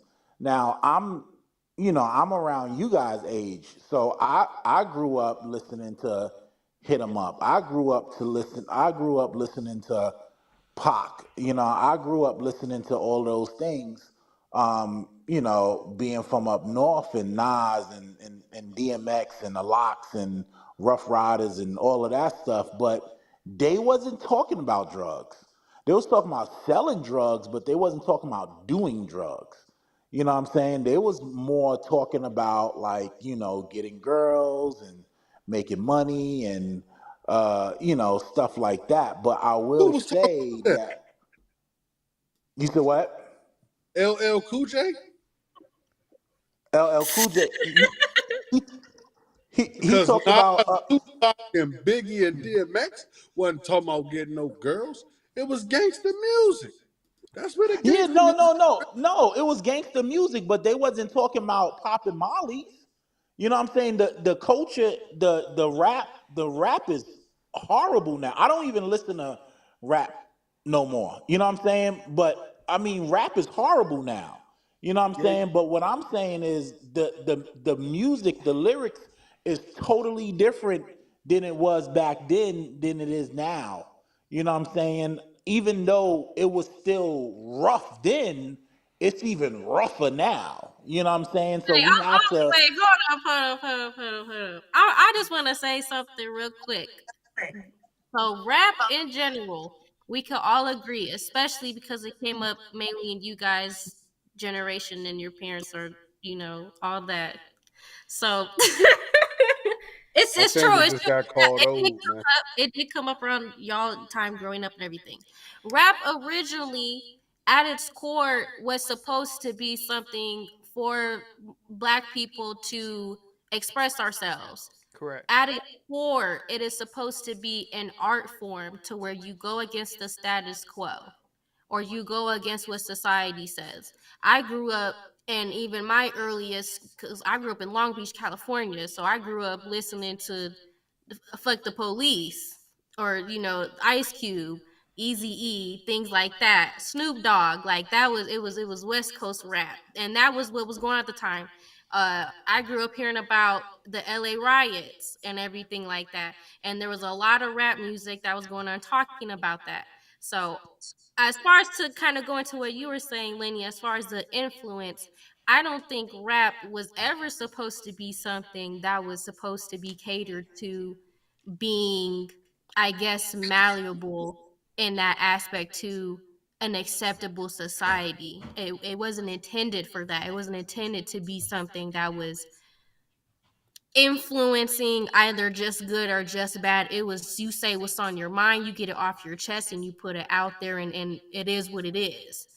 Like that was the tone and attitude with hip hop and rap, and that's what made it so influential, because it was something that wasn't so, I guess, overly like filtered. Like you could say what you wanted to say, and you might get some consequences, or whatever. But you said what you said out there, and you have an audience and people that were listening to you. And so I'll even compare that to now with rap. Our struggle is different. Our struggle is not where it was, 20 years back, where we were going through these sort of things, and compared to now. So I don't think the rap necessarily is softer. I just feel like, a lot of these dudes honestly are older. They're in their 50s. It's not really a lot to talk about no more, for real, for real. Drake's still talking about being heartbroken, and he's pushing his age where he's at. Love Drake though, love Drake. But when it comes to our See, expectations of I don't think the conversation is necessarily on the older rappers. We talking about these younger guys with these drug problems and the shoot 'em up mentality, right? all You had feel drug problems back in the day, regardless of the rap. So that's why that's why I was saying I don't think that influenced that. But I don't think that the rappers back in the days was like saying, yo, sniff cocaine and pop mollies and no, they drink definitely wasn't scissor, saying that. drink scissor. You know what I'm saying? Like they wasn't saying that. Like they're very open now with drugs. Like, yeah, I'm going to the club and I'm gonna pop a couple of pills, blah blah blah You blah know blah what? I blah. think I'm gonna That switch was sides. I think I agree with y'all because I think I'm gonna switch sides. I think I'm going on Lenny and Sean's side now because now that I think of it, it's the open. And I ain't just talking about the drugs. I'm talking about the violence, right? It's the open, yeah. I'm about to hit your block and really hit your block type of thing. Shoot 'em up, bang, and really shoot 'em up, bang type thing right now that I'm not in agreement with, right? When Tupac said hit 'em up, Biggie was alive and in his house listening to that song. Then somebody put out a song now, and they already did it. You know what I'm saying? Right. So it's a little scary at times now. So maybe I'm gonna switch sides a little bit. Maybe I'm on the side of Lenny and Sean I'm right not now. saying that like that's not something in other genres of music that people talk about those same things. So So why is it something where we're talking about, we as a community, we need to talk about with rap and hip hop and Black culture and the violence, and that's something that's talked about in all aspects of genres of music in all generations of that. So You why? don't get that silence in rock and roll. You Yes, don't you get do. that. You Sure. don't get that. You get that same type of balance in rock and roll. Yes. Name me a rock and roll star that's been murdered. Kurt Cobain. He killed himself He was murdered. by himself. I don't know. I think his girl did it. This wait. is. I can. And then That's you a whole tell me conspiracy. I'm rappers not that died this year. You know what I'm saying? he for sure did kill himself. Look, Michael Jackson. Michael Jackson is not a rapper. That's king of pop. What? I know somebody in the neighborhood that'll put hands on you for speaking bad on Michael. That ever. He was murdered. Wait, so we're just talking about the point of getting black culture away from I think music. I think that's Yeah, where I was at with it. yeah, I'm in, and I wasn't in agreement with you at first, but I think I agree with you now. Yeah, and I'm not saying that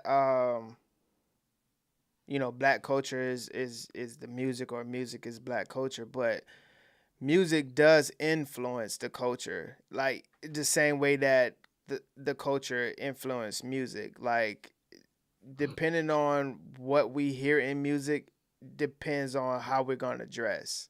Like yeah, it may be because that person is coming from like New Orleans and they dress a certain type of way, or New York or DC or Florida or something like that. But the the the the acceptance of a lot of things that we associate our culture with is because of the music, the entertainment, I would say.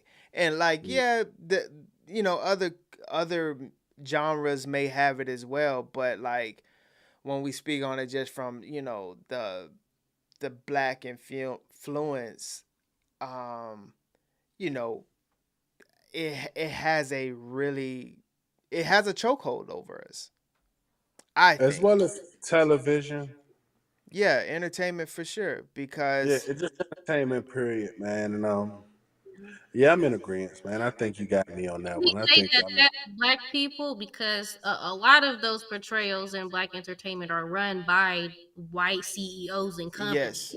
yes, So and yeah, yeah, and that's why I feel like we got to get away from it as much as possible, because like it's not ran by us. And when it is, like a lot of that stuff honestly is because of the money grab. Like realistically, like if we came on here on this platform right now and was basically talking about nothing but like sex and how to like basically ruin the culture, we would have way more people than what we have. You know what I'm saying? It's just part of it. So yeah. if we had more of positive rap, positive entertainment and things like that, we would have kind of no choice but to take that route, So because that let me ask this with that, yeah. because positive rap and that being something we support, is one thing. So where do we kind of put the line between, oh, we're trying to move towards, a good direction or a better direction and be a better influence versus censorship? Yeah, well, the censorship starts with you at your own house. Yep. Because like you cannot expect censorship to happen when entertainment is a billion-dollar business. Like they're just not going to do it. Like Because money rules the world, and they got to get paid, and that's right. just what it is. Like and just like look at Tyler Perry. Tyler Perry has made a $1 billion company off of selling to the black culture that black woman is the Head of the household. is the head of the household. And like any time that we look at movies nowadays, is like But even go ahead. now, I don't think that that's like an agenda, though, right? And I'm not trying to be funny, Lenny. I Yeah. don't think it's an agenda. I just think that it's an experience thing, though, right? Because when you dive into it, and you look into most black households, who the woman, the grandma, right? You right. Am I lying? Yeah. That is Grandma, the woman. Yeah. grandma, the man. So I don't think that. And now this is where I give them a little grace, right? And this is the only reason I give them a little grace is because I come from the culture, and I know that maybe he come from this, and this is what he's seen as well. That grandma always run the house, just like soul food. You know what I'm saying? Big Mama. Right. You feel what I'm saying? So I give him a little bit of grace, but also don't push to us that a elderly lady runs the family when we know what it's supposed to be. So I'm on your side with that part, but I just give him a little bit of grace though. That's all. Yeah, like I I can't really, only because like entertainment is a big part of who we equate role models to, right? Mm-hmm. You know, growing up and things like that. And we if we don't we may not think about it, but depending on what you watch and depending on what you listen to, it's going to affect your day. No matter what you think. Like if I get up tomorrow and start my week with some, you know, with some future and some wild stuff, I'm I'm ready to do some wild things. But if I started, you know, with some, you know, chill stuff and, you know, it's just a different vibe. So, like, I can't really give people grace when they know what it's doing to the masses. You know, like, you can easily, like, realistically, you can make any story. Like, if you're a great, you know, content creator, you can make any type of story, director and things like that. So like to sit here and know how like the big mama is portrayed in the black household and what it subconsciously do, I can't really rock with it for real. Because you know exactly what you're doing. To be fair too, because outside of just what we believe should be how things are ran, I don't think these people are coming up in this industry to be role models. I think they're coming up maybe even initially for passion, but ultimately for money. Yeah. So, I feel like when it does come to our expectations to have for that, I agree the censorship should ultimately just be at home.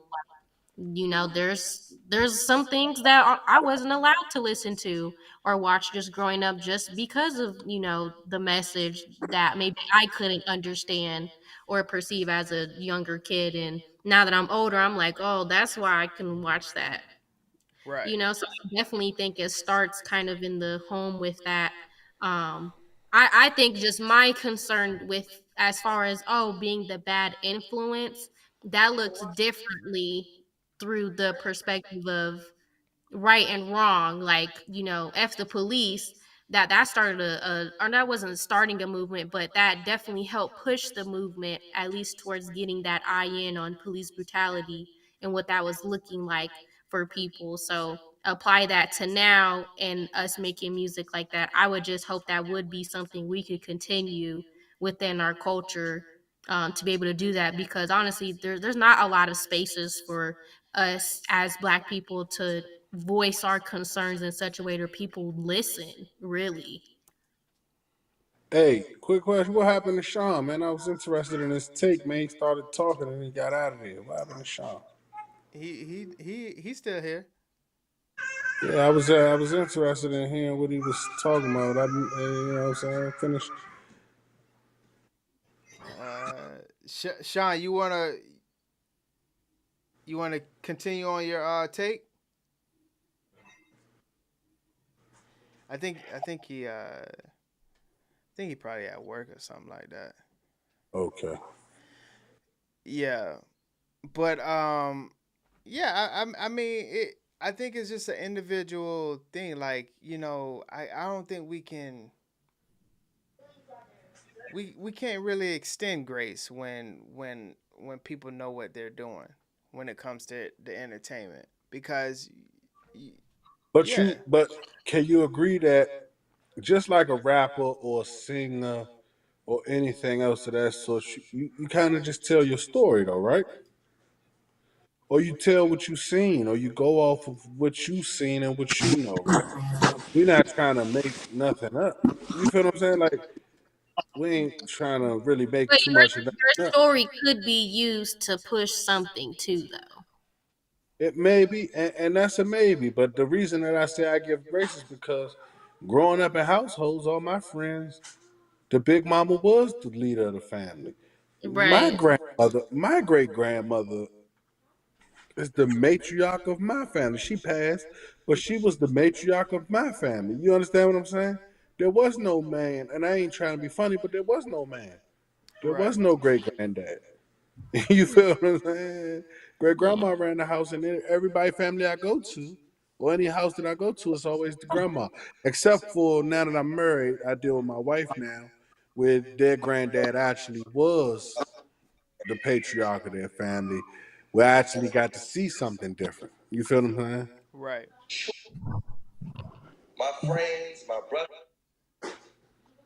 I'm sorry. Yeah, so I just found out. I was on Instagram the other day, and I follow Candace Owens, and she said that there's a place or somewhere in the Pentagon where before you even like put movies out, like they have to filter it and like put it out there.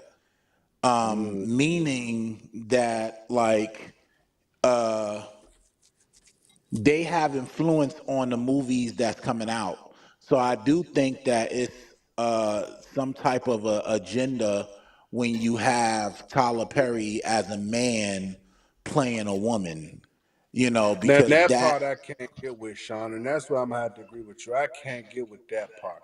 I don't understand why you couldn't hire an older lady to play the older lady. So I'm all the way with you on that part.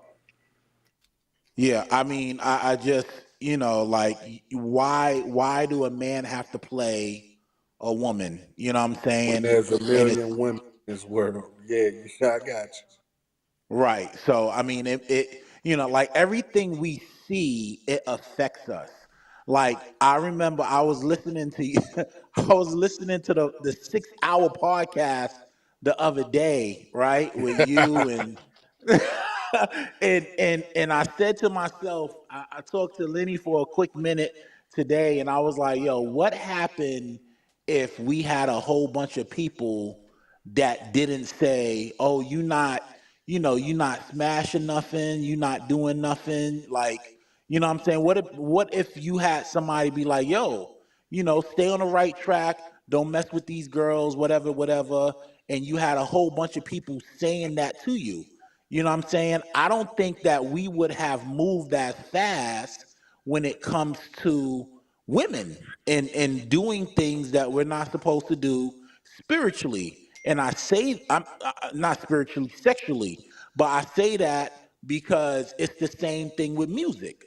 You know what I'm saying? We are influenced with what it is that we hear. So if we're hearing certain things, it gets in us, and it's like, man, it's like watching. Is it music is just like watching something. You know what I'm saying? If you watch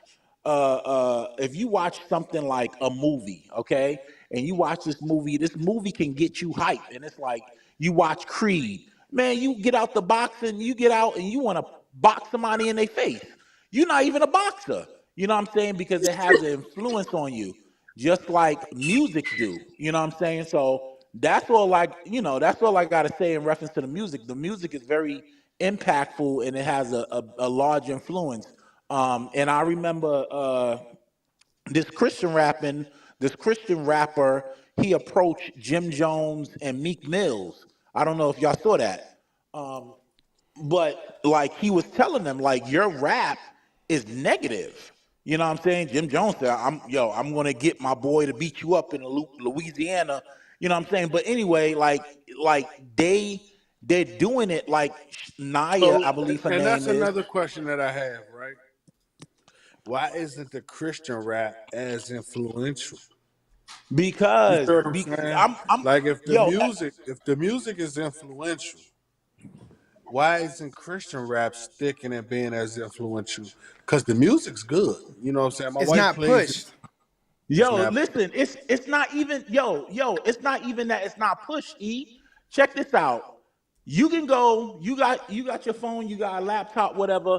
Check and see how many McDonald's it is. All right? See how many McDonald's it is in the United States. And then Okay. check and see how many Whole Foods it is. There's way more McDonald's than there is Hey, Whole that's a Foods. good analogy there, man. That's a good one there. I like that. Because you're gonna have more of the bad than you have the good, but you got to know the difference. It's way little. It's not as many in McDonald's that it is as Whole Foods, but we know Whole Foods are better for you. You know what I'm saying? So that's why it don't even have it. I can name you three Christian rappers I know for a fact can beat worldly rappers. They Now, I'm not that gonna nice. lie to you, Lenny. I ain't gonna hold you. What's My the wife only three? plays Christian hip hop, and my What's the kids only three? I listen to need to Christian hear hip the hop. three. This shit be cranking, Lenny. They I, got I, some I good stuff going on, Lenny. It be they rocking. they I got know some some good of them stuff. by heart. You know what I'm saying? Right. They got So some of these so shows be rocking. So yeah, he right. They good. It's just that maybe you're right. They not being pushed enough, or it's not out there enough, or that's not what they want us to see. Right. Yeah, I hear you. But I wanted to show this clip that Sean was speaking on, so we can all have contents by what he was talking about.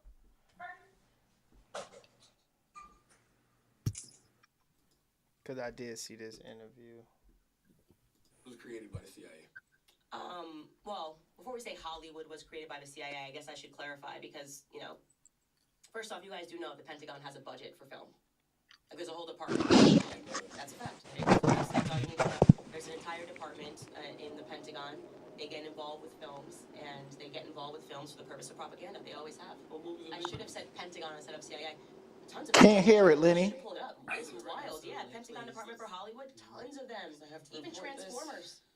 Even Transformers, because they're concerned about certain narratives. They get involved with, World War films, how are we telling a story about history?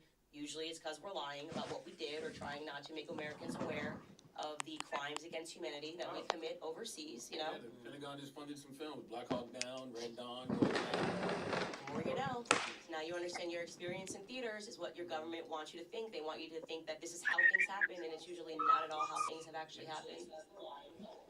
So let me ask you a question, Lenny. Yeah.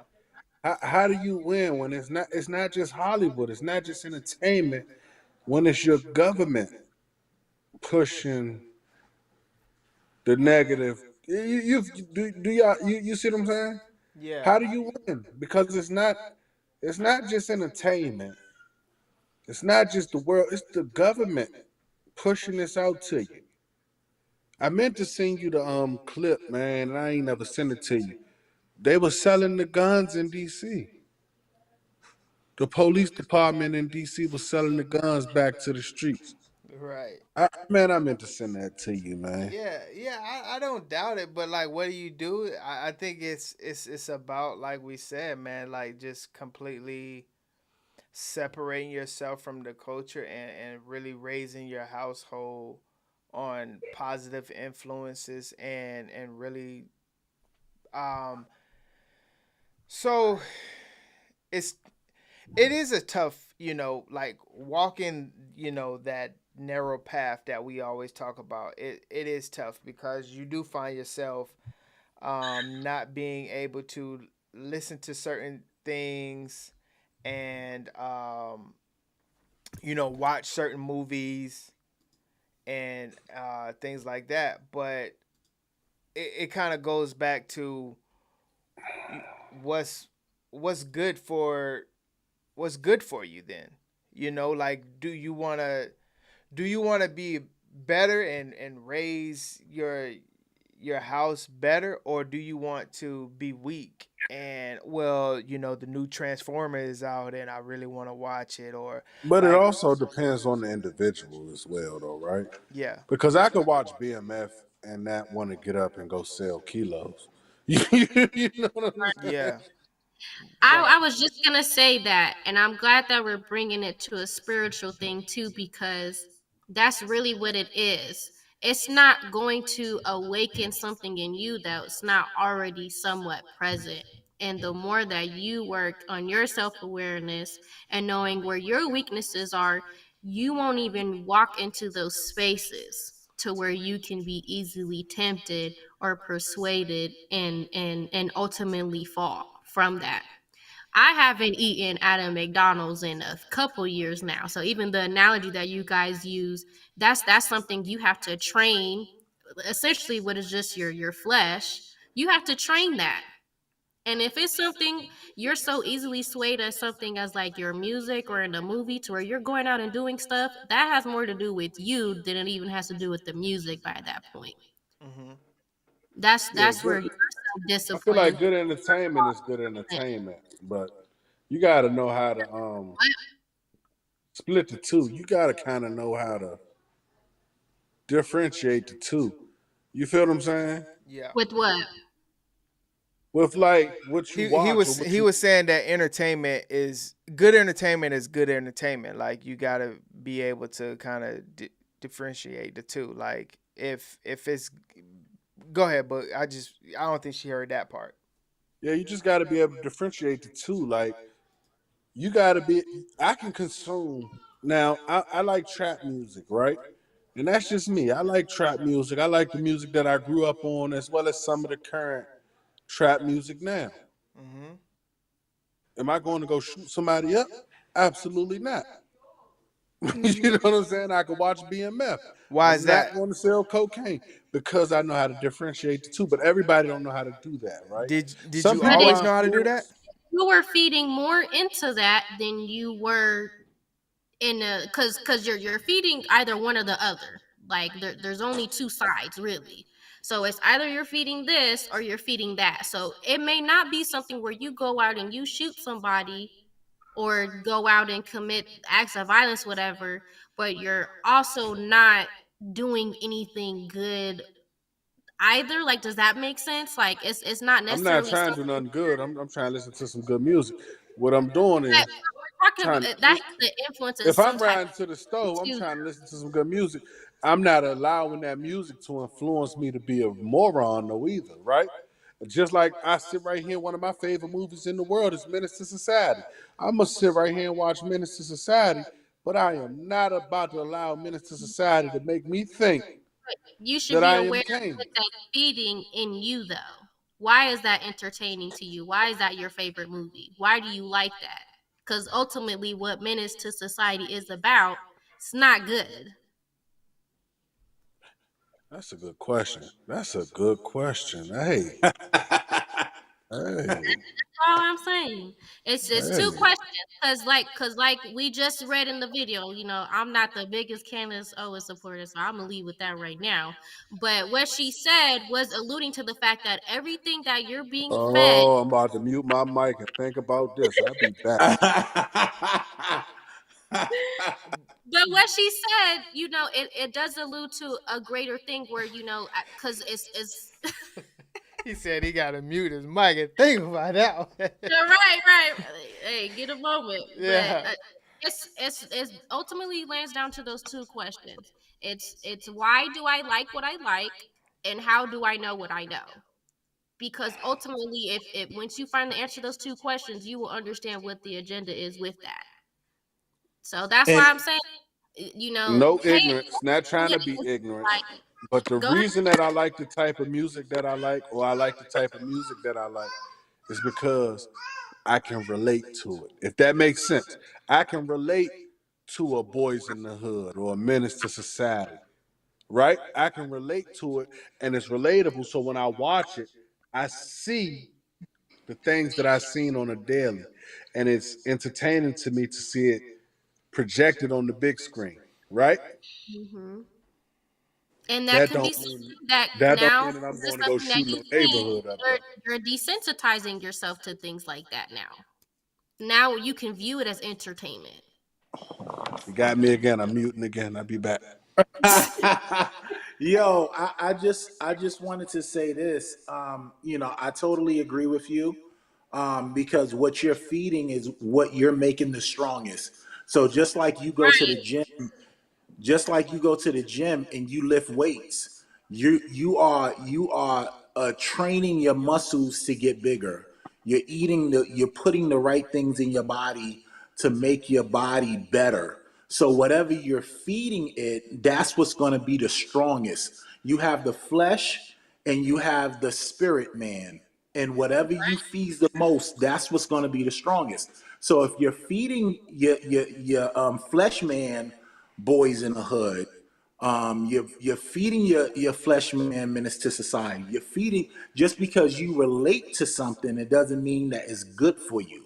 You know what I'm saying? So I totally get it. And I get that you do relate to it and you don't look at it as a problem. But just like BMF, like, no, you may not want to go get 20 keys. You know what I'm saying? But yet and still it intrigues you that, yo, the connect went to go find them so they can sell.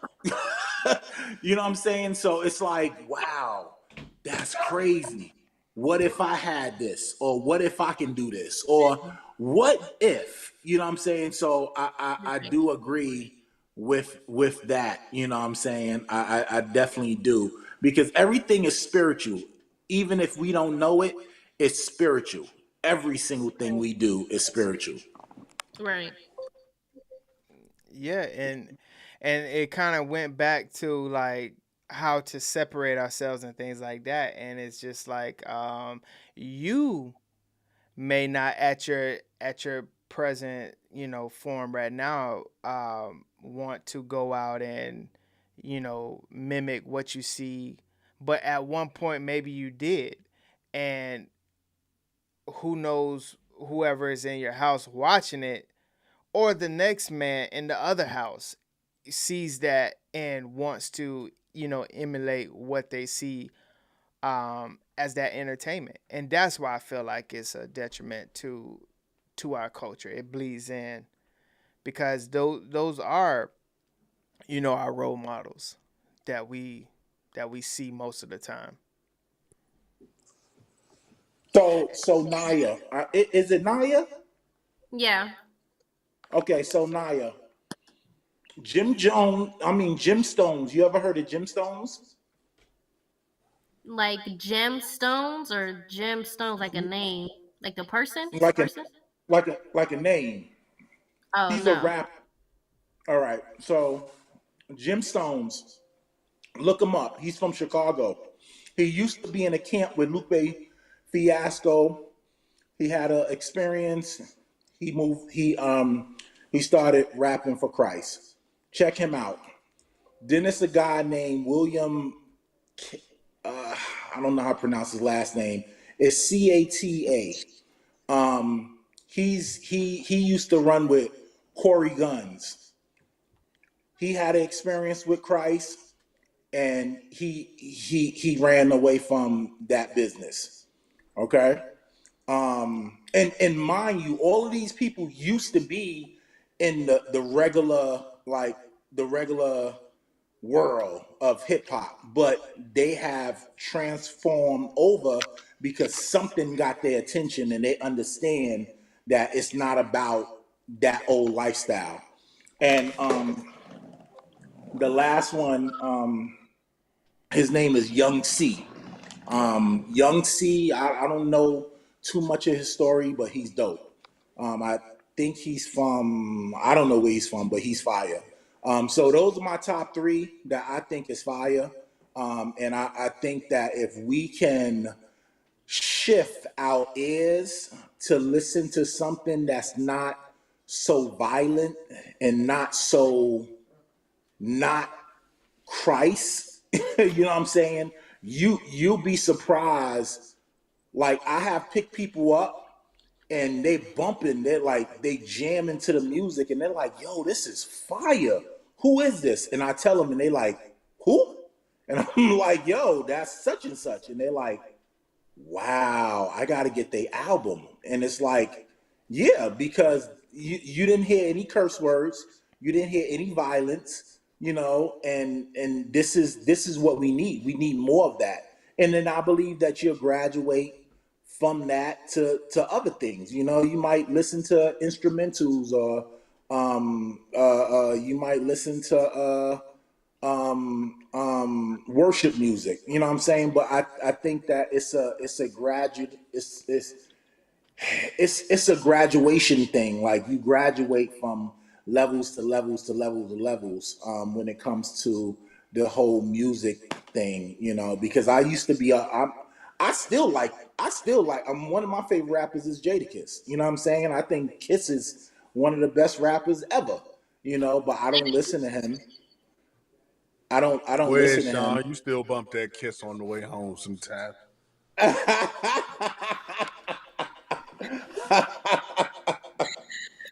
Dang. All right. But I would say to that, we come out of the womb, right, as a blanket, canvas, right? So the reason why they say like expand your horizon and things like that is to find out different genres, different cultures, different things like that, right? So we like what we like because of how our We're environment. raised. You know what I'm saying? So like you liking that is because of how you was raised. So a lot of times, like, if we can kind of expand ourselves and kind of just get around it for a little bit, that's something that's positive.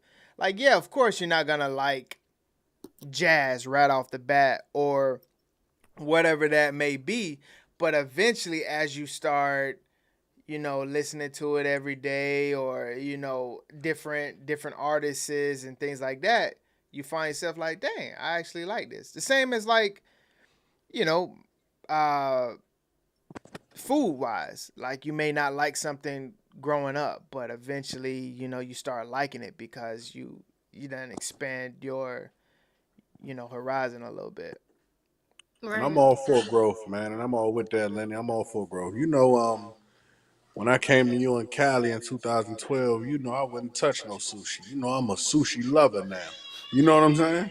Right. So, yeah, I Right. can dig it. You know what I'm saying? So, I'm all for growth. It's going to be hard for me to get up off that rap, though. I ain't going to lie to you, boy.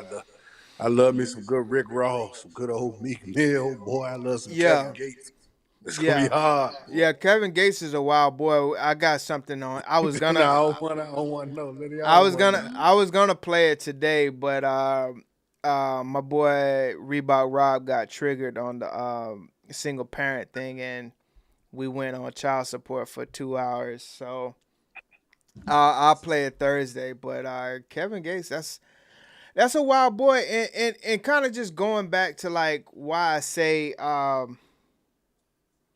they know what they're doing for real, and we do be following people that like worship the devil and worship like things that we don't really stand by. Um, and Kevin Gates is a prime example. You know, is a prime example. Great music. Some of it is wow, of course, but some of it is just like, yo, I can actually play this and be positively influenced by it. But if the messenger is quote unquote, not even quote unquote the enemy, and not believing in what we believe in, and it in Well, our I thought he was a Muslim, right? right.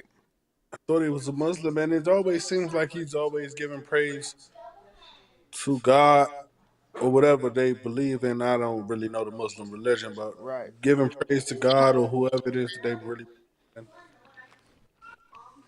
I thought he was a religious man. You know what I'm saying? Kind of throws me for a loop, Lenny. You got to let me know what you got going on. See, I can't wait to Thursday now, man. That that You was got me looped in now. that See, was that you done that got was that teaser where it's just like, that dang, boy done man. hooked me now. That boy done hooked me. Yeah. It kind of like, I think Naya was saying it a little bit too. It's just like like the world really is becoming, or it probably already was for real, black and white.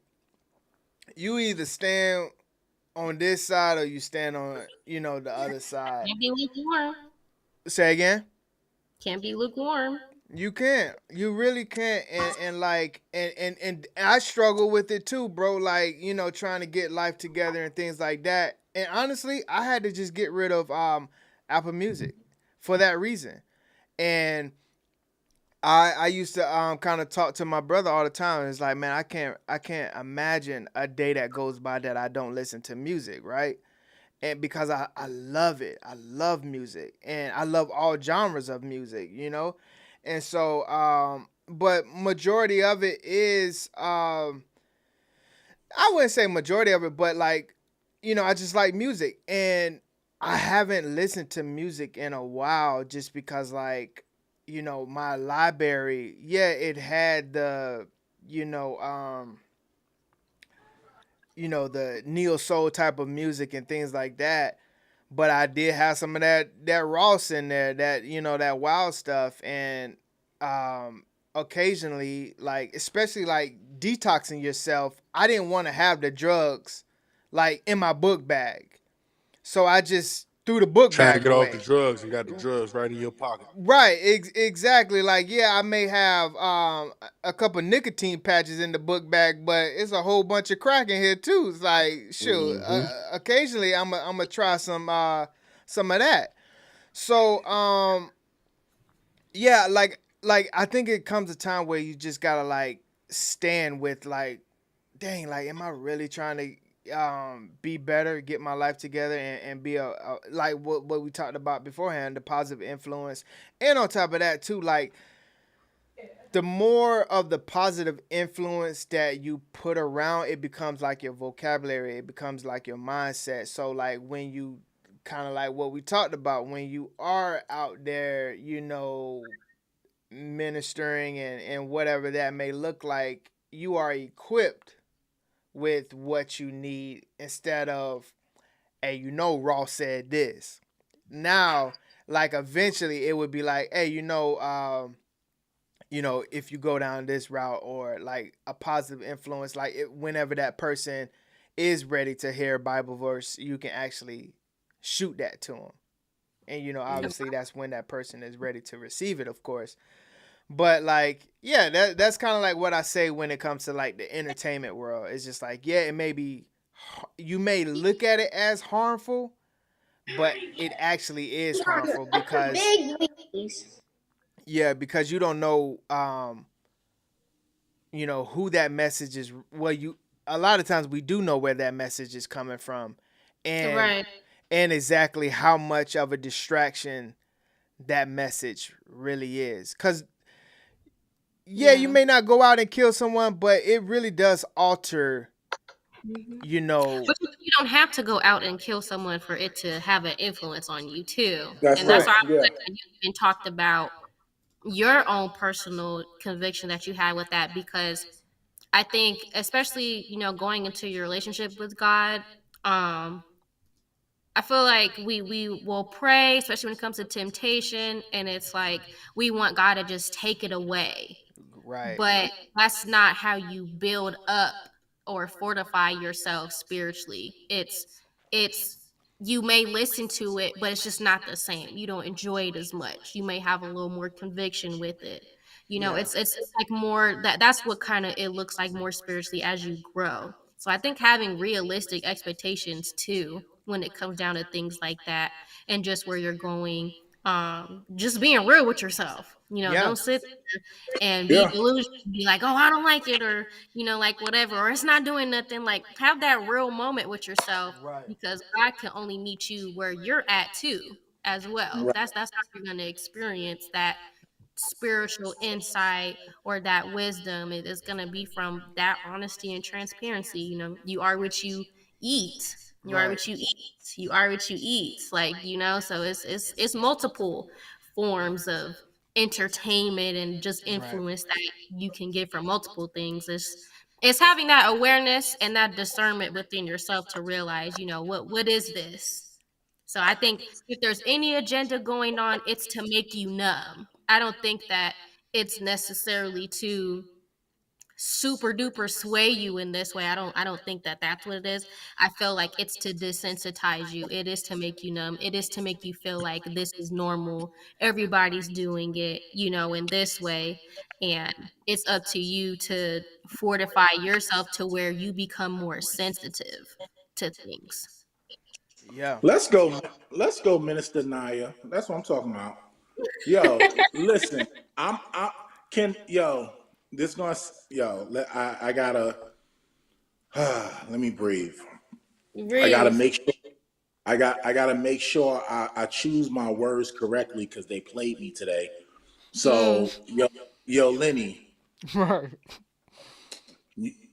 I'm gonna go deep. Okay. No Diddy, right? Right. So listen. Look at Bub. So listen, you know, you said something that was key, Naya, and you said relationship with the Lord. You got to have your own personal relationship with the Lord, and how that looks with you looks totally different from someone else because Right. he meets you on your level. Now, let me say this: what you guys are saying is absolutely right. He dealt with me in reference to even wearing certain name brands. Now, I understand everybody is not on this level, and I totally get it. But if I have a true religion shirt on and I have a Buddha on me, that means that I don't mind that Buddha You're is the in true agreement. religion.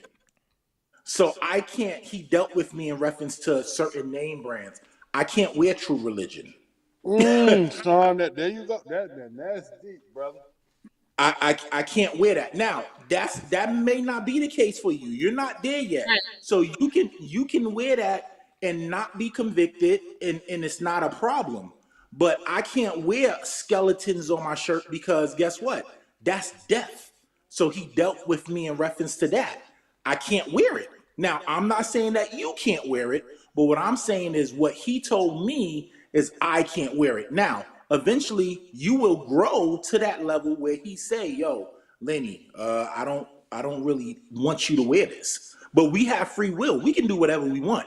But if you have a relationship with the Lord, he will tell you certain things in your quiet time and be like, yo, Sean, yo, Naya, yo, whatever. You know what I'm saying? Don't do this. Don't do that. Don't do this. You know what I'm saying? So Right. it gets like my man Denzel said on training day, it gets deeper.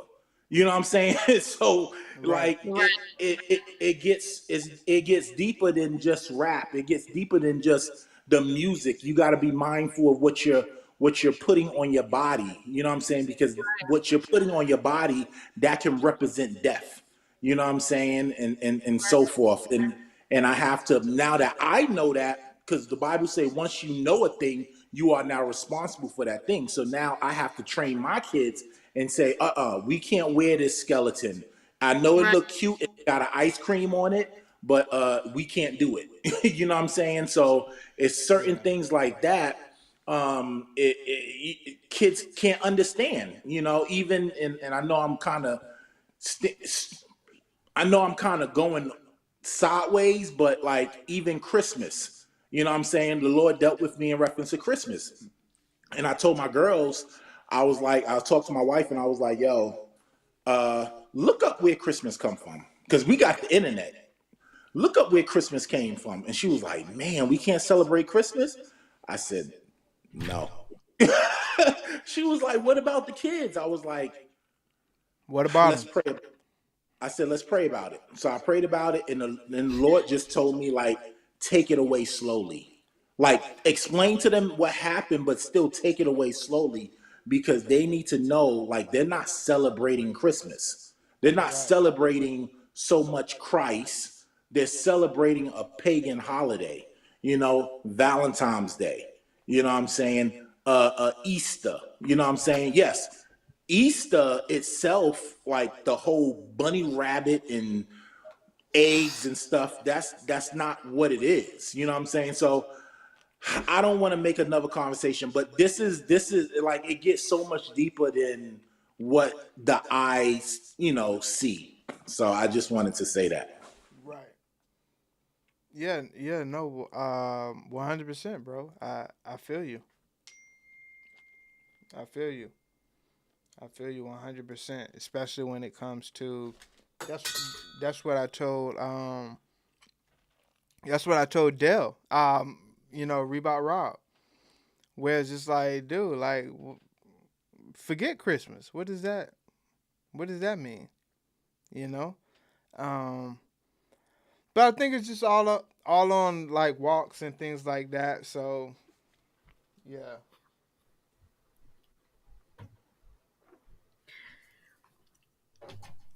I think the Christmas context one was a little different though. You was talking about some money, spending the money for Christmas. Well, no. So it has something to do with the money part of wanting to the presence, but it's more of like what are we instilling in like our kids to or just in general to like want something that one you may not be able to afford, or like what is the purpose of the hype, I would say. So that's kind of like where I was getting it, and we can go like very very deep when it comes to like the whole Christmas aspect and holidays and things like that. That's definitely for a whole nother. Maybe we'll add that with Noted. we'll add that with Boogie's boy Kevin Gates. Okay. Yeah, so I think I want to end it right at the 5 hour mark, because if we don't, then we'll find ourselves at 6 and 7.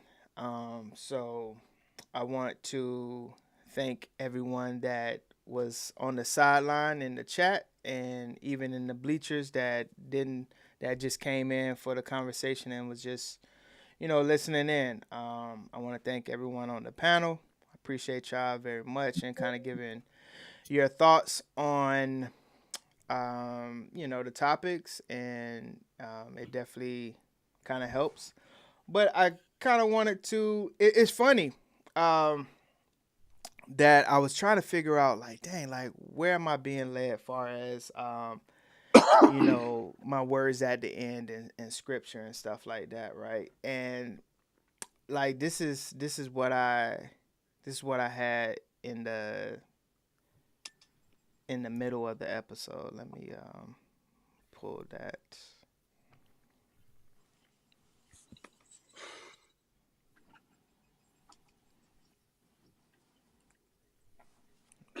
Where are you at? Okay.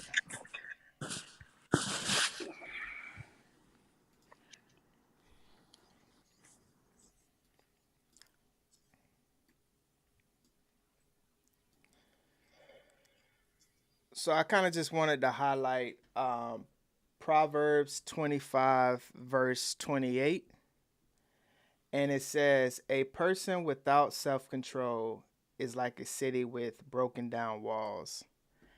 And I feel like a lot of that is kind of like where we're at with the conversation, and feeling like far as the self-control, because a lot of this that we talk about, when it comes to entertainment, like how do I stop listening to this type of entertainment or watching this, and it starts with the relationship with God and the self-control, because a person without self-control is like a city with broken down walls. It's like anything can come in. Like if you don't have any type of structure in your city, and we're talking about the body here when it comes to the mind and everything like that, of what we're actually doing, anything can come in. And yeah, it may seem like that, you know, that entertainment piece of whatever it is,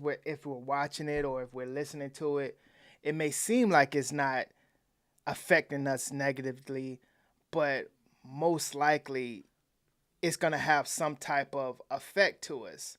And, you know, I feel like most of the time we should be trying to, you know, go towards positive, you know, effects and things like that. So I kind of wanted to leave us with that, you know, and just kind of like, you know, during this week and on, and kind of just thinking about like how much self-control are we having, you know, upon our lives and things like that.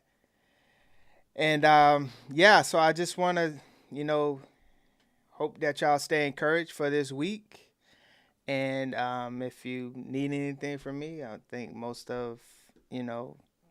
people that's watching, especially right now, has my number, and we can rap afterwards. And, you know, just stay encouraged, you know, just a text message and, you know, things like that go a long way for certain people that's going through things during the week. You know, we all go through different types of tests and things like that.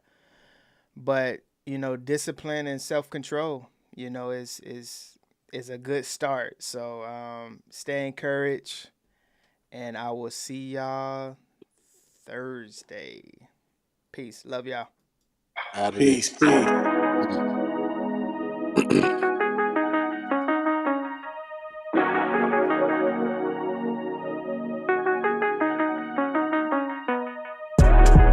pressure. Look, I got them bless you. Wonder why I'm feeling extra. Say what it do, what the business is. Folk running over